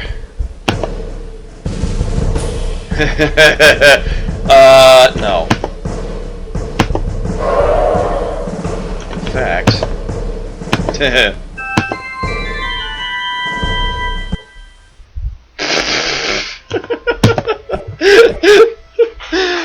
Alright, you want to send your own thoughts into the crapper, you go right ahead. Okay. Alright, so Lyrian has an actual defender now. They're good up until size 7. That's fine for now. Time to get the likes of Cloning Center and Biosphere in place here. Actually, Biosphere first. Fortify. Yeah, you got a long way to go, don't you?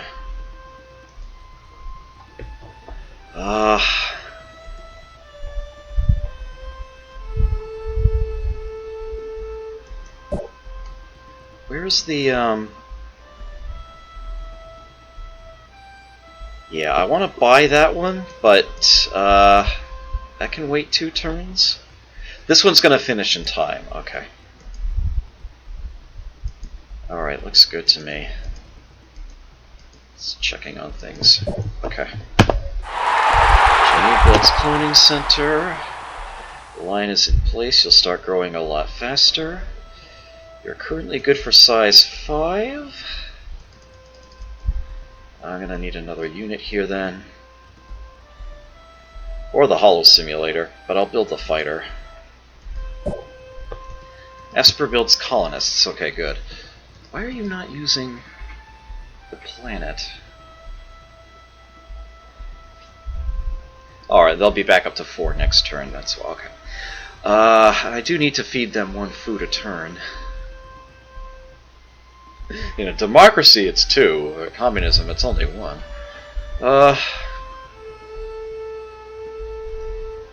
Basically trying to get some more trade going here. So do you actually have 3 defending military units? Let's get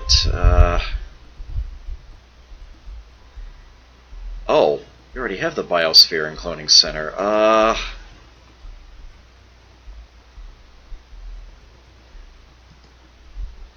You'll be able to use the research lab by the time you've finished building it. So go ahead and do that. Okay, so what is in here? I'll find out next turn, I guess. Let's start with the tile that already is being worked. I'll put roads there. Okay, I did click on it. No, next turn. Okay.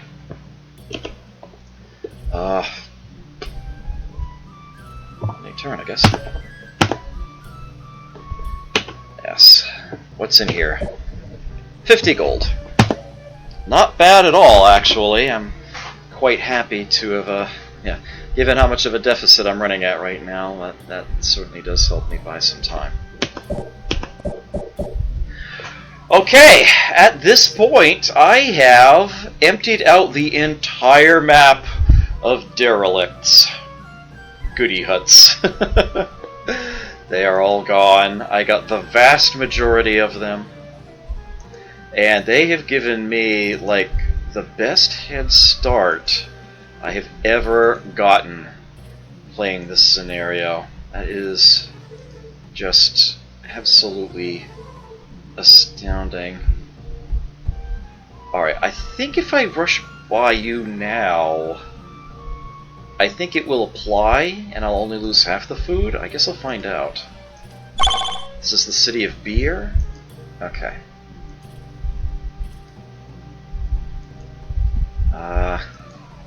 Yeah. What do you want? If you do not leave the vicinity of Gote immediately, we shall send our mighty armies to drive you out. Oh! I see! I was sort of earmarking that place for myself, but you beat me to it. Huh. Well, I might just beat you down anyway. Your build's cloning center. Okay. It didn't apply. Darn. Oh well. At least now I know. The sad part is I think I want to make colonists now. Get the trade up.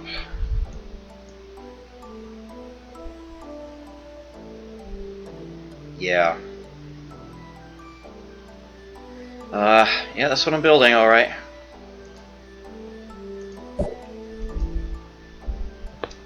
Back into craw, please. That way, yes, okay. Okay, so you have a battleship. I'll just have that fortify. Be one of your defending units, as it were. The entire world map fits up in this little window, but if you click to the right-hand side, it scrolls over anyway.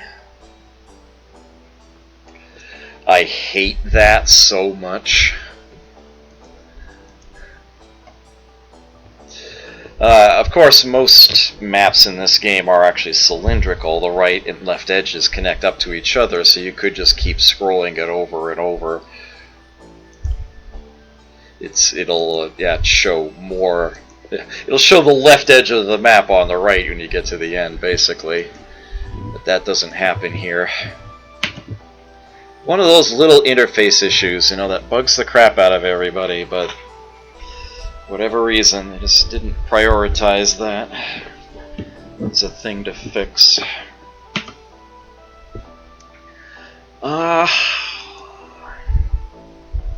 Okay, so there's that. And I'm sure that Sicil's over here. They always are. Alright, fine. I'll move the monitor.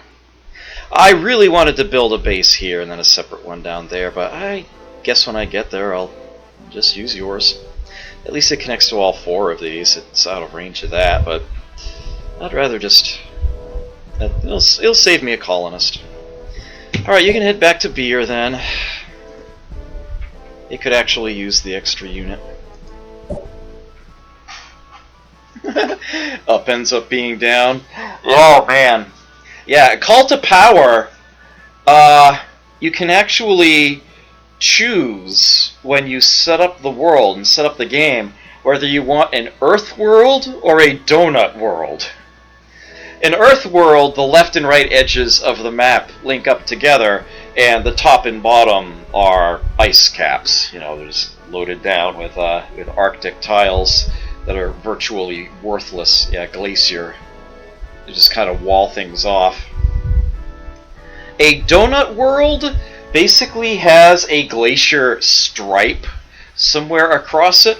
The left and right edges map to each other, and so do the top and bottom. So what you have is a two-dimensional map of a torus. T-O-R-U-S, a donut shape. Well, a donut that has a hole. And yeah, there's no place to hide. You can't be like at the top edge or the bottom edge and know there's nobody coming from that direction.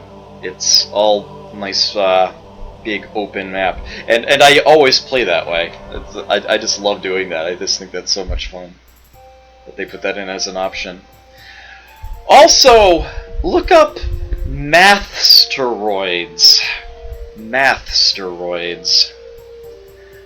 I think you can Google that and find it.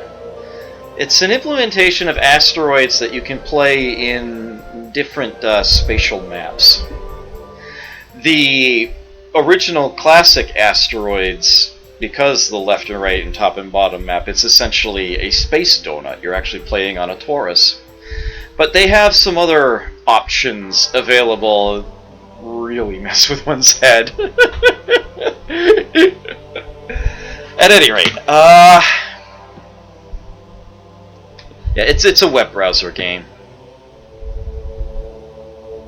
If you have trouble finding it, whisper me later. I'll dig up the link and send it to you. I guess I'm done with this turn. I'm almost done for the night, but I'm not quite where I want to be yet to walk away. Alright, this is now enough defense, but enough happiness protection, I suppose I should say, to build a biosphere here, so we will do that. You fortify. Okay, you're back home, you fortify. Esper now has another trade coming. Yep. I would like the next one to be here. Come on. Now we'll move you that way. Yeah, eventually I would like to have Starlines connecting my bases. So, yeah, once you're done here, actually, I might just have you keep on going. Actually make a road all the way into Craw. And then we can start working on that one.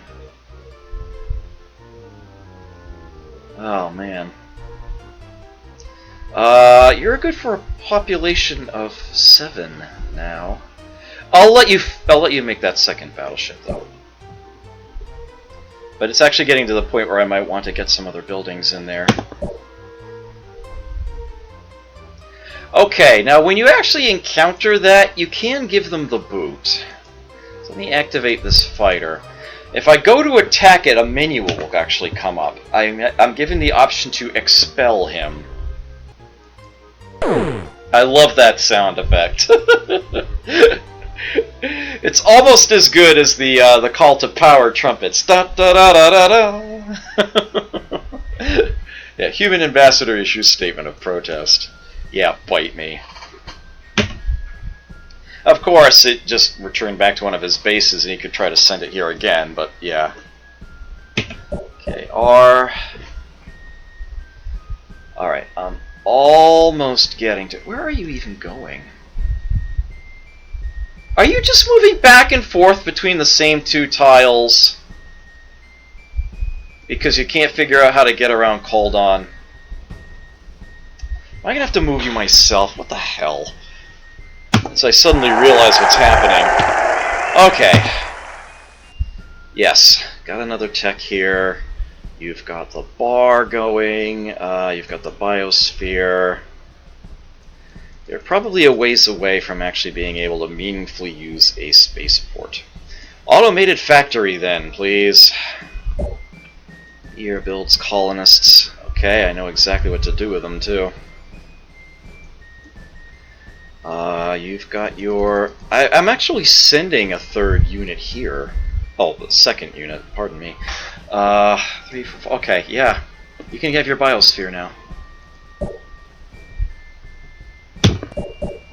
I'll move you myself. You go to there. You fortify there. I'm going to be getting another colonist to that spot soon. Very soon. In fact, Lyrian is going to create that colonist and then send it there. And that's why I'm telling them to use this tile here, so they can make lanes down there and then head to that spot. Okay. Lyrian builds biosphere. They are going to work on that colonist right now. Okay, Draconis has a second battleship. That is their third military unit. That is the maximum for martial law. Okay, we're in good shape here. This colony is now going to be perfectly content up to size 11. And it's capped at 10, and is going to be capped at 10 for ages. So I don't have to worry about that any further. We need more trade here. I need colonists to get some lanes going. And then once that's done, Kyrsis' shield generator, and nothing is going to stop me from getting that. Okay, you know what? I think I want to have you just... you're about to grow again? Maybe I should actually give you another... Yeah, let me have you stick around here a little bit longer. Oh, hi. Don't mind me. Okay, High Council meeting! So that I know how long it's been now. Yeah. This would be the classic Civ II councilman, which, yeah, it's not really gonna apply. I'll just ignore them. Okay, you made it to beer. Excellent. You can fortify. I don't need to support you from this city. You are self-supporting. Excellent. Okay. Looking pretty decent here.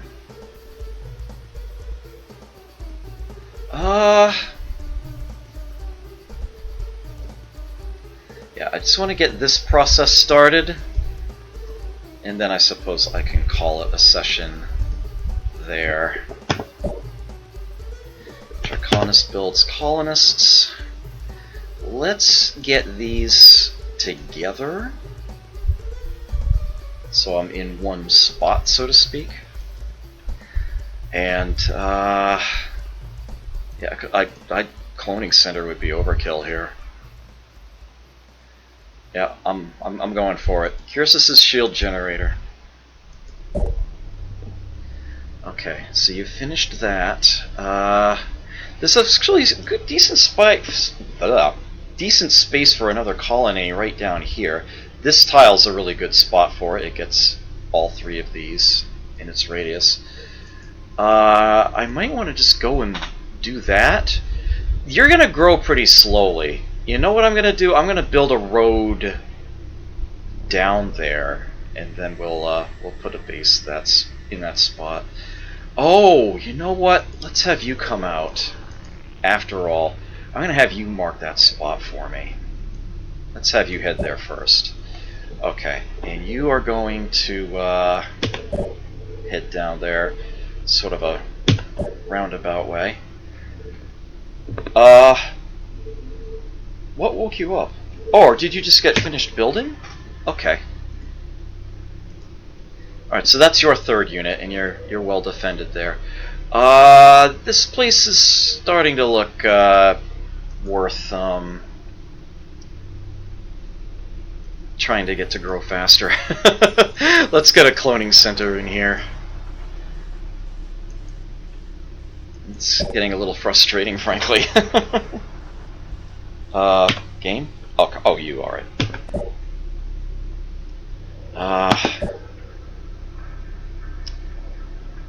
What did you do? Investigate city or establish embassy? The humans have undertaken a great project. Grog, the Nolam capitalist. Okay, civilizations by size. I am indeed the largest. Excellent. The Darlocks are the smallest? Since when? They're usually number 2. In more ways than one. Heyo! Wow. Okay then. This bodes extremely well. Okay, so Lyrian has finished their colonists. We're gonna work that direction.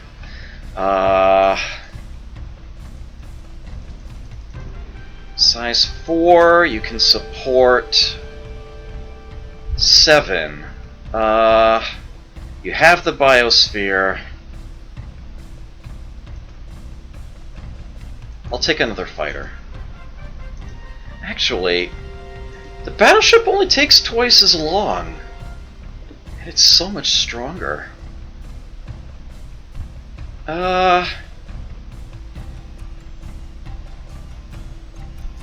You know, I think I'm gonna need it faster than that. Shani builds biosphere. They have 2 fighters.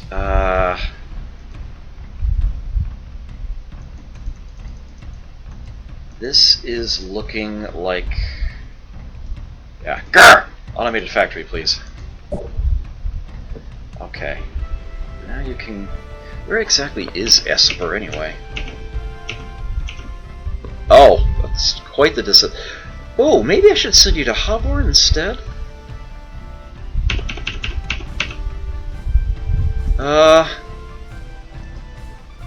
Although I think you're already, they don't need you. I'll send you to Esper.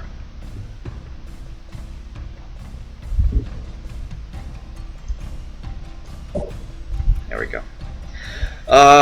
Okay. Oh, you've got that. I've given that to you. There you go. Actually getting some trade going here. But I need one up here already, and yeah, I think it's time I got that road going that way. Let's do that. Okay, road, so to speak. Yeah, jump lanes. You go that way. You have abandoned the project. Good for you. Biosphere. I'll need that eventually. Okay.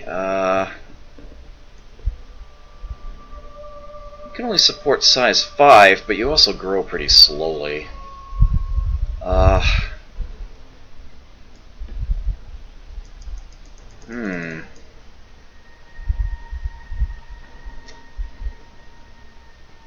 Yep, it's battleship time. Oh, already? I'll take a look in a moment. Okay. Oh, yeah. Yeah, I think I need to switch it the other way a little. Yeah, I basically just need to get more trade available. That's all there is to that. I'll figure something out. I might be able to get the Nolams to give me some money. They probably have more than they know what to do with.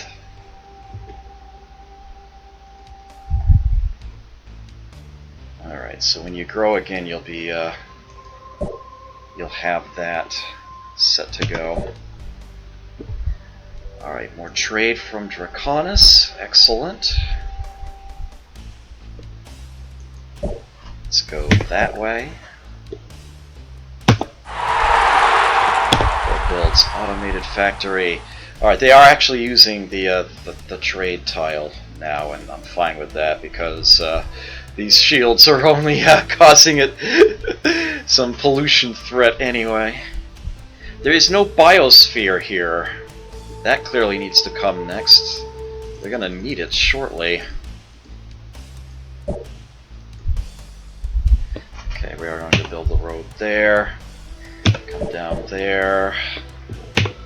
Lane towards towards Craw there. Head towards Orion.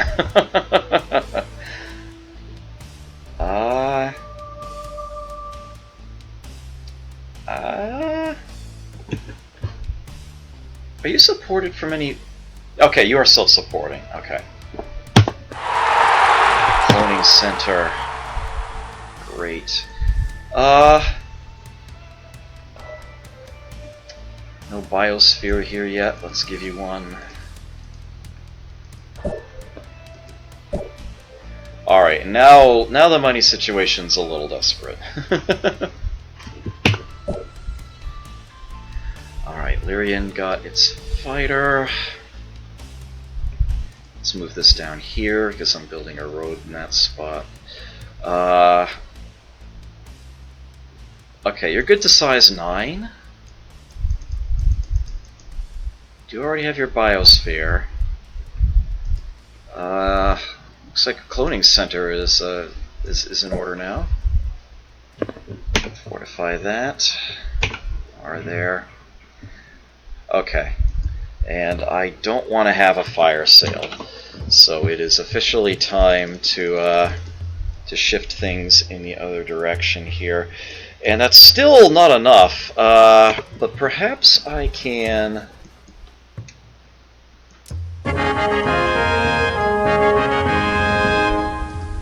Let's see, demand tribute for our patience. Thank you! I do have a peaceful nature, I swear I do. Okay, and that should buy me some more time. Hopefully enough to get my my economy in order here. Right. I don't want to end it just yet. Damn it.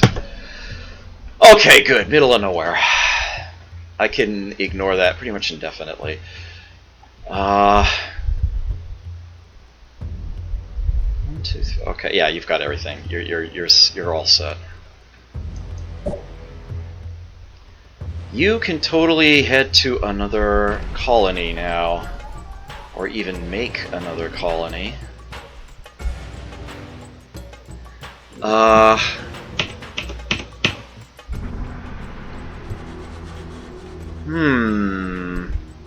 Or I could just send you, say, up to Genève to start improving that place. Or I could just get rid of the actual pollution mark sitting there. I think I'm going to do what I said earlier. I've already got plans of making a base here. I think I'm going to squeeze in one right here in the middle of these. Have it nice and close. It shouldn't be too bad with 2 asteroid belts. It's not, like, terribly great, but it should be somewhat useful, I think. And I can get some more road going for Draconis. I mean, they're only going to be able to use 10 tiles for who knows how long. 1, 2, 3, 4, 5, 6, 7, 8. There'll be 2 more if I get some road going on the way out. That'll help tremendously. Okay, so we'll send you. Alright, you've got a third of a movement point, which means you have a 1 in 3 chance of successfully moving to the right here. Nope, didn't happen. That's okay. And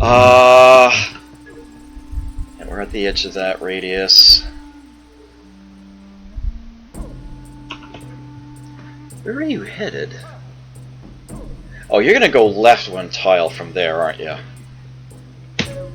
Yep, okay.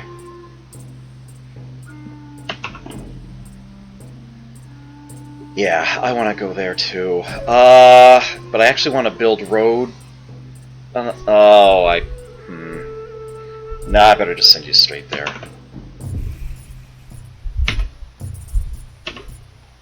Yeah, I'll just tell you to go there. Get the base built sooner. Alright, so you're headed to your final destination.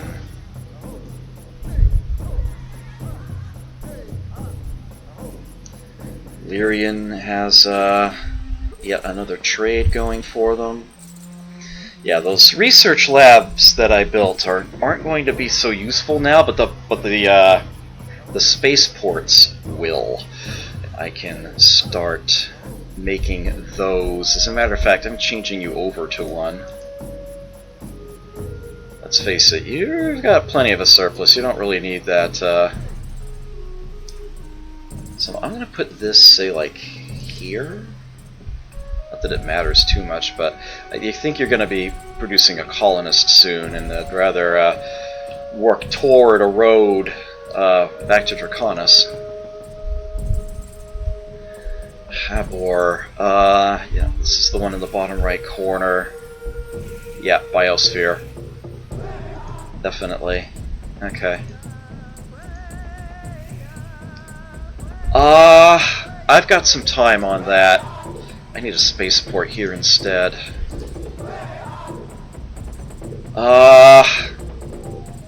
You're gonna finish that unit and then make a spaceport, and I've gone full circle. Alright, I see the point I'll be stopping off at. Just to make sure we're good and all. Okay, you are now going to head straight down to here. I don't need to wait for it to get there. What matters is that it's gotten its orders, that it's on its way. Okay, you are going to keep heading up this way. I actually am going to keep building that road in the process.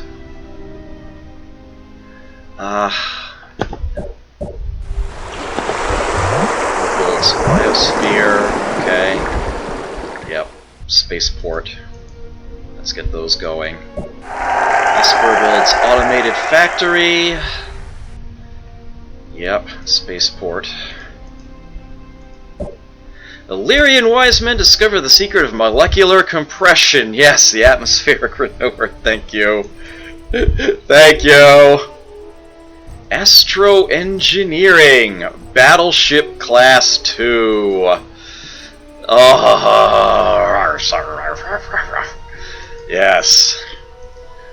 That is probably sufficient if I get it soon enough and build them fast enough to actually take over the galaxy without even going any further than that. Oh, pardon me.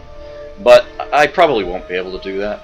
But that'll be a huge, huge step up. Okay.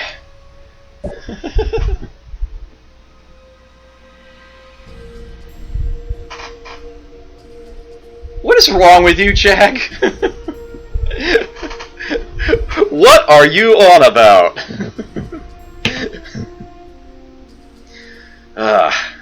Okay, that is where the city is. I finally did it. That is where the base is going. Let's fortify you there. Okay, you've made yourself a battleship. Man, that took a while to load.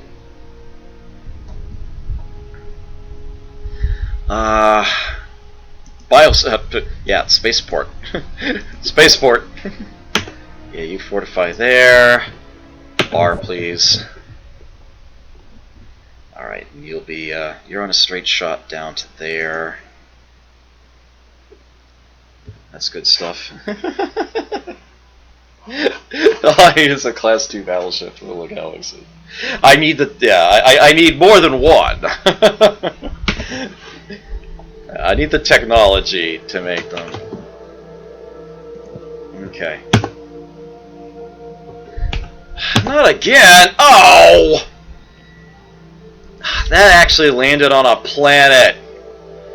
I'm gonna have to stop and clean that crap. That's annoying.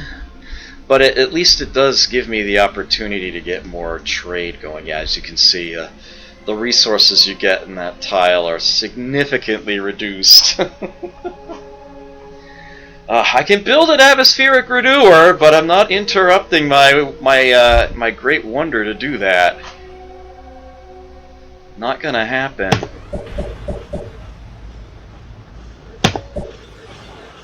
Oh, you're working on that again. Oh, and now Esper's got some. Oh, no! Stop it! Alright, well, after they finish building that spaceport, they're going to make an atmospheric renewer, and then they're going to get some more colonists to clean that gunk up. Ick. But yeah, you're gonna keep working your way over to Craw, please.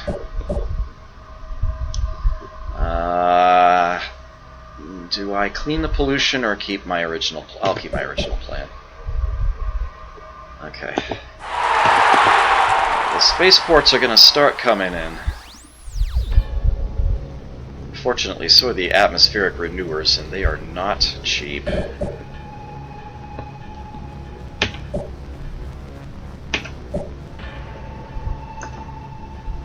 The Gnomes have undertaken it. Well, guess what? I'm almost done with it. And the humans have given up on Grog again.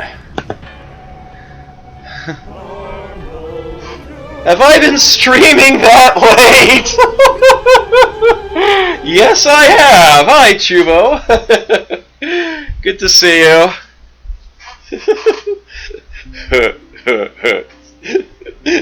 He gave you 69. Good to see you.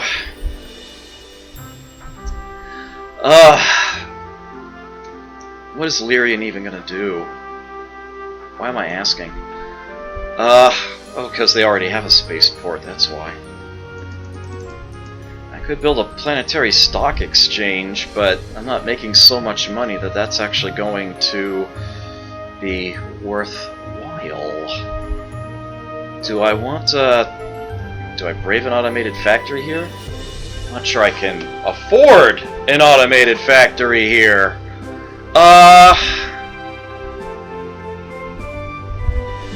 Cosmic Bard and Duke Donuts, hello, good to see you. Do I make yeah, let's go for colonists.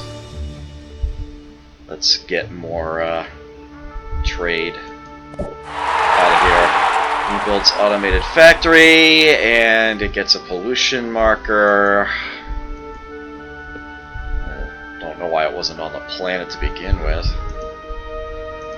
Atmospheric renewer, at least it won't take you long. We'll build spaceport. And that's actually pretty helpful because of that magic star there. As a matter of fact, I think I'm going to have you build a planetary stock exchange even before an atmospheric renewer. I'm just going to hope I get lucky there. Alright, I have got to get this dealt with. But I'll have the key to that very, very soon. This is going to be a biosphere for now, I think. Yeah. Yeah, Fantastic Worlds is amazing, yeah. Any one of those scenarios is better than Beyond Earth. I've never actually played Beyond Earth, so I can't say. Oh, Duke Donuts! Thank you for the follow. I greatly appreciate it. Hope you enjoy your stay here. Yeah, the short version. Yeah, this is the third and final Master of Orion game published by Microprose. It is in the Civ II engine. It is, in fact, a Civilization II scenario from the Fantastic Worlds expansion. Greatest expansion ever made to any game ever. And Draconis has finished building the shield generator. Thank you so much. Yeah, of course they abandoned it. Alright, so you might be wondering why I wanted that so badly and what it does. Well, I will tell you momentarily. First, tell this place to build a spaceport. Yes, I have a solution to dealing with my deficit here. I will have that dealt with relatively soon, actually. Kyrsis' shield generator. Well, you may notice that there's actually something different already about my bases. They're glowing blue. Cosmic Bard, thank you for the follow. I greatly appreciate that. Yeah, it was. And I mean, I'm not even limiting myself to PC games here. Like, any console game, or even just, like, board games, or role-playing books. With the possible exception of some of the Planescape scenarios, perhaps. But yeah, this is the best. This is the absolute best. It's not. Makes it. Yeah. Well, Ankei's Civilization Challenge will be starting after I am done with this, win or lose.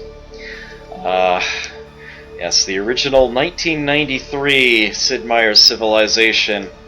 I'll be playing the DOS version, even though I do have access to the Windows updates. I figure I'll give you the full original experience there.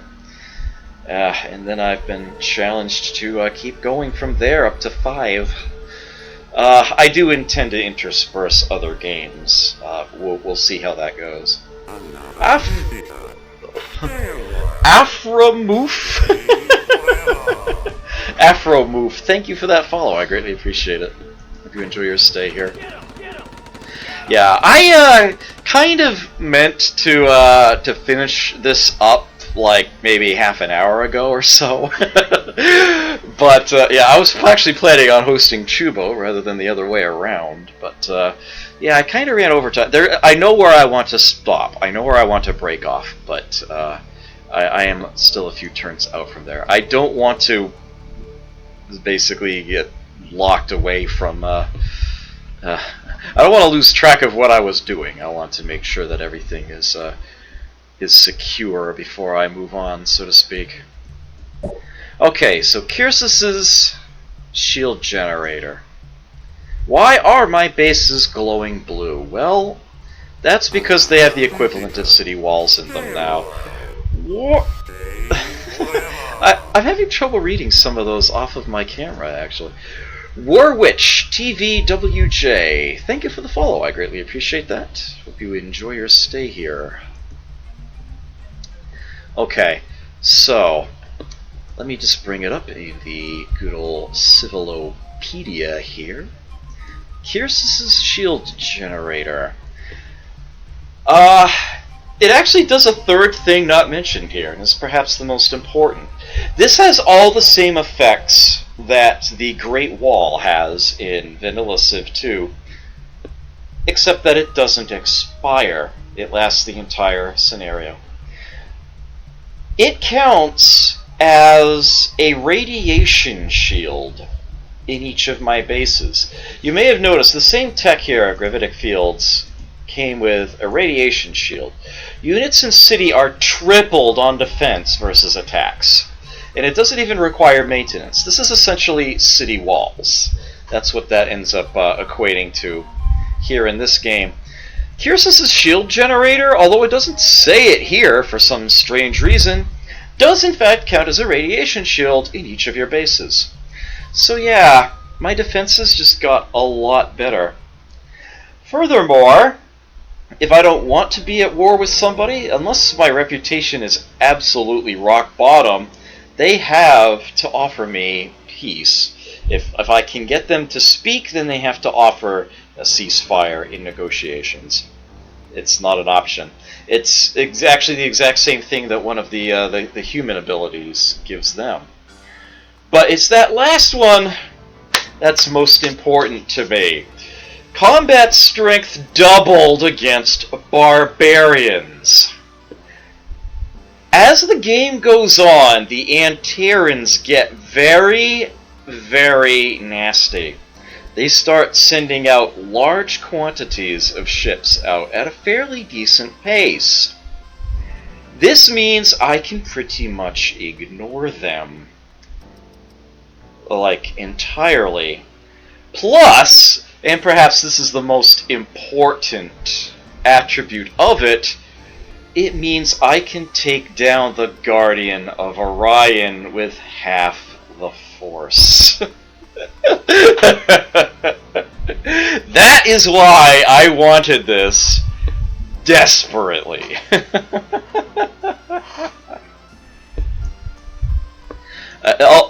A lot of these scenarios are really, really good. The Master of Magic one, I need to spend more time with and get better at before I attempt that on stream, so to speak. The Midgard one looks fascinating, but you know what? I never actually played it. For some strange reason, it occurred to me I never actually got around to trying that one. The one that most people remember and love is The World of Jules Verne. That was the one that... I mean, they bought it for the Microprose scenarios, but they stayed for The World of Jules Verne. And that scenario actually had long-lasting effects for the entire Civ series. The later games and their concept of artifacts, things that you can... legendary old things you can find on the map, like Atlantis, Seven Cities of Gold, and all that. Yeah, that's what inspired it all, that scenario. That's where it came from. Fantasy General? No. I don't believe I have, I don't think I've played or heard of that one. I know there's Fantasy Empires. I've been keeping that in my back pocket as a future Warlord Wednesday title. That will happen. That will definitely happen. Fantasy Empires is amazing. But yeah, I don't believe I know Fantasy General. Oh, you're getting attacked by the cast of Crawl. That reminds me, this is a good time to mention it, actually. This stream's almost over anyway. I will be streaming tomorrow. I don't know exactly what it's going to be. Probably something DOS-based, actually. Sort of where my mind is right now. But, I will not be streaming next Thursday or during the weekend at any point. I usually like to squeeze in one weekend stream. That's not going to happen because I'm going to be attending a couple of events. There is a retro arcade convention right here in Rhode Island that will be happening the weekend, the end of August, and I actually ended up moving closer to it from where I was. I was in Tiverton, so it's pretty much as far away as you can get from anything in Rhode Island. Yeah, I will be present for that. I will be very happy to be able to attend that finally. It's actually technically their first year, but in a certain sense, it's a replacement slash change of an earlier convention they used to have there called TempleCon. But yeah, I'll be present there. Hey, Millennia, good to see you. No, not Lore Master. I refuse. You know, I do have Stone Keep, and I've barely touched it. I might want to take a look at that at some point. It's not going to be anything as long or involved as a role-playing game. My stream is overloaded with that sort of thing right now as it is. But yeah, as for Thursday night itself, I openly admit that I'm going to be watching Rift Tracks live. And they are in fact doing Krull, which is what brought it to mind in the first place. I actually first saw Krull not way back in the day, but maybe in like the mid-noughties or something, with my brother actually, and he and I heckled the film ourselves pretty much the entire time through. He had the best line near the end. Yeah, he said, "If they get a divorce, does he need to give back the flamethrower arm?" Well, I'm hoping to get some additional quality lines for Krull during that. I am very, very much looking forward to that. But yeah, so I'm going to be attending events all weekend. I will not be present. I'm probably not streaming this weekend either. to be completely honest, but that remains to be seen. I did point out to Chubo that the first 3 Jackbox Party Packs are available on Humble Bundle right now, so if I don't do a Jackbox Saturday night stream, maybe he will? Huh? At any rate, yeah, I need to get this wrapped up. I'm almost done here. You've got the spaceport. Yeah, I want to get you pointed at the next. That's coming down, but it's still pretty nasty.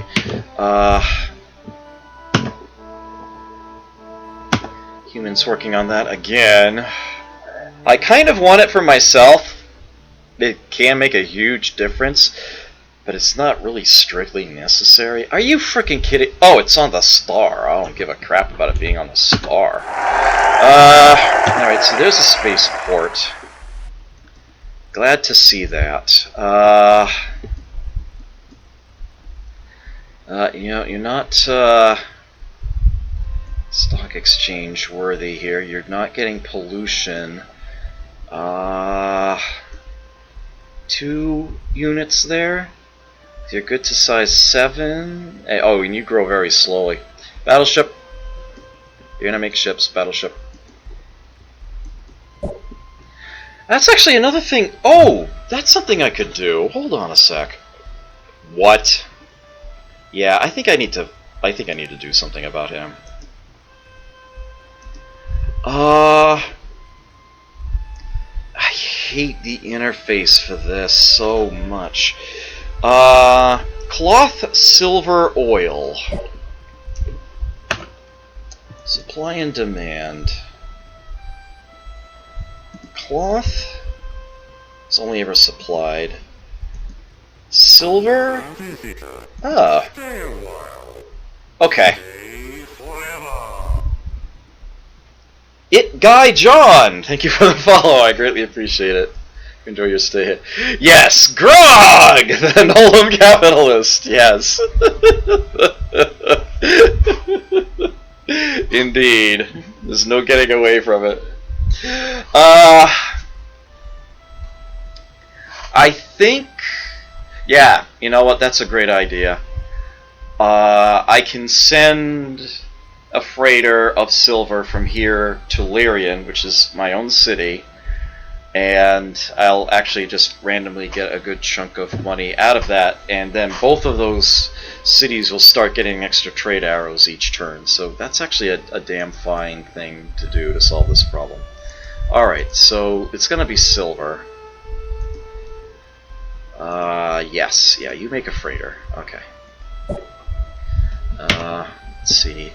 Where do I build this base? That's the question. Yeah, that's the tile. It's like tilt my head to try to make the isometrics straight here. No, I haven't, and I never will. I have never actually played the game. I probably hated Master of Orion 3 faster than anybody else did. My immediate thought when Master of Orion 3 was announced was, no! You morons! You're going the wrong way! It's time for us to play as the Orions and Interrans. It's time for Master of Orion 0! And I still stand by that. And I have been designing Master of Orion 0, and I've accumulated quite the case file for all sorts of ideas and whatnot for many, many years. And at some point, it might actually materialize in some form or another. It looks like Excel. An old acquaintance of mine actually once described Master of Orion 3 as, well, playing Master of Orion 2, I felt like a galactic warlord where I'm conquering the galaxy. Master of Orion 3, I felt like someone sitting at a desk pushing papers around while I could occasionally see a ship pass by my window. Everything I've heard about that game makes me absolutely, positively, 100% not want to have anything to do with it. I have played the original Warcraft on stream, Chubo. It hasn't gone well. I suppose I could muck around with it a little more. I mean, I do have some levels completed already, but I'd have to reacquaint myself with where I was, and I don't think I really want to suffer all that, in all honesty. Okay, let's... I think it's going to be easier to move it just step by step. Okay, that is the magic spot. That is where the base is coming. Non-supporting, fantastic. First thing we're building, a spaceport. Straight to a spaceport. Okay, you're approaching Craw here. Get you up there. Okay, you don't actually have to make it to your destination. I'm fine with you simply on the way.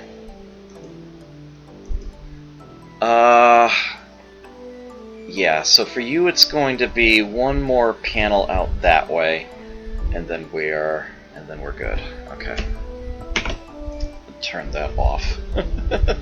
Yeah, spaceport made out of wood. Yeah. Yeah, yeah, we gotta make a space station. Yeah. All right. Yeah. Yeah. Yep. That's your final destination. Let me make sure that I've got Craw here. Okay. Yeah. So you'll be using those two first. Okay. Good.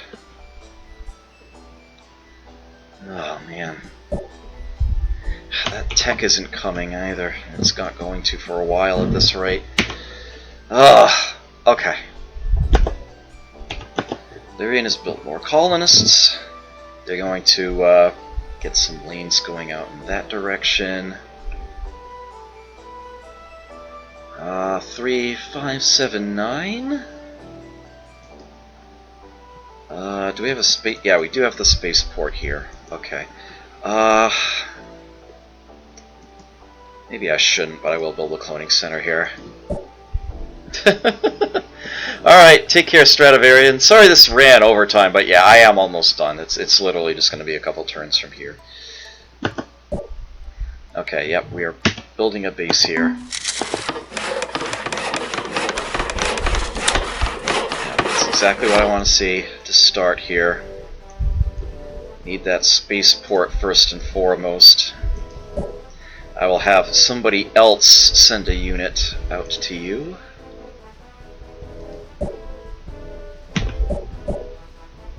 Okay, so you've made it there. I think that at this point I can actually walk away without a problem. This is actually a reasonable place for me to...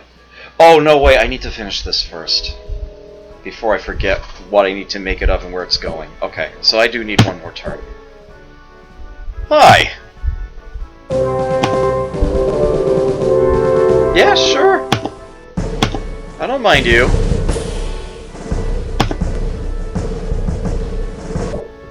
Oh no, another one. Yep, another one. Man, that's going to be a nuisance to clean up. They'll stop generating it shortly, but Beer builds freighter. What good? Trade good shall it carry silver, and I can double check the list here. Lyrian is further away and larger, so that will be the greater reward. I will actually send it to Lyrian still. Confirm silver caravan? Confirmed. Honest built spaceport. That ought to help. No, don't work the polluted tile, you idiot. We're getting enough trade here that I think I want Oh, Grognanolam Capitalist is not that far behind.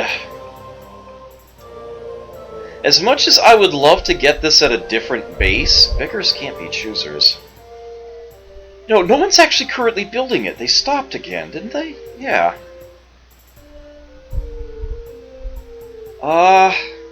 Yeah, Planetary Stock Exchange, please. Okay, R, B.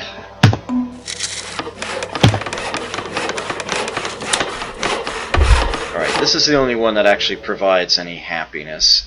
I can support both of these from here, however, and that frees up more production for the homeworld.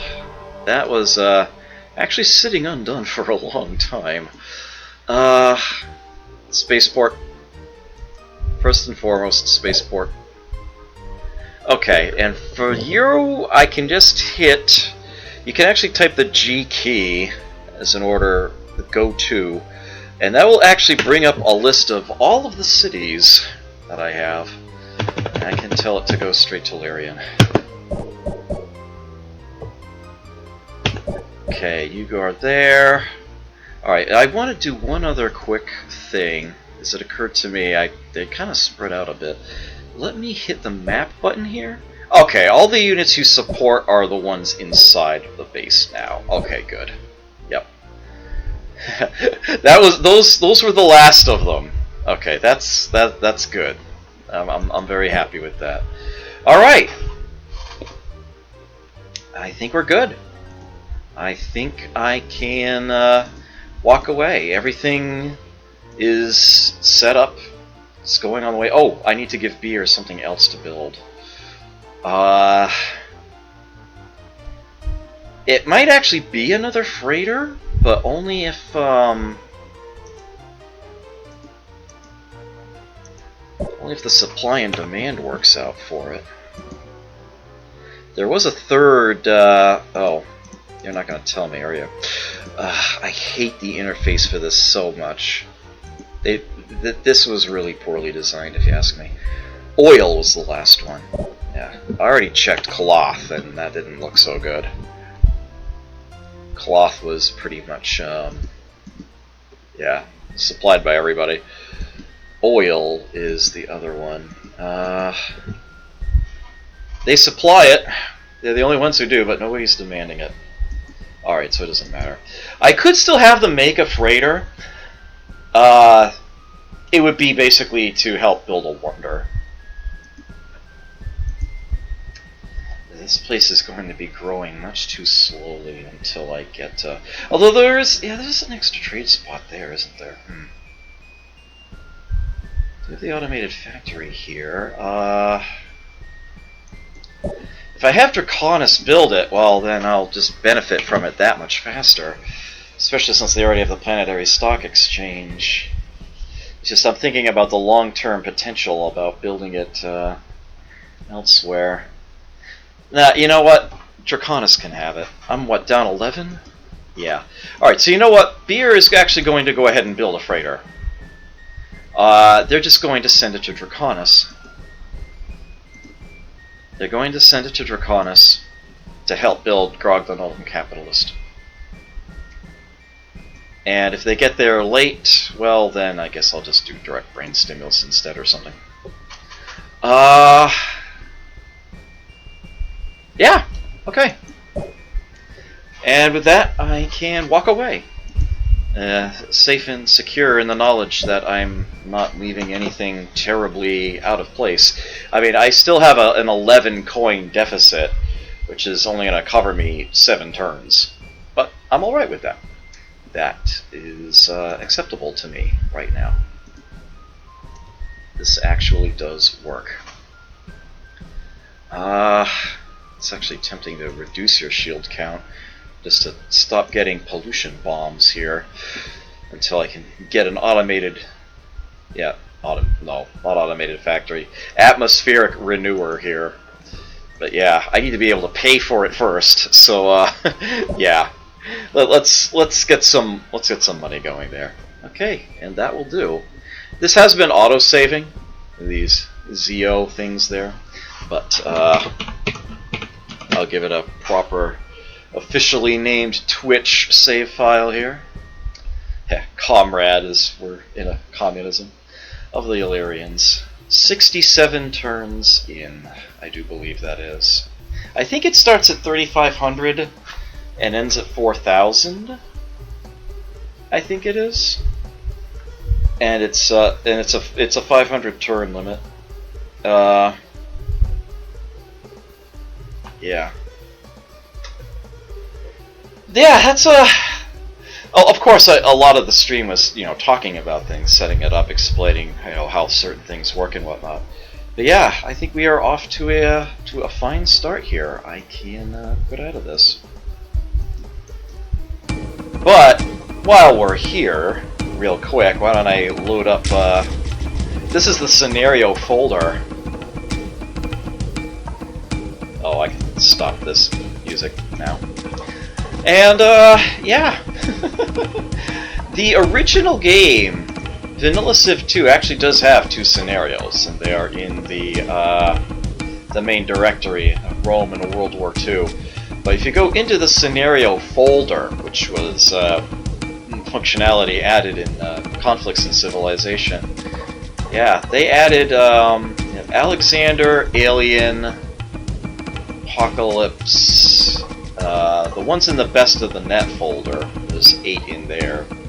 Not terribly familiar with those. Civil War, Crusades, Age of Discovery, Independence, Jihad, Napoleon, New World, World War I, and World War 79. And then, yeah, in Fantastic Worlds, you get Atlantis, the Best of the Net 2, 8 or 8 in there. Santa is just a reskinning. It's kind of funny. Something I could perhaps stream on December 25th maybe at some point.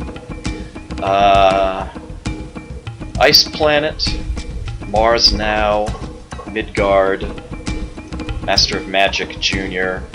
Oh, I kind of skipped past Mongol. That was in Conflicts. Master of Orion Jr., Samurai, The World of Jules Verne, XCOM, Assault. I think I've properly associated all of the... Oh yeah, did I skip past Dinosaur on that list? Yeah. And the Age of Reptiles. It's the Dinosaur one. Yeah.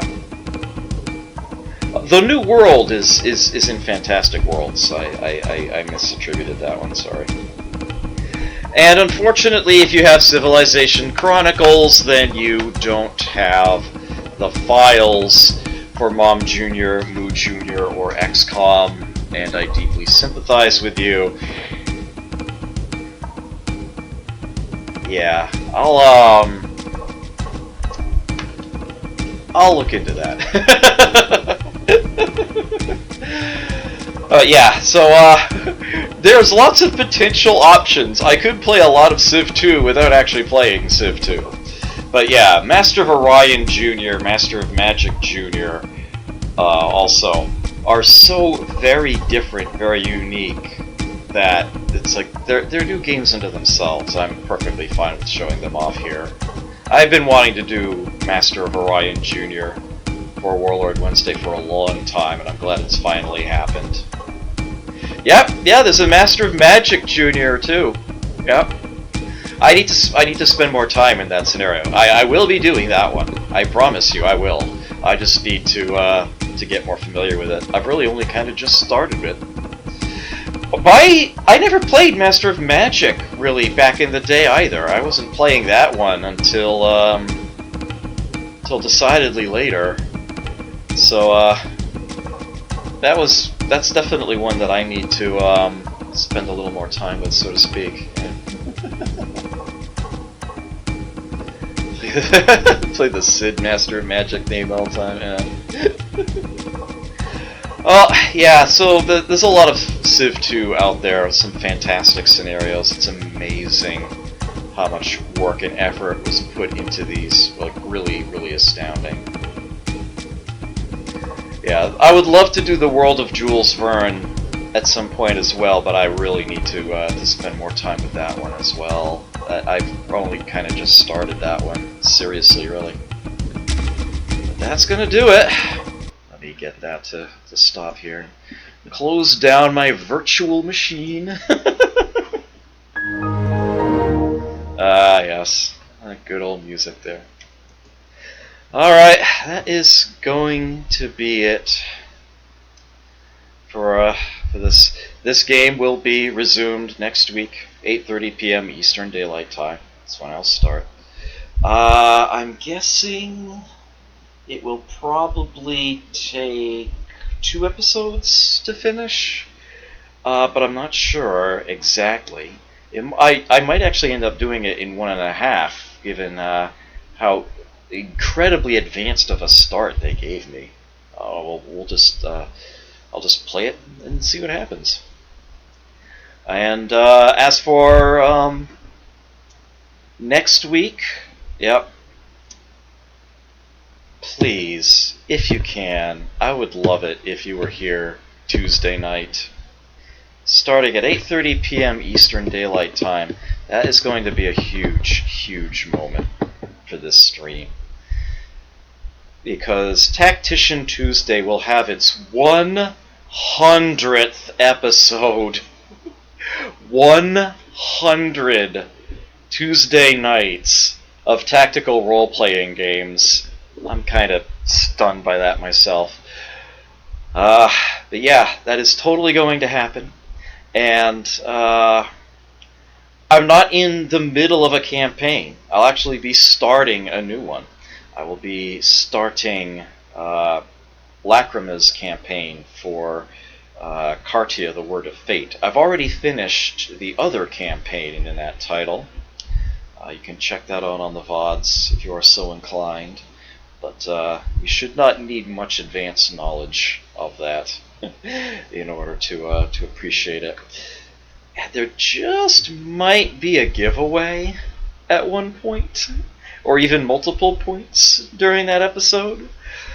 So it might interest you, especially if you've been accumulating bennies on my channel over time. So yeah, that's totally a thing. And of course, yeah, and this game will be resumed on Wednesday. And those are the only 2 nights I'm going to be streaming next week.